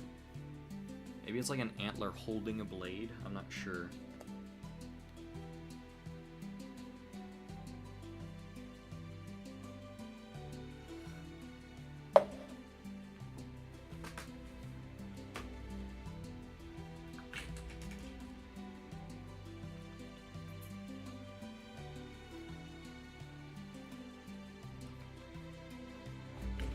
Reverse hue shifting? No, I meant like, usually you raise the hue and like make it more bright a color, the lighter it gets. So for example, your brightest areas are typically white, and then immediately before that it's like incredibly highly saturated blue or something, or even yellow in some cases. Even green if you feel like it and whatnot.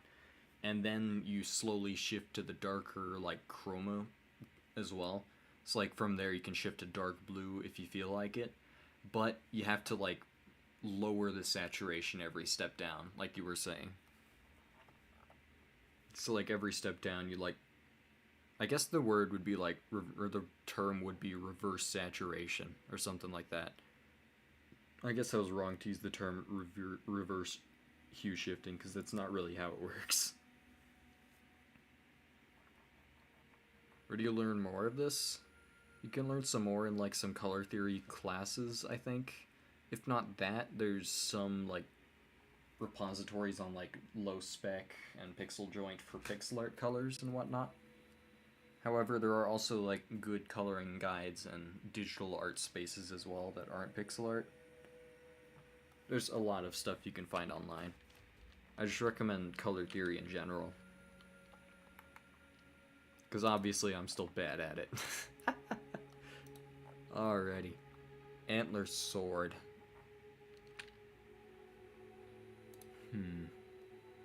I'm definitely not going to do a pitch black one again.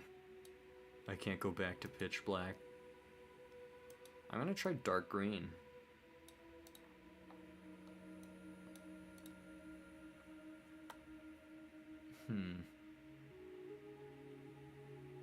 What would be a good antler sword?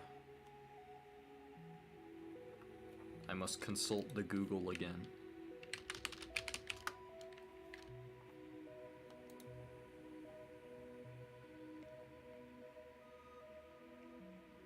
Oh, it's just showing me the Guillermo del Toro movie.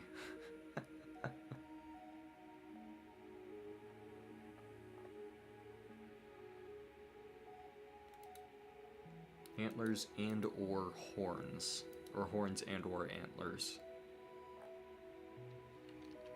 Good grief, that deer has so many antlers.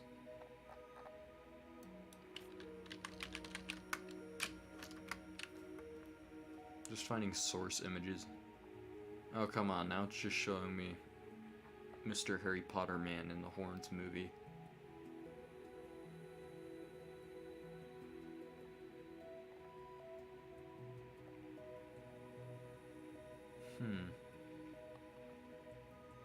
How about I make the horns like not even in the blade itself? It could just be like the handles, or not handle, the guard is horns.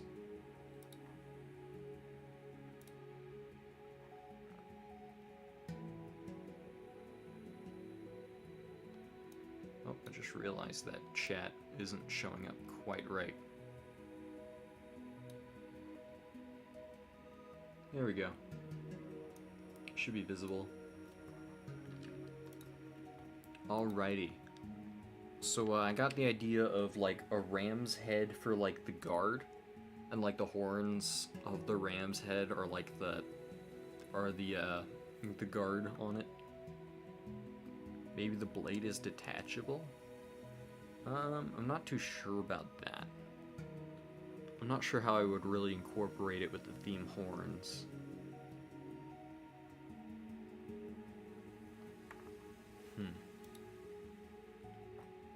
This might be a bit generic, but I think I'm gonna go for the horned guard.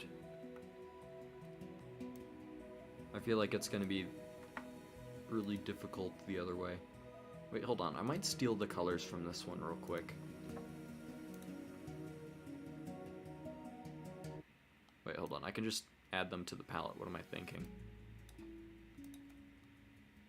Boop. Boop. Boop. Boop. And boop. There we go. Remember, work smarter, not harder. Okay, I'm gonna just bulk out a general shape. So I was thinking maybe an asymmetrical design where it's like the ram's head is facing off the side of the blade. Almost like this. And this is the ram's head. Just like, that's not, sort of like this. And then the sword would come out from in between the horns like this. Going towards the ram's head like that. Of course, not using the same cut edge horn design.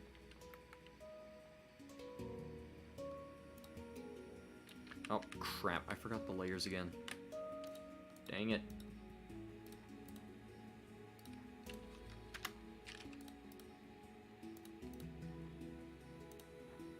There go.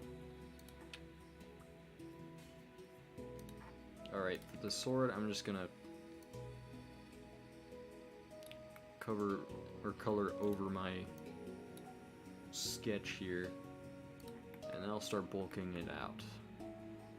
I think I'm gonna try a more funny shaped sword like I did for the snake one, because I want to also imply the horn design that a lot of other swords, or not a lot of swords, a lot of horns often have, where they curve towards the end. Sort of like that. Then I'll round out the blade like that, and then bring it home. Once again, a funny perspective this time around. When in doubt, use stupid perspective. Ah, crap, forgot about continuous.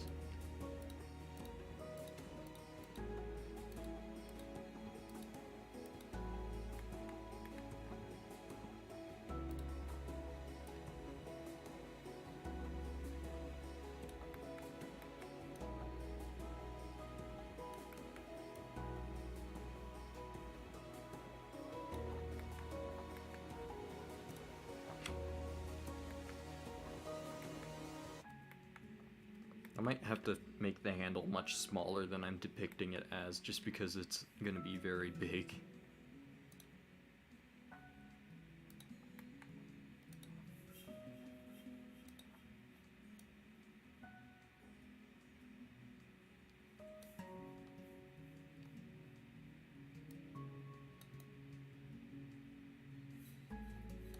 I'm going to erase this nose I made over here and make the real nose over where the old one's head was. I can even reuse this round shape. Yoink.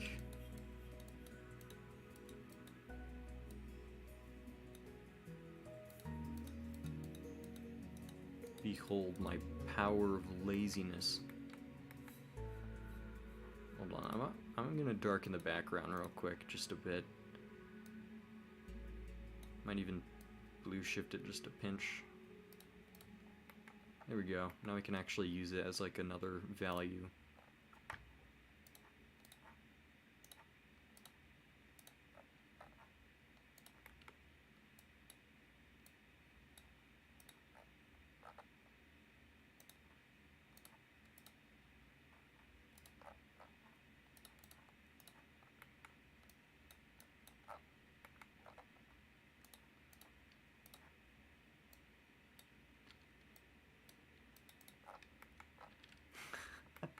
It looks like a sideways happy face. He's smiling with his eyes on the other side of his head. He got that Peppa Pig smile for real.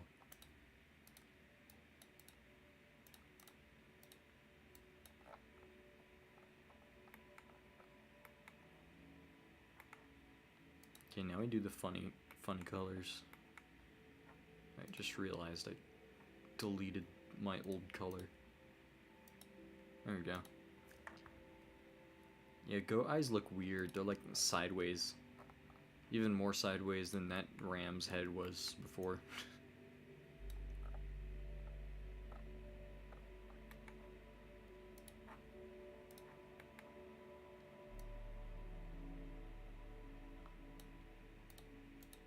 This time I'm going to make the light source to the top right. Normally I do it like top left. Actually I do it like an even mix usually sometimes. I'm all over the place.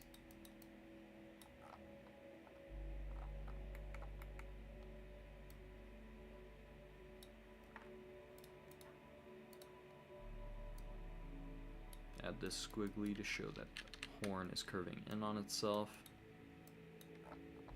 Just for the funsies.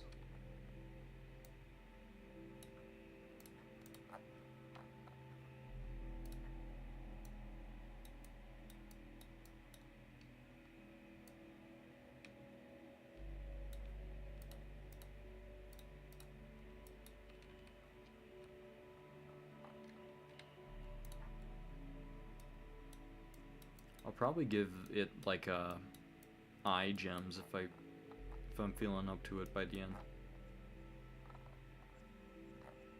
feels like a snake head. Hold on. I forget, do ram heads have like their face curved down? I feel like they have like a more flat, or not flat, but like rounded face. It's like rounded forwards or down rather than forwards. Ram head. Oh, never mind. Their face is still pretty long, but it's still like not as long as I was drawing it. It like curves down a bit, but it's still a long face. So a goat walks into a bar. Barkeeper says, "Why the long face?" I died of easy joke. Obvious joke. Give him his little goat stubble.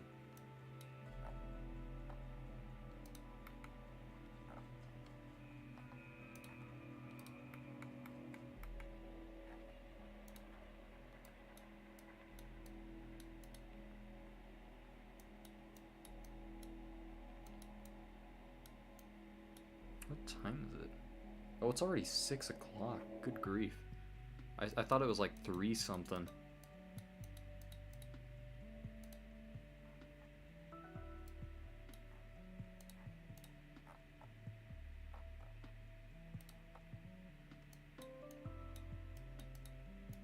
I'm gonna try to imply the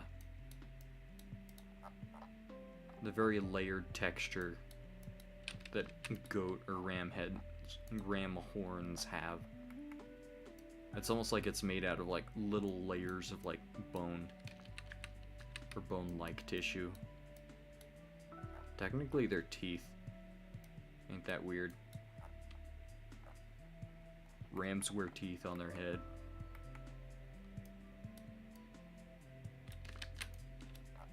Narwhals also have, or narwhal horns are also technically teeth.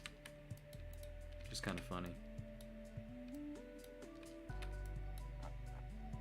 I can only imagine how bad their dentist bills would be. I am the most unfunny person on earth. That's my character trait.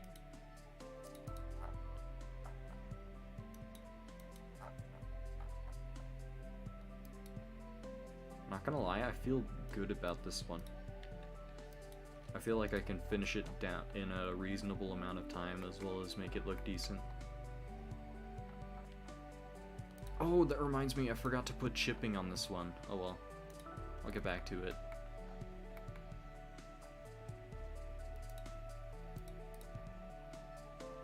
I'll do it later. I got a speed run.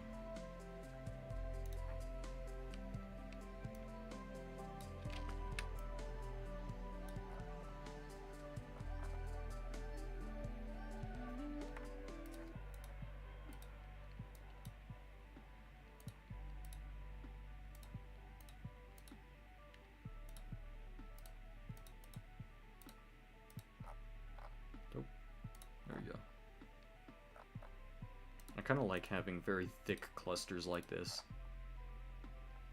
It gives you a really good sense of geometry. It really makes their nose stick out just right.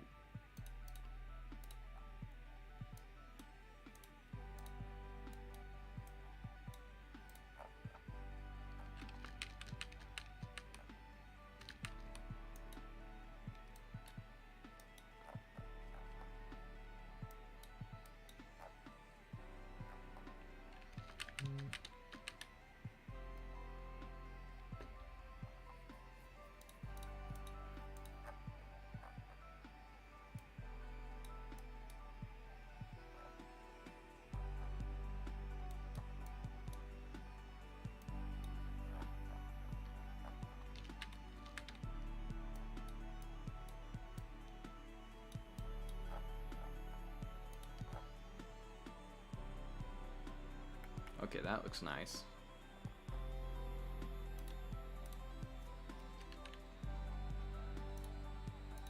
I'll have to make their eyeball gems look like their weird eyeballs. That's gonna be a lot of fun.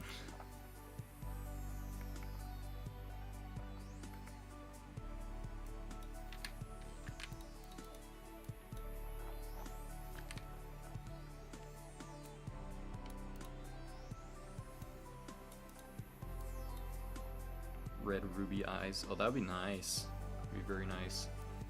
It'd also contrast the background nicely. Good choice, good choice.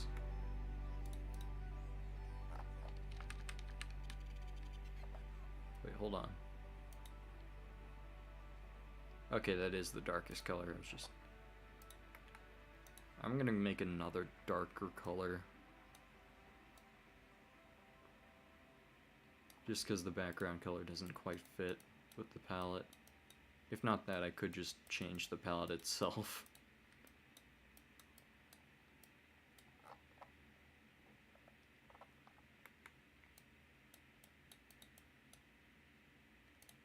This is really reminding me of the ambient lighting in Owlboy. They use a lot of very general, like, shading, kind of like flooding the entire thing with this mid-tone right here. And then they use the dark shadows to just, like, chisel out little features. It's really cool. Also, it's one of the most gorgeous looking games. I'll always strive to just make pixel art look as good as they do, because it's just awe-striking. I love it.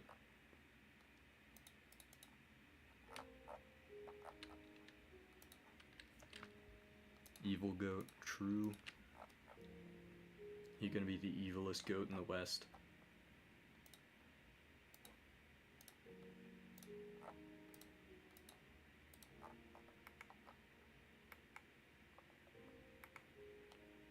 Oh, that's who it remind. These clusters are reminding me of. What's their name?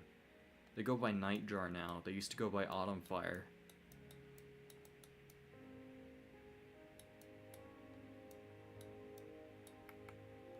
They have a very good process of, like, clustering. I remember being, like, a super big fan of them back when they were still active. And then they come back to making art and I'm still just a big fan of it. Oh, that would be cool. Spooky crying goat. Goat.exe. Spoopy goat.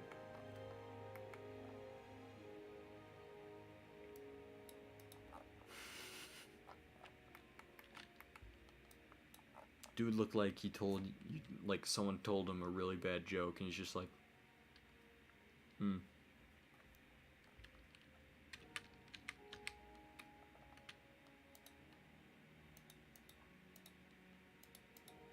The goats have like this weird Y mouth. That's their nose, never mind. Just thinking of their funny looking nose.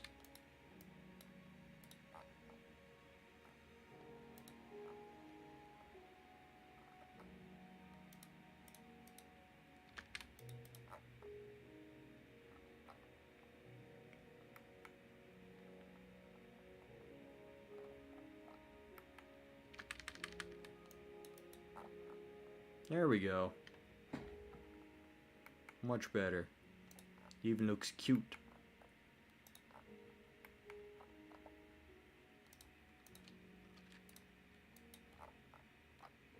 I'm gonna remove this banding on the bottom here and just turn it into general lighting.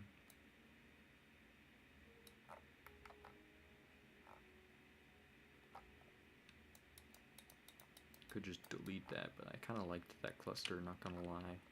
Looked kind of nice.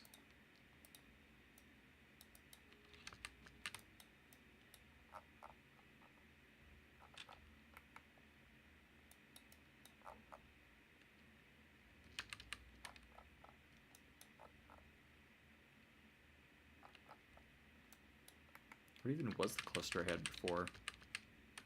Was that? I don't know why. It just kind of looked nice. I'm just trying to replicate what it made me feel. Was okay about it. You know what? Close enough.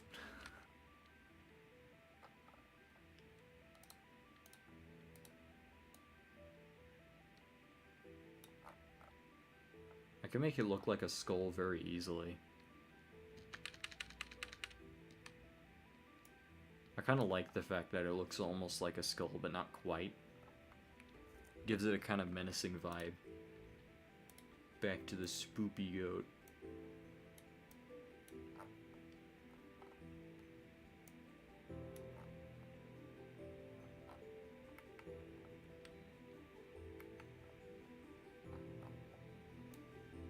I'll just flesh out his beard a bit better.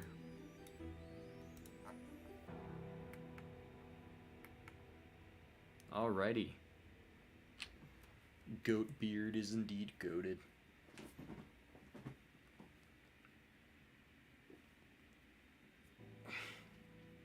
Ow.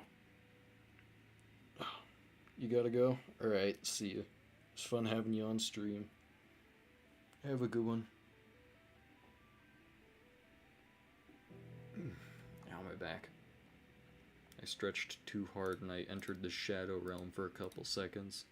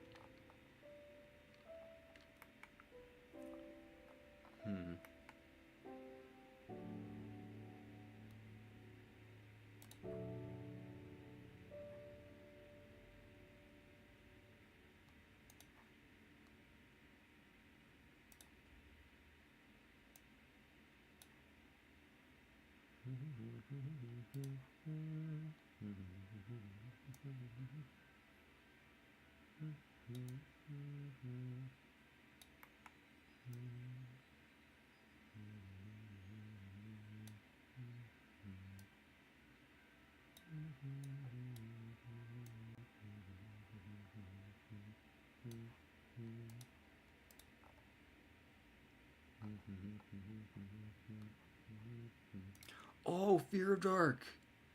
Why didn't I think of playing Fear of Dark on stream? Dude, Fear of Dark is awesome.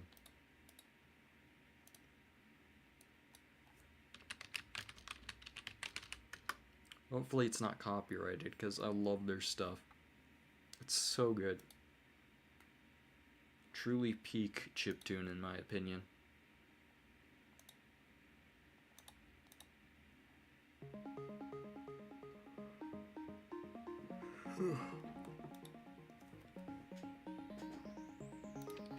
Fear of Dark. I'm gonna do the blade first, and then I'll give the goat his eyeballs. Oh, and then I gotta do transparent gem lighting. Let's go. This might be my favorite sword, not gonna lie. It's just... I love it. This is a good one.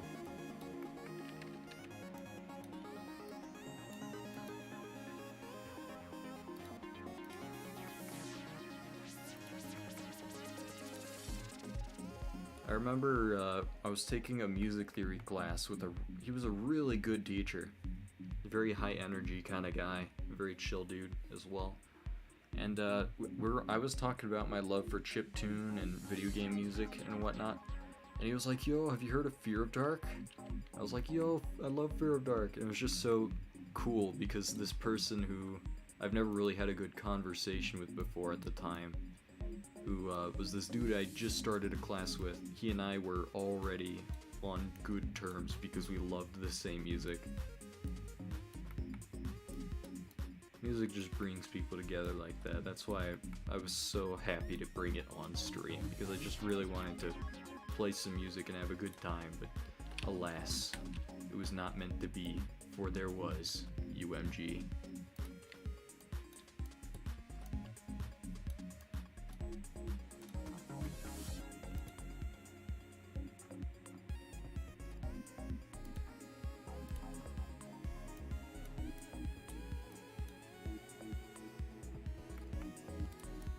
Man, this is gonna be sad, unfortunately. Like, I can't... Like, shading with the same colors that I used to make the horns is gonna be difficult.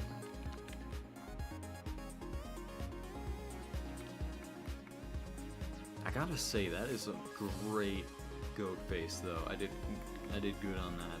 I'll give myself props when I earn it. I deserve it there. Good goat. Good goat.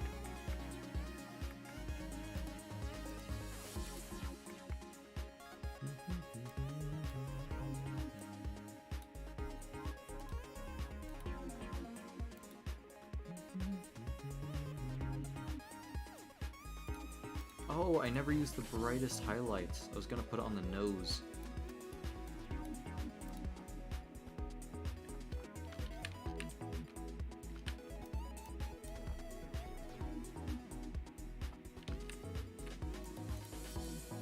I gotta say, if you know how to band right, you can use it to make very good three-dimensional shapes. Like, here, I know I'm not the perfect bander. I'm not the best person to ask for banding advice, but you can actually use it to some great effect. Like here, 1, 2, 3 pixel sandwich is usually against the rules, but here it works because it conveys, like, the slight gap in between the, like, rounded surface on top, or the flat surface on top and the rounded surface on the sides. There's just a lot you can do with banding if you know what you're doing. It's just that a lot of people often shun people away from using it too much, which I find kind of a bit of a shame. Just a bit. Not gonna lie, it's partially deserved because banding is very hard to do right.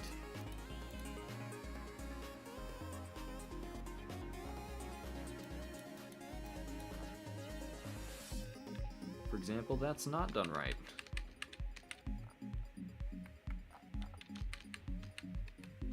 Just color a couple hair clusters on top of his head with it and then leave it alone.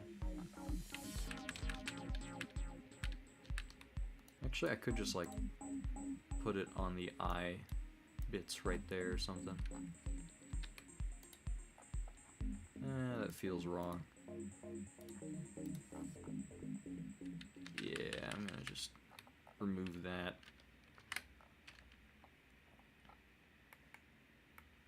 I'm gonna save the white for just the blade edge. And the tip of the nose. That's a bit of a exception, I guess.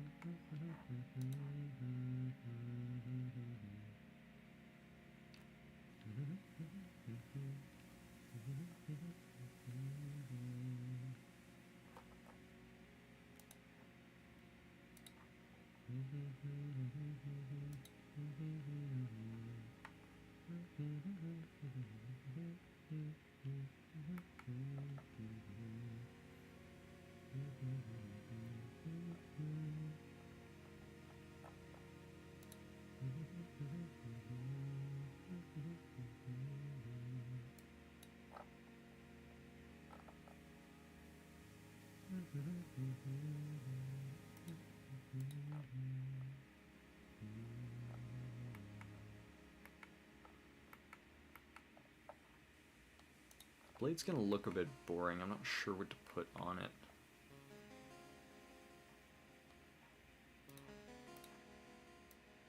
Wait, ooh, I know. I can add the extra highlight to just the edge. So that way it actually looks sharper, maybe? Nah.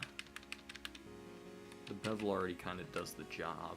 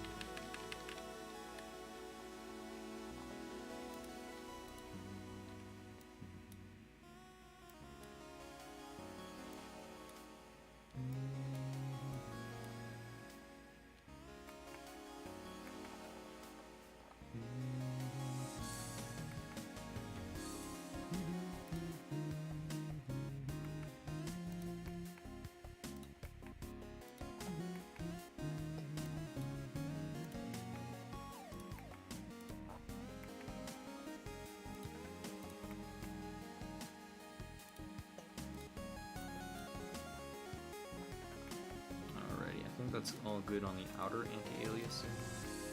Or I mean inner anti-aliasing. I'll try just a pinch on the outer. I don't want to add too much, because then it adds more mass. Like more stuff will be stuck to the sword. It just kind of looks a bit off if you use it too much. Just using it to minimize eye burn.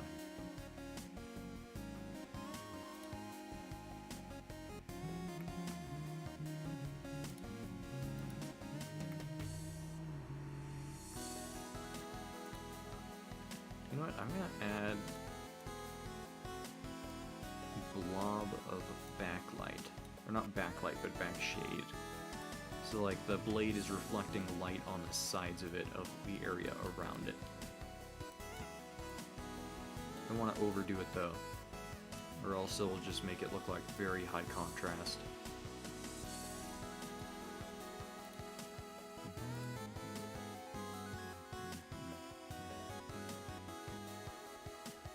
Let's go, we got banding. We got banding. Let's go.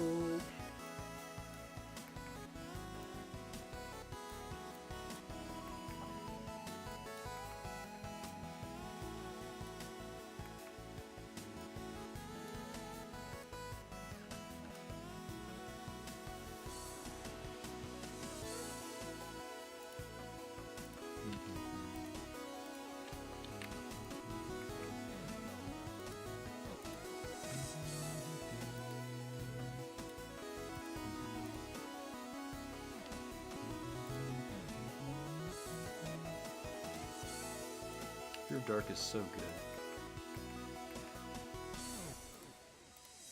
They have this way of just like coding the perfect sound for every scenario. It's awesome.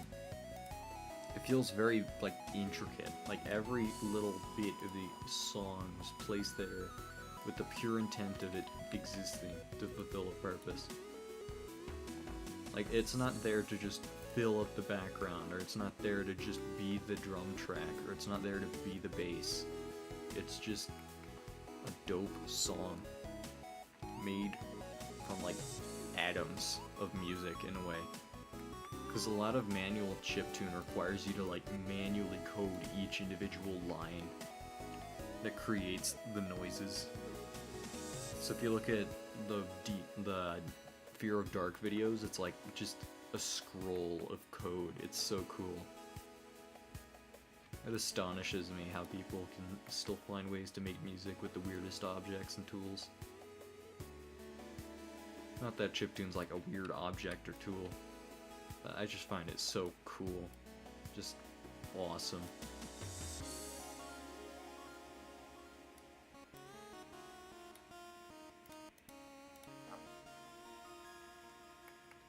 Alrighty, I'll just add the gem while I'm at it. Might as well.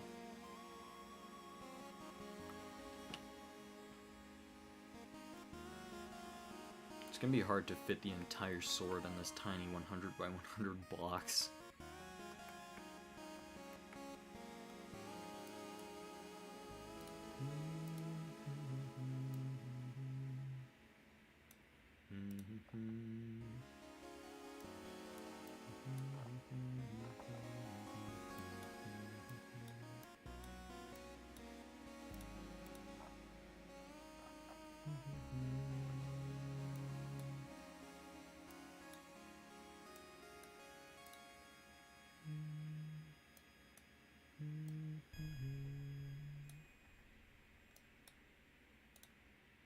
Good song, good song. Oh! Oh! Look at this goat eye! Oh, that is awesome. Oh my gosh, that is awesome. Dude, what? How did I nail that, like, without even trying? What? Yo, that looks nice. I gotta find a way to, like, incorporate it a little better, but that is awesome. How did I catch that? Just out of the blue.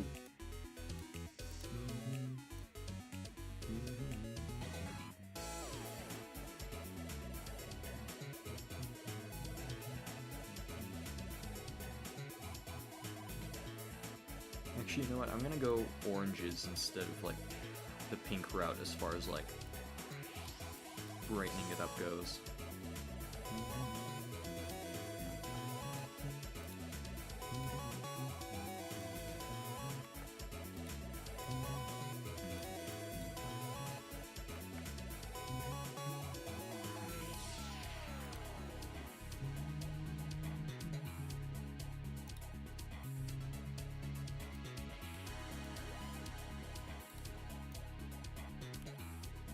Oh, oh, oh.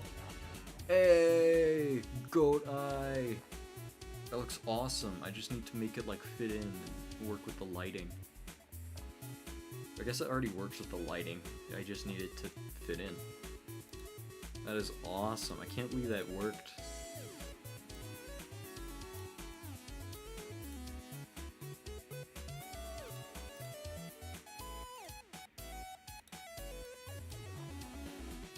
I'll just lower the contrast bit by bit and then start adding funny shadows. Not shadows, but like lighting quirks.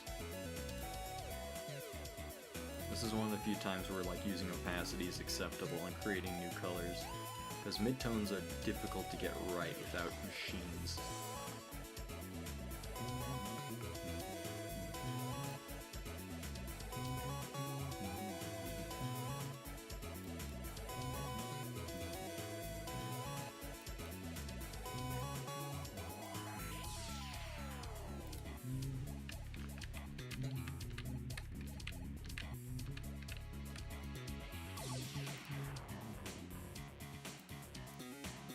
Not actually.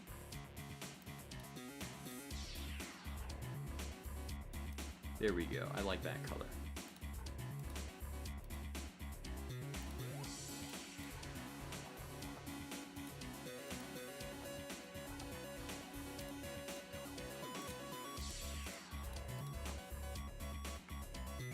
He looks like he's blushing. Oh, that's adorable. I know, like, light going straight down to make it look a little more menacing, but I just find that adorable looking. It's so cute. It's so cute. Just a cute little goat.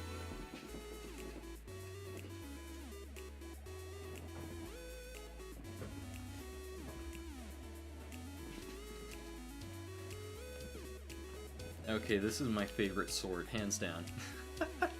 I don't even like the sword, the handle is just awesome.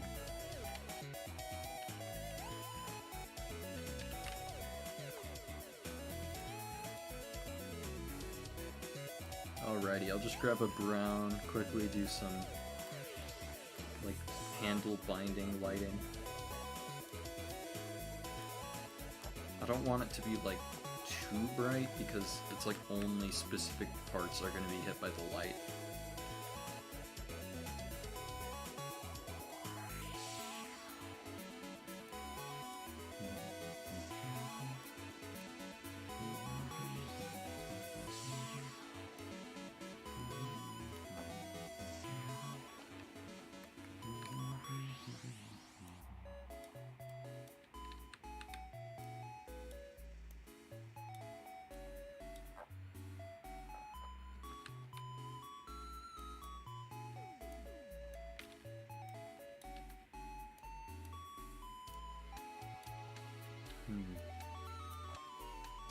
Okay, that works better.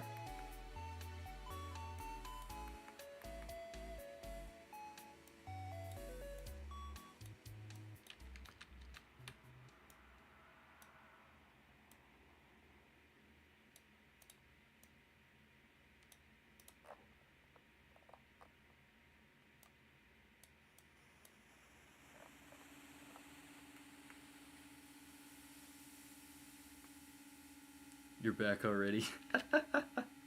You should see the goat now. It looks adorable. I know it's supposed to be like spooky, but like it's just adorable. I don't know how else to say it. He's so cute. Look at him. He's not Baphomet, he's just a cute little guy.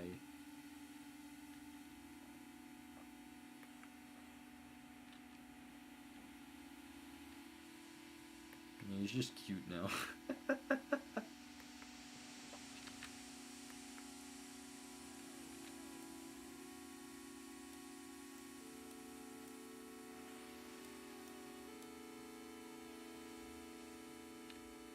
Goat sword stabbing someone.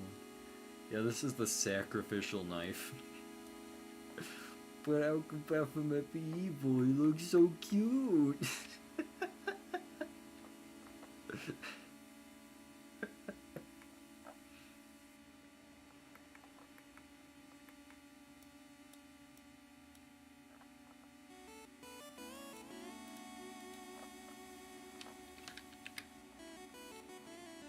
Just trying to get like a weird,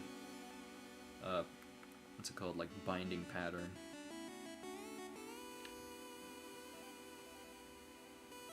Bindings are really weird to get just right.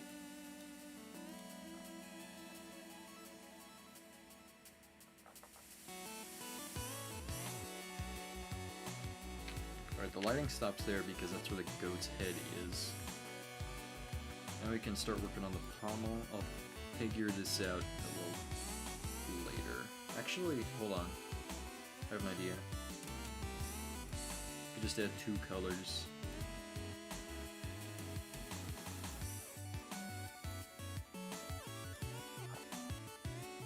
There we go.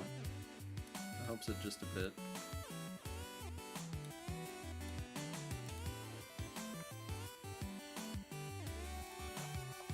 Dude, if I got stabbed to death by this sword, I would be happy.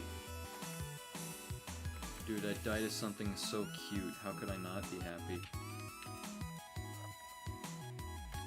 Well, that reminds me. Turns out, like, goat death statistics are, like, scarily high. Like, goats kill people really often. I think it's mostly because, like, they like to headbutt things. And they're, you know, pretty stupid because they're goat. So they, like, headbutt their keepers at really bad times. I'm trying to think, there's this movie about it. Oh yeah, The Vivitch. The Vivitch is a good movie.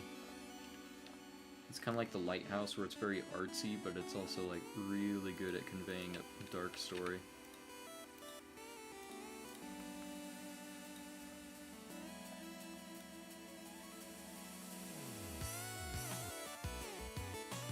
And if bison get angry, they just roll over. Or you kind of just roll over, yeah. Because if they ram you with their full weight while you're standing, you're just missed. They're so heavy and they're so powerful. It's terrifying. Thankfully, they're pretty chill, usually. Unless they're older males. Or not older, younger males, I should say. Young adult males. They can be jerks.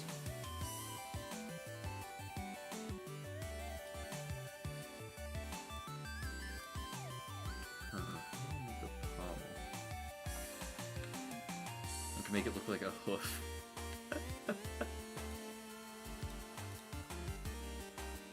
Looks like he's just a head on a shoe.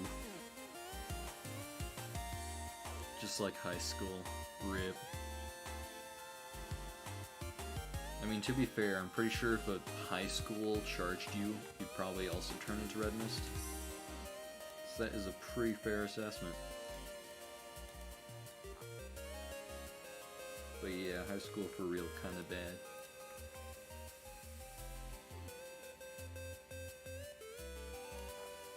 You holding up alright, by the way?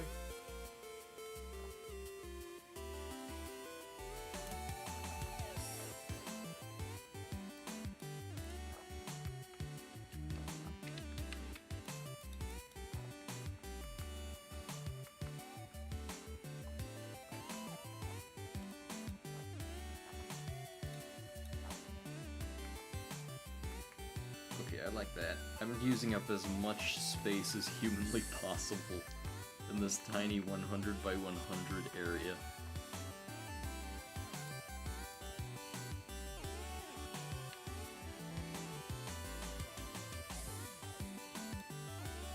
Oh, you're in college? Dope. Far too much Apex to do art. Dude, you do Apex art. I'm just joking. Apex is basically like art if you do something really cool in the game.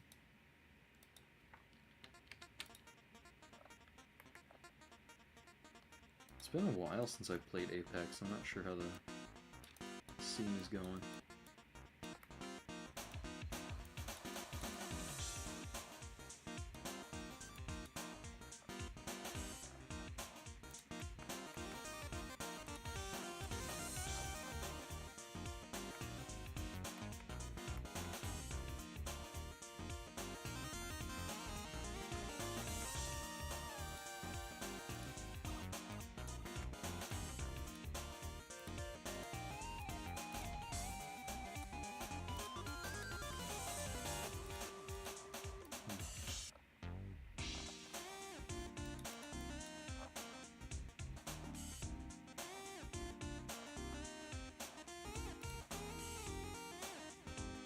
Season 14 spawn. Dope. Anyone can get kills, nice. I imagine you have to play a lot more matches though for the high risk, high reward strat. Sounds a lot of fun though.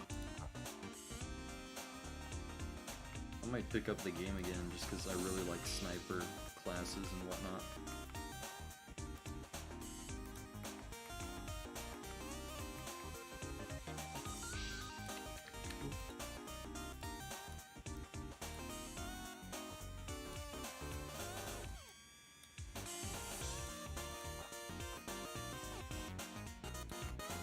I'll add a bit of a shadow where the goat's head is.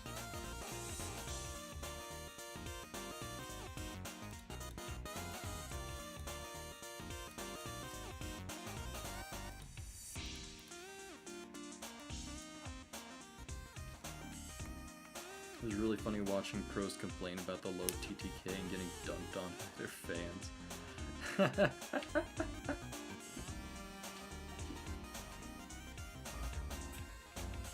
It's like the playing field is even now, so all the pros have no choice but to lose sometimes. That's awesome.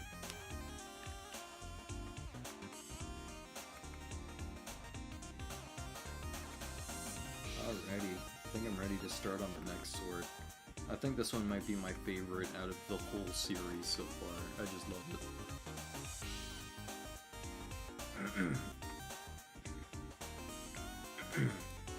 New empty frame.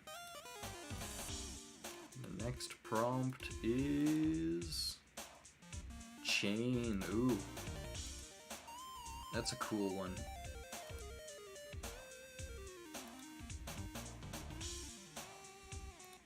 Back to bangers. Yeah, I decided to play some Fear of Dark while you were gone. I really hope their songs aren't copyrighted. I don't think they are, but they're really good. One of my favorite chiptune artists of all time.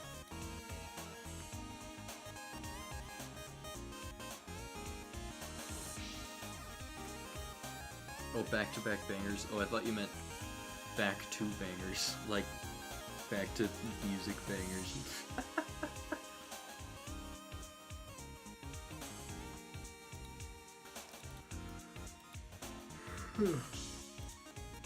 Chain sword.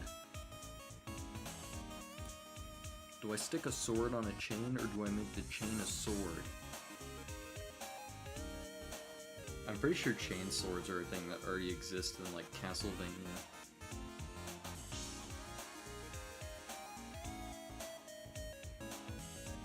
Or I can make, like, a Morning Star sword. The Morning Sword.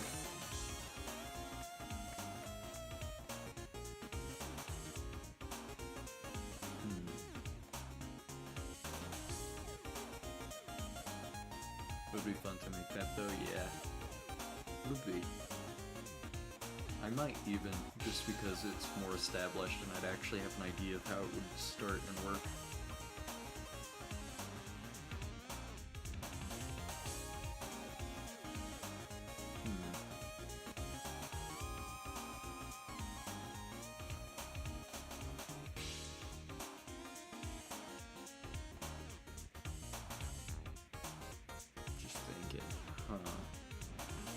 I keep thinking of the chain sword that one girl has in Soul Calibur. Ivy. one sword that Ivy has. It's like a sword that turns into a whip, that turns back into a sword. It's like some Devil May Cry stuff right there.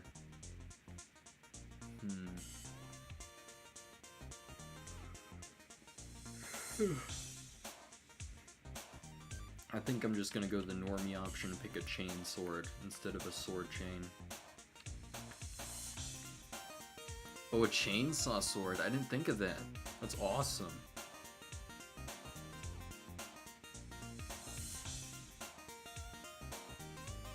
Yeah, definitely going with the chainsaw sword, not gonna lie. That sounds like a ton of fun.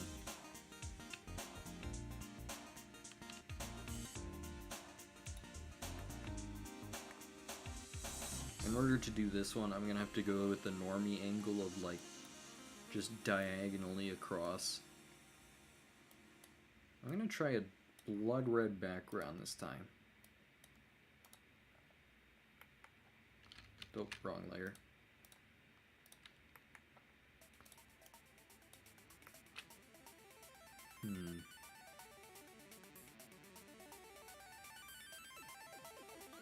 Top left to bottom right time? Oh, I was gonna go top right to bottom left.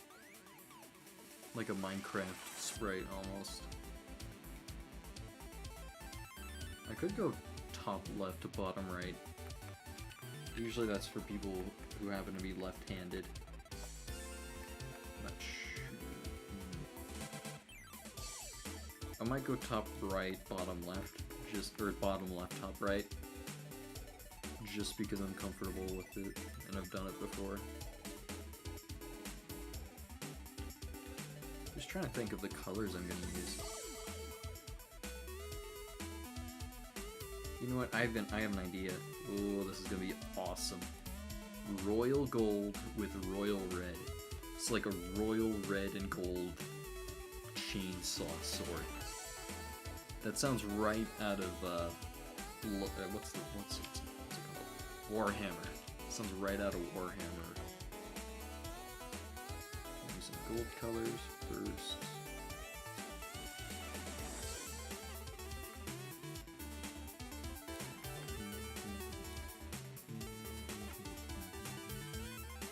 Maybe some royal blue details as well.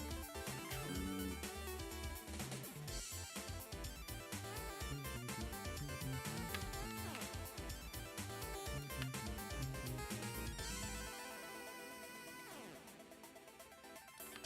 This isn't the sword edge, I swear. This is just a box that will have the chainsaw bits inside.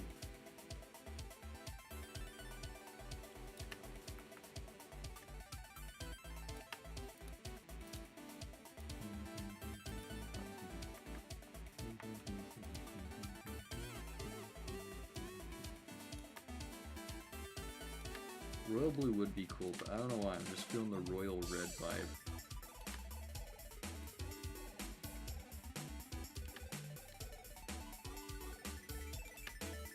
I think royal blue and gold is actually also the color of normal human marines in Warhammer as well.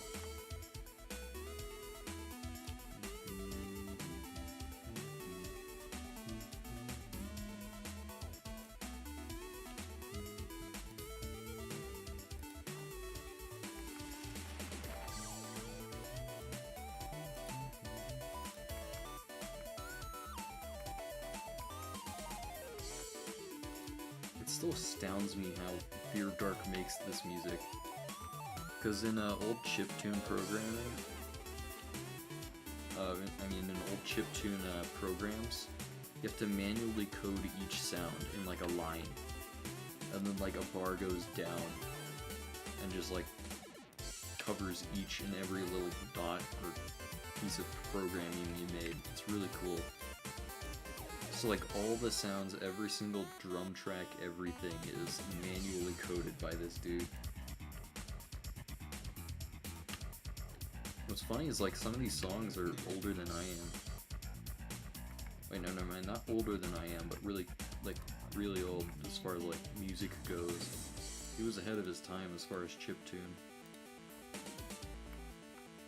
Which is kind of funny to say, considering chiptune's considered an old part of music and gaming. Chiptune goes so hard though.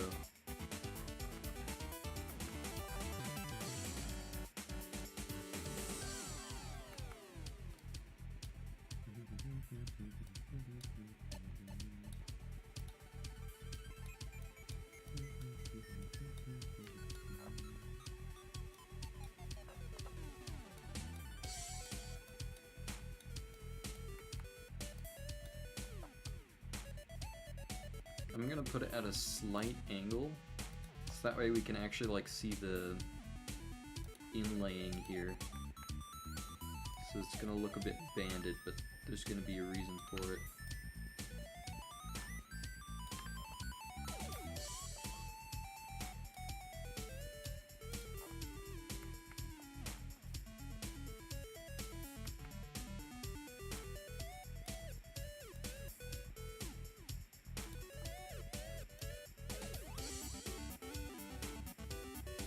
There's gonna be so many banding pixel sandwiches here.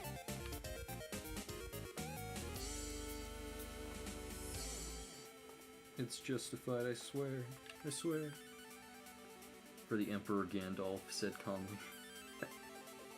Or for the Emperor Gandalf, said calmly.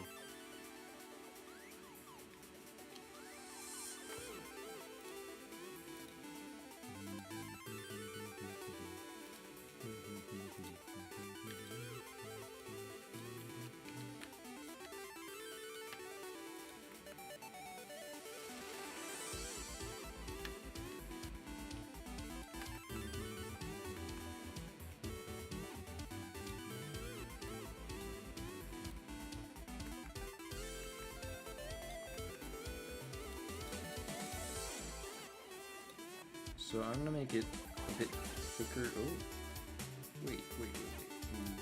I can do something with this.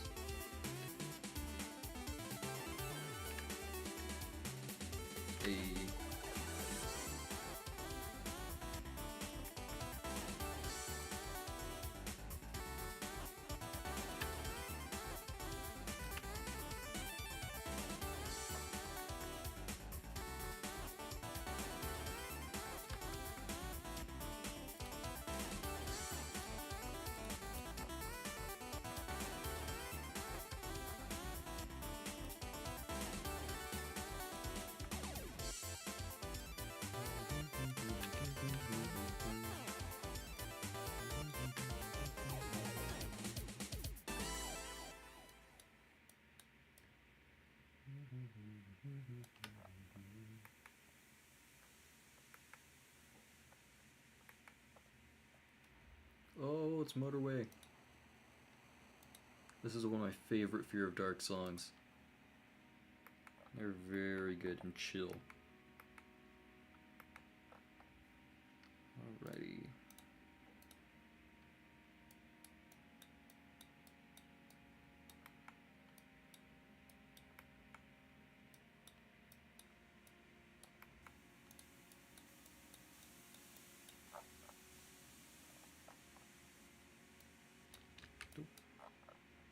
There we go.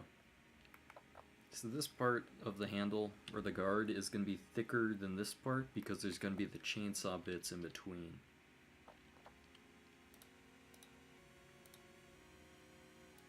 Also going to put this there.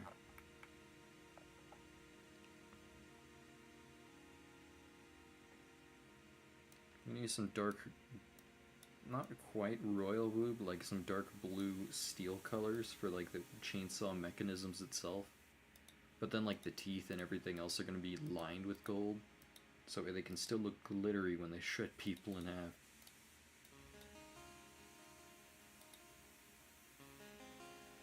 One, two, three, 4, 5, 6.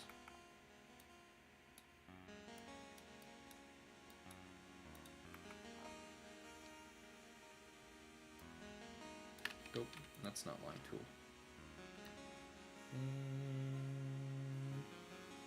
Bam. It actually would go 2 and slot in there. Use the dark background for the slot.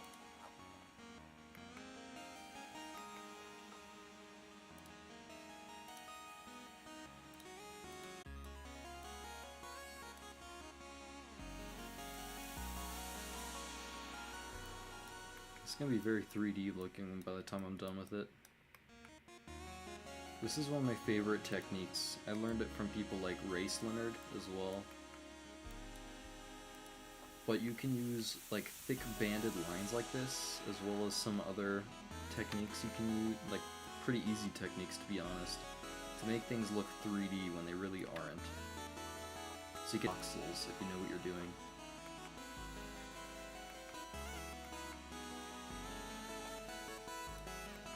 I haven't done this style in like ages now that I think about it. Uh-oh, uh-oh. Is my stream cutting out?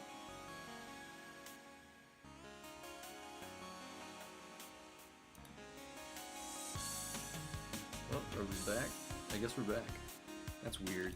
For whatever reason, I keep saying I'm like cutting out or disconnecting midstream.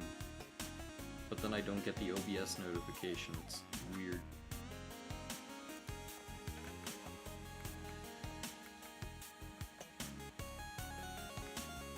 You know what, I guess I can make the cogs lined with royal blue.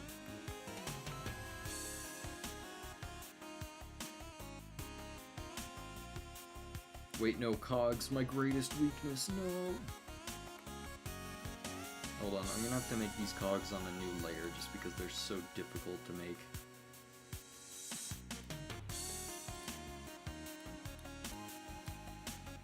Like, mechanics-wise, you have to know what you're doing when you make cogs, because cogs are actually the worst to get right in pixels.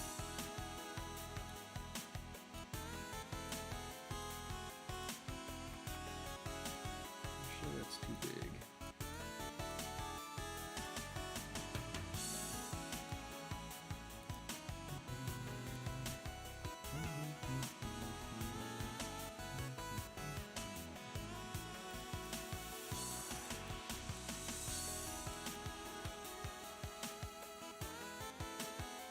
I keep getting no data messages.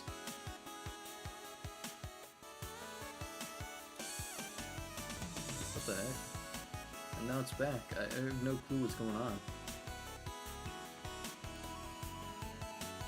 Yeah, my stream is really delayed now, I think. Wait, never mind, it's caught up. That's so weird. I'm sorry. I'm sorry, I just don't know what's going on. Stream keeps telling me I'm disconnected, and then when I check back, I'm not disconnected, and then it rolls back all the downloaded video data. So I'm just confused. Bam! Cog number 1. This one I'm gonna inlay with royal blue.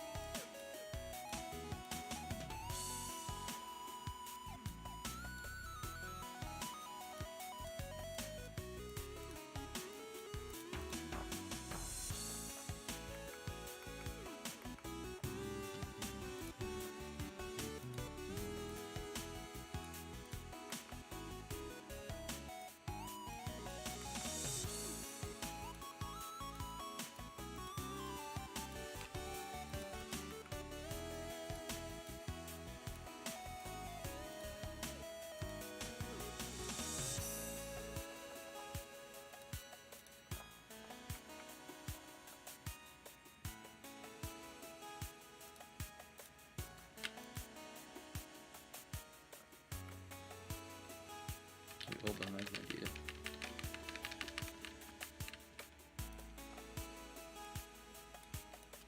Copy this.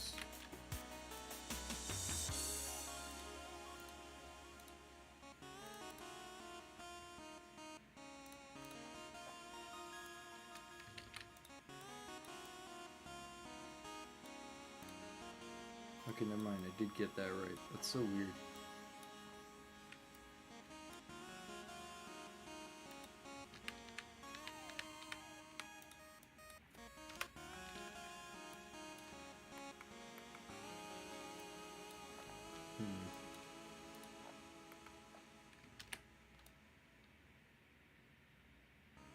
That's how we do it reverse. We do it like this? It's not the right angle. Be like that. That'd be weird.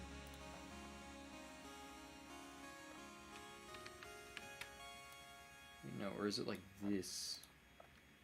There we go. That's how I did it. Sorry, I don't know why I had so much trouble with that.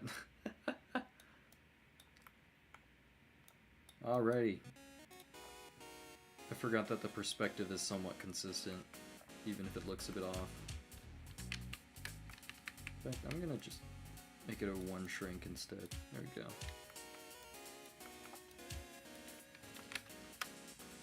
Put this on this first layer here.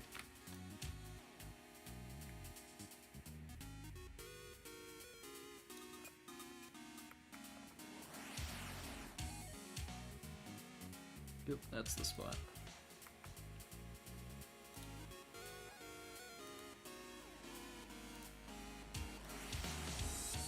A little bolt there.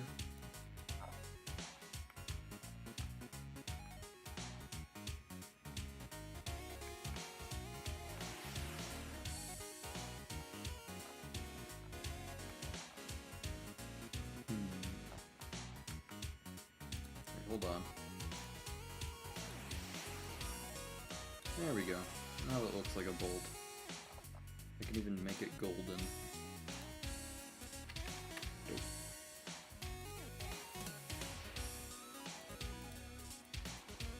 Yeah, I'm gonna make it metal color just so it doesn't mess with stuff. Real quick, I'm gonna just try and see how it would look with royal red instead. Yeah, I think royal blue is fine, for cogs especially.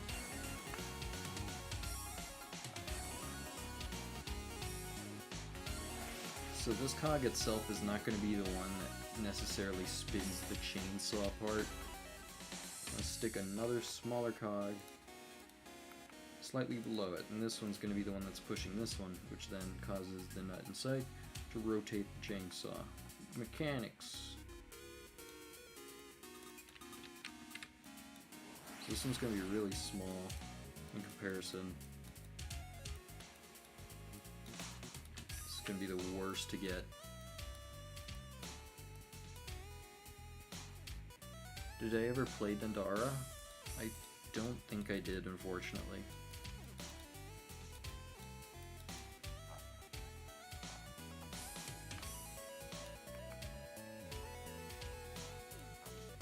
I'm gonna Google it. I feel like I've heard of it before.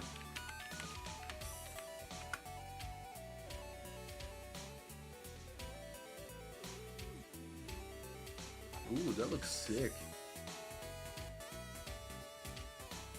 I don't think I've ever heard of it, unfortunately. But it does look awesome.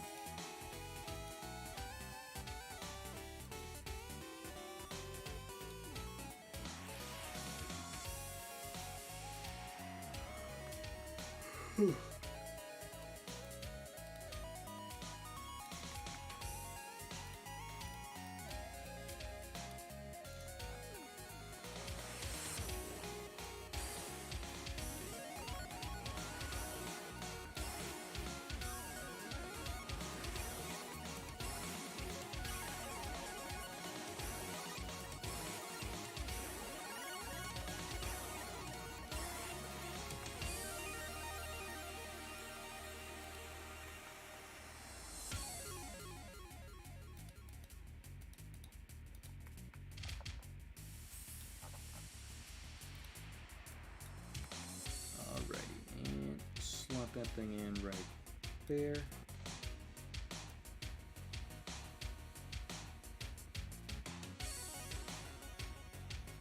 And technically it'd be right here. Just gonna have to erase something.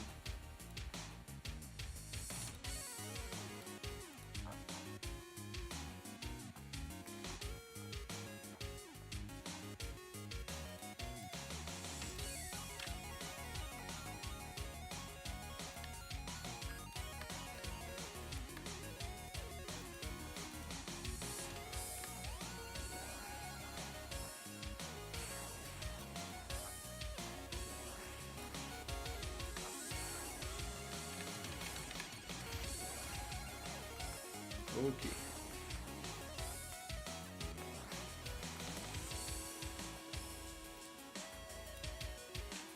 It's actually the first full-on platformer you've beaten in years. Dang.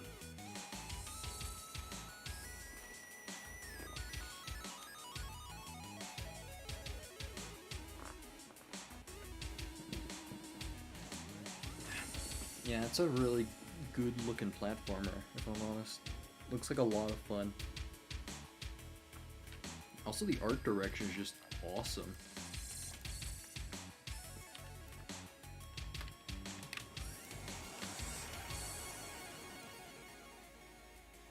It looks like another game I've played, I just can't quite put my finger on it.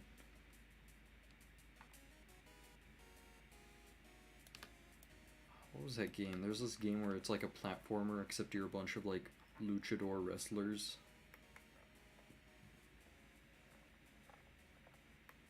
What was it called? I forgot, but it's like a classic in platformers and indie games in general. Certified banger.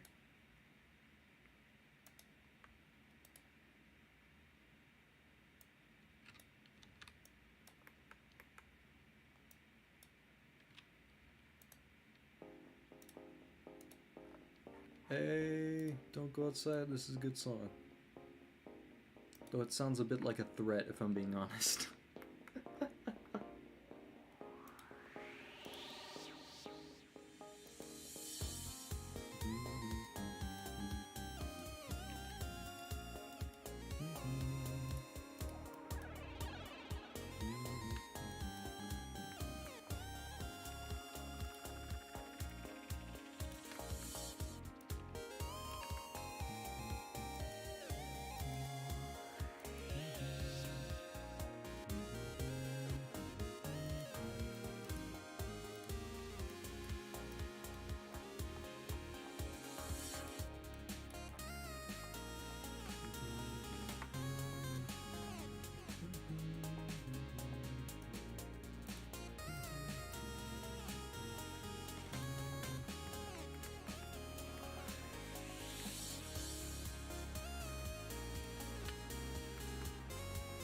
You were confused for a second.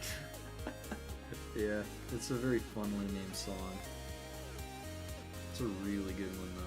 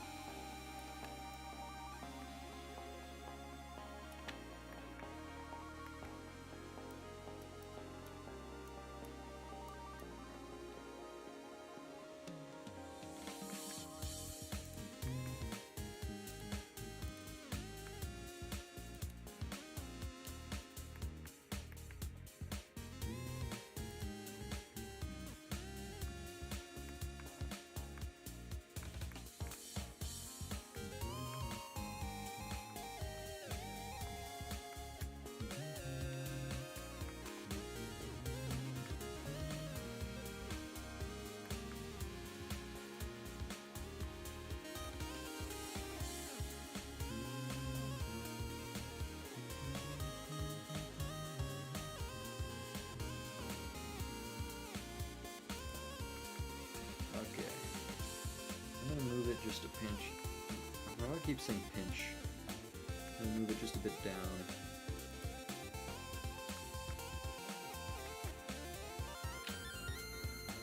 I think I'm gonna put a handle here. And I'm gonna put like, what's it called? Those things that you pull to make a machine start. I'm gonna put one of those like right here. I'm gonna start working on chain teeth immediately after that. And then I can start working on polishing everything up, because I want it to look good. So I'm gonna black that out with the background color.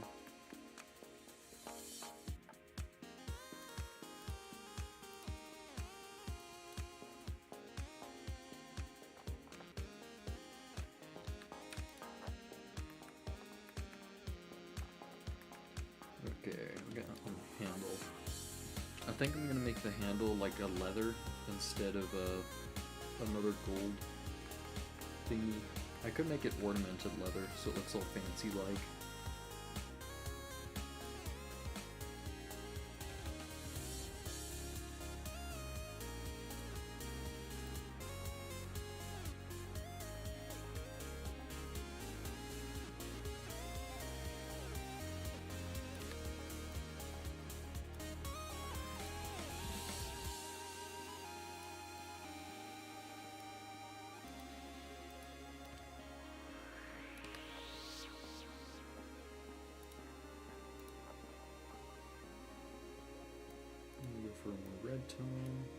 bit.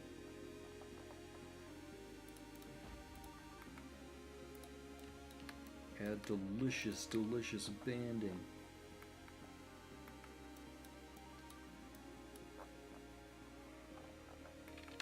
Nah.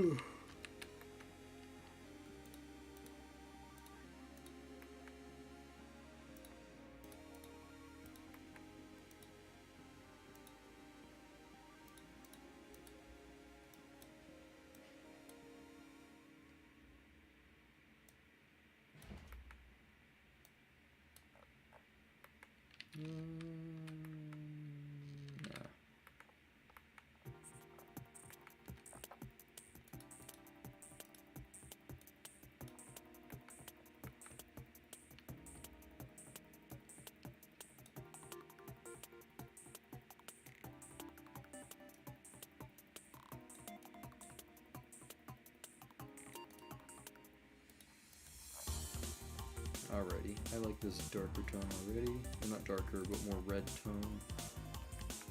Complements the gold pretty nicely.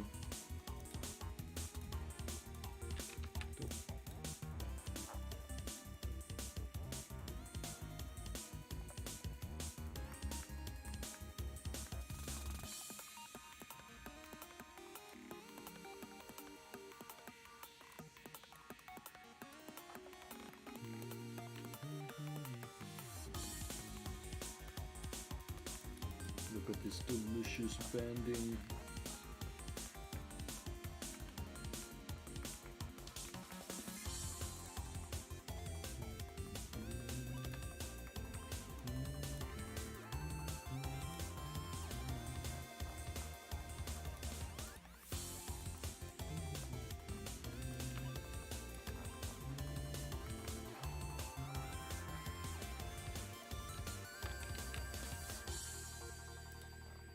Alrighty, now what do I ornament onto it and how? What's a fancy design? Flowers, fruit.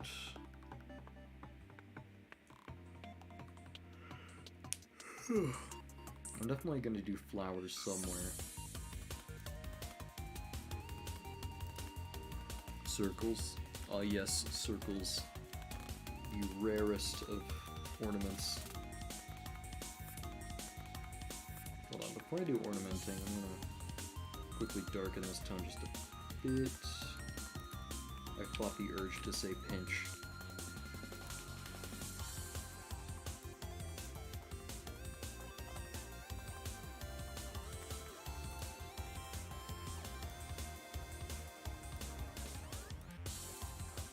There we go. Now I'll grab my brightest tones, which are going to be the more orangey oranges instead of reds. There we go.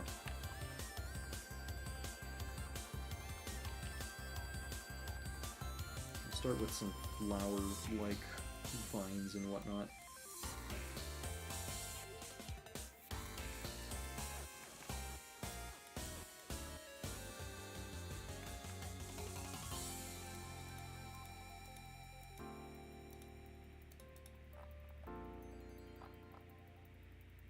Oh, that's cool. It kind of looks like a helmet.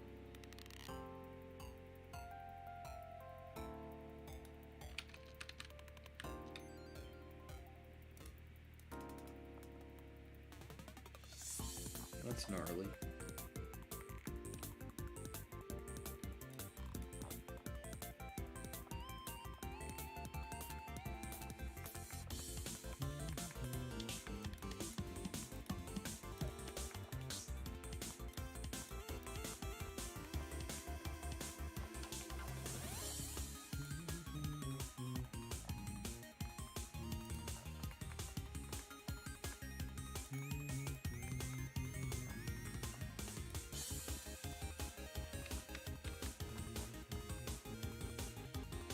There we go. I like that.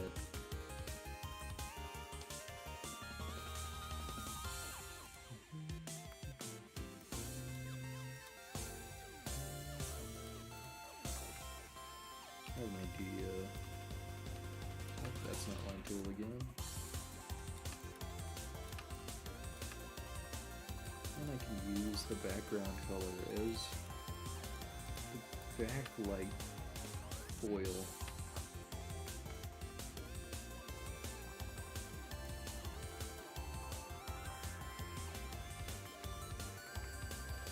There we go.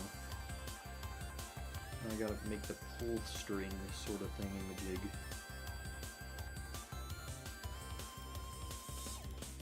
Of course, it's gotta be all fancy like.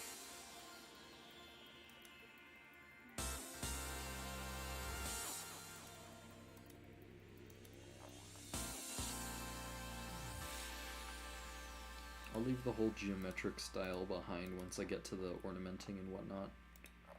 I just kind of want to bulk out a shape for me to fill in later with detail.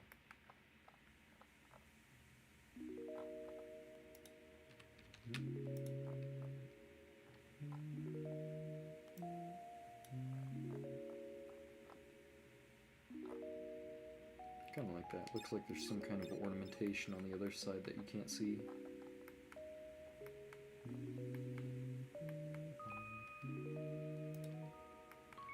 Okay, now the teeth. This is going to be the hard part. What teeth do we use? Because I know that there are sharpened square teeth that are used for wood, and I know that there are like triangular teeth that they use just for...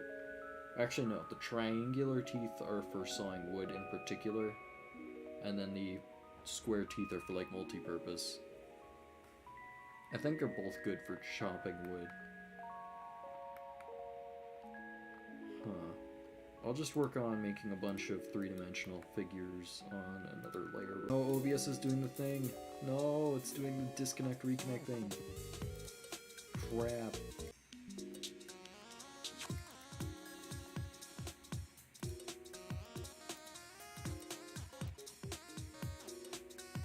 Man, I don't know what was up with that. I really hope that Fear of Dark isn't copyrighted, and that's because copyright issues can cause the stream to be taken down for temporary times.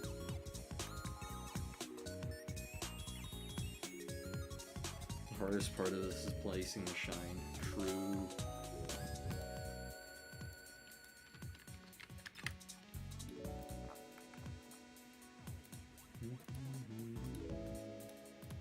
I forgot to get a royal navy blue sort of color.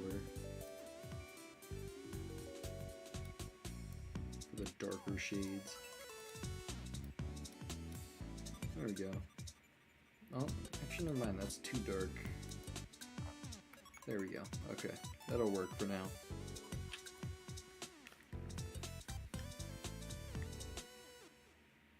Yeah. The copyright bots will warn me. I just don't know if I was paying attention and missed it or something. I remember that happened last stream. Or not last stream, like 2 streams ago.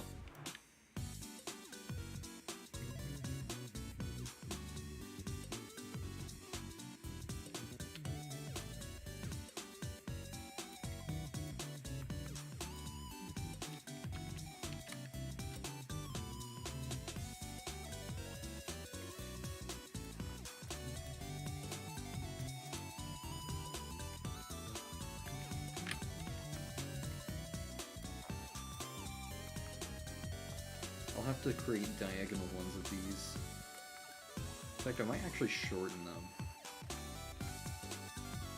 I feel a bit too big. I don't know, they do look cool though. I'll say that.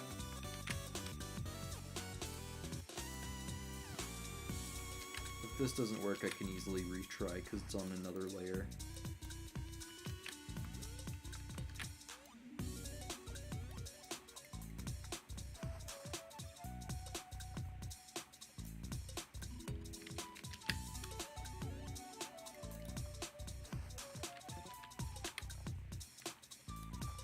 Oh, forgot to copy before I... There we go.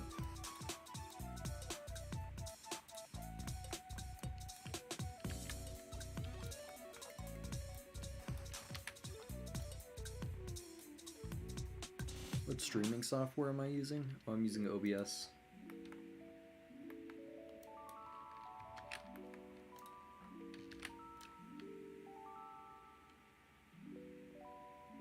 Hold up, Actually,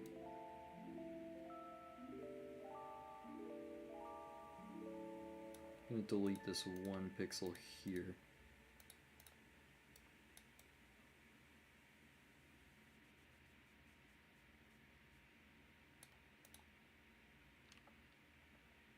Wait, never mind.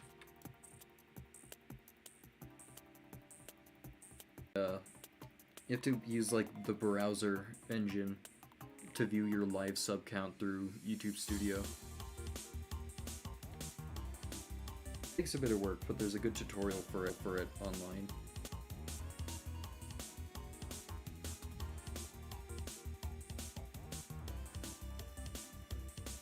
No, not the stream issues, no.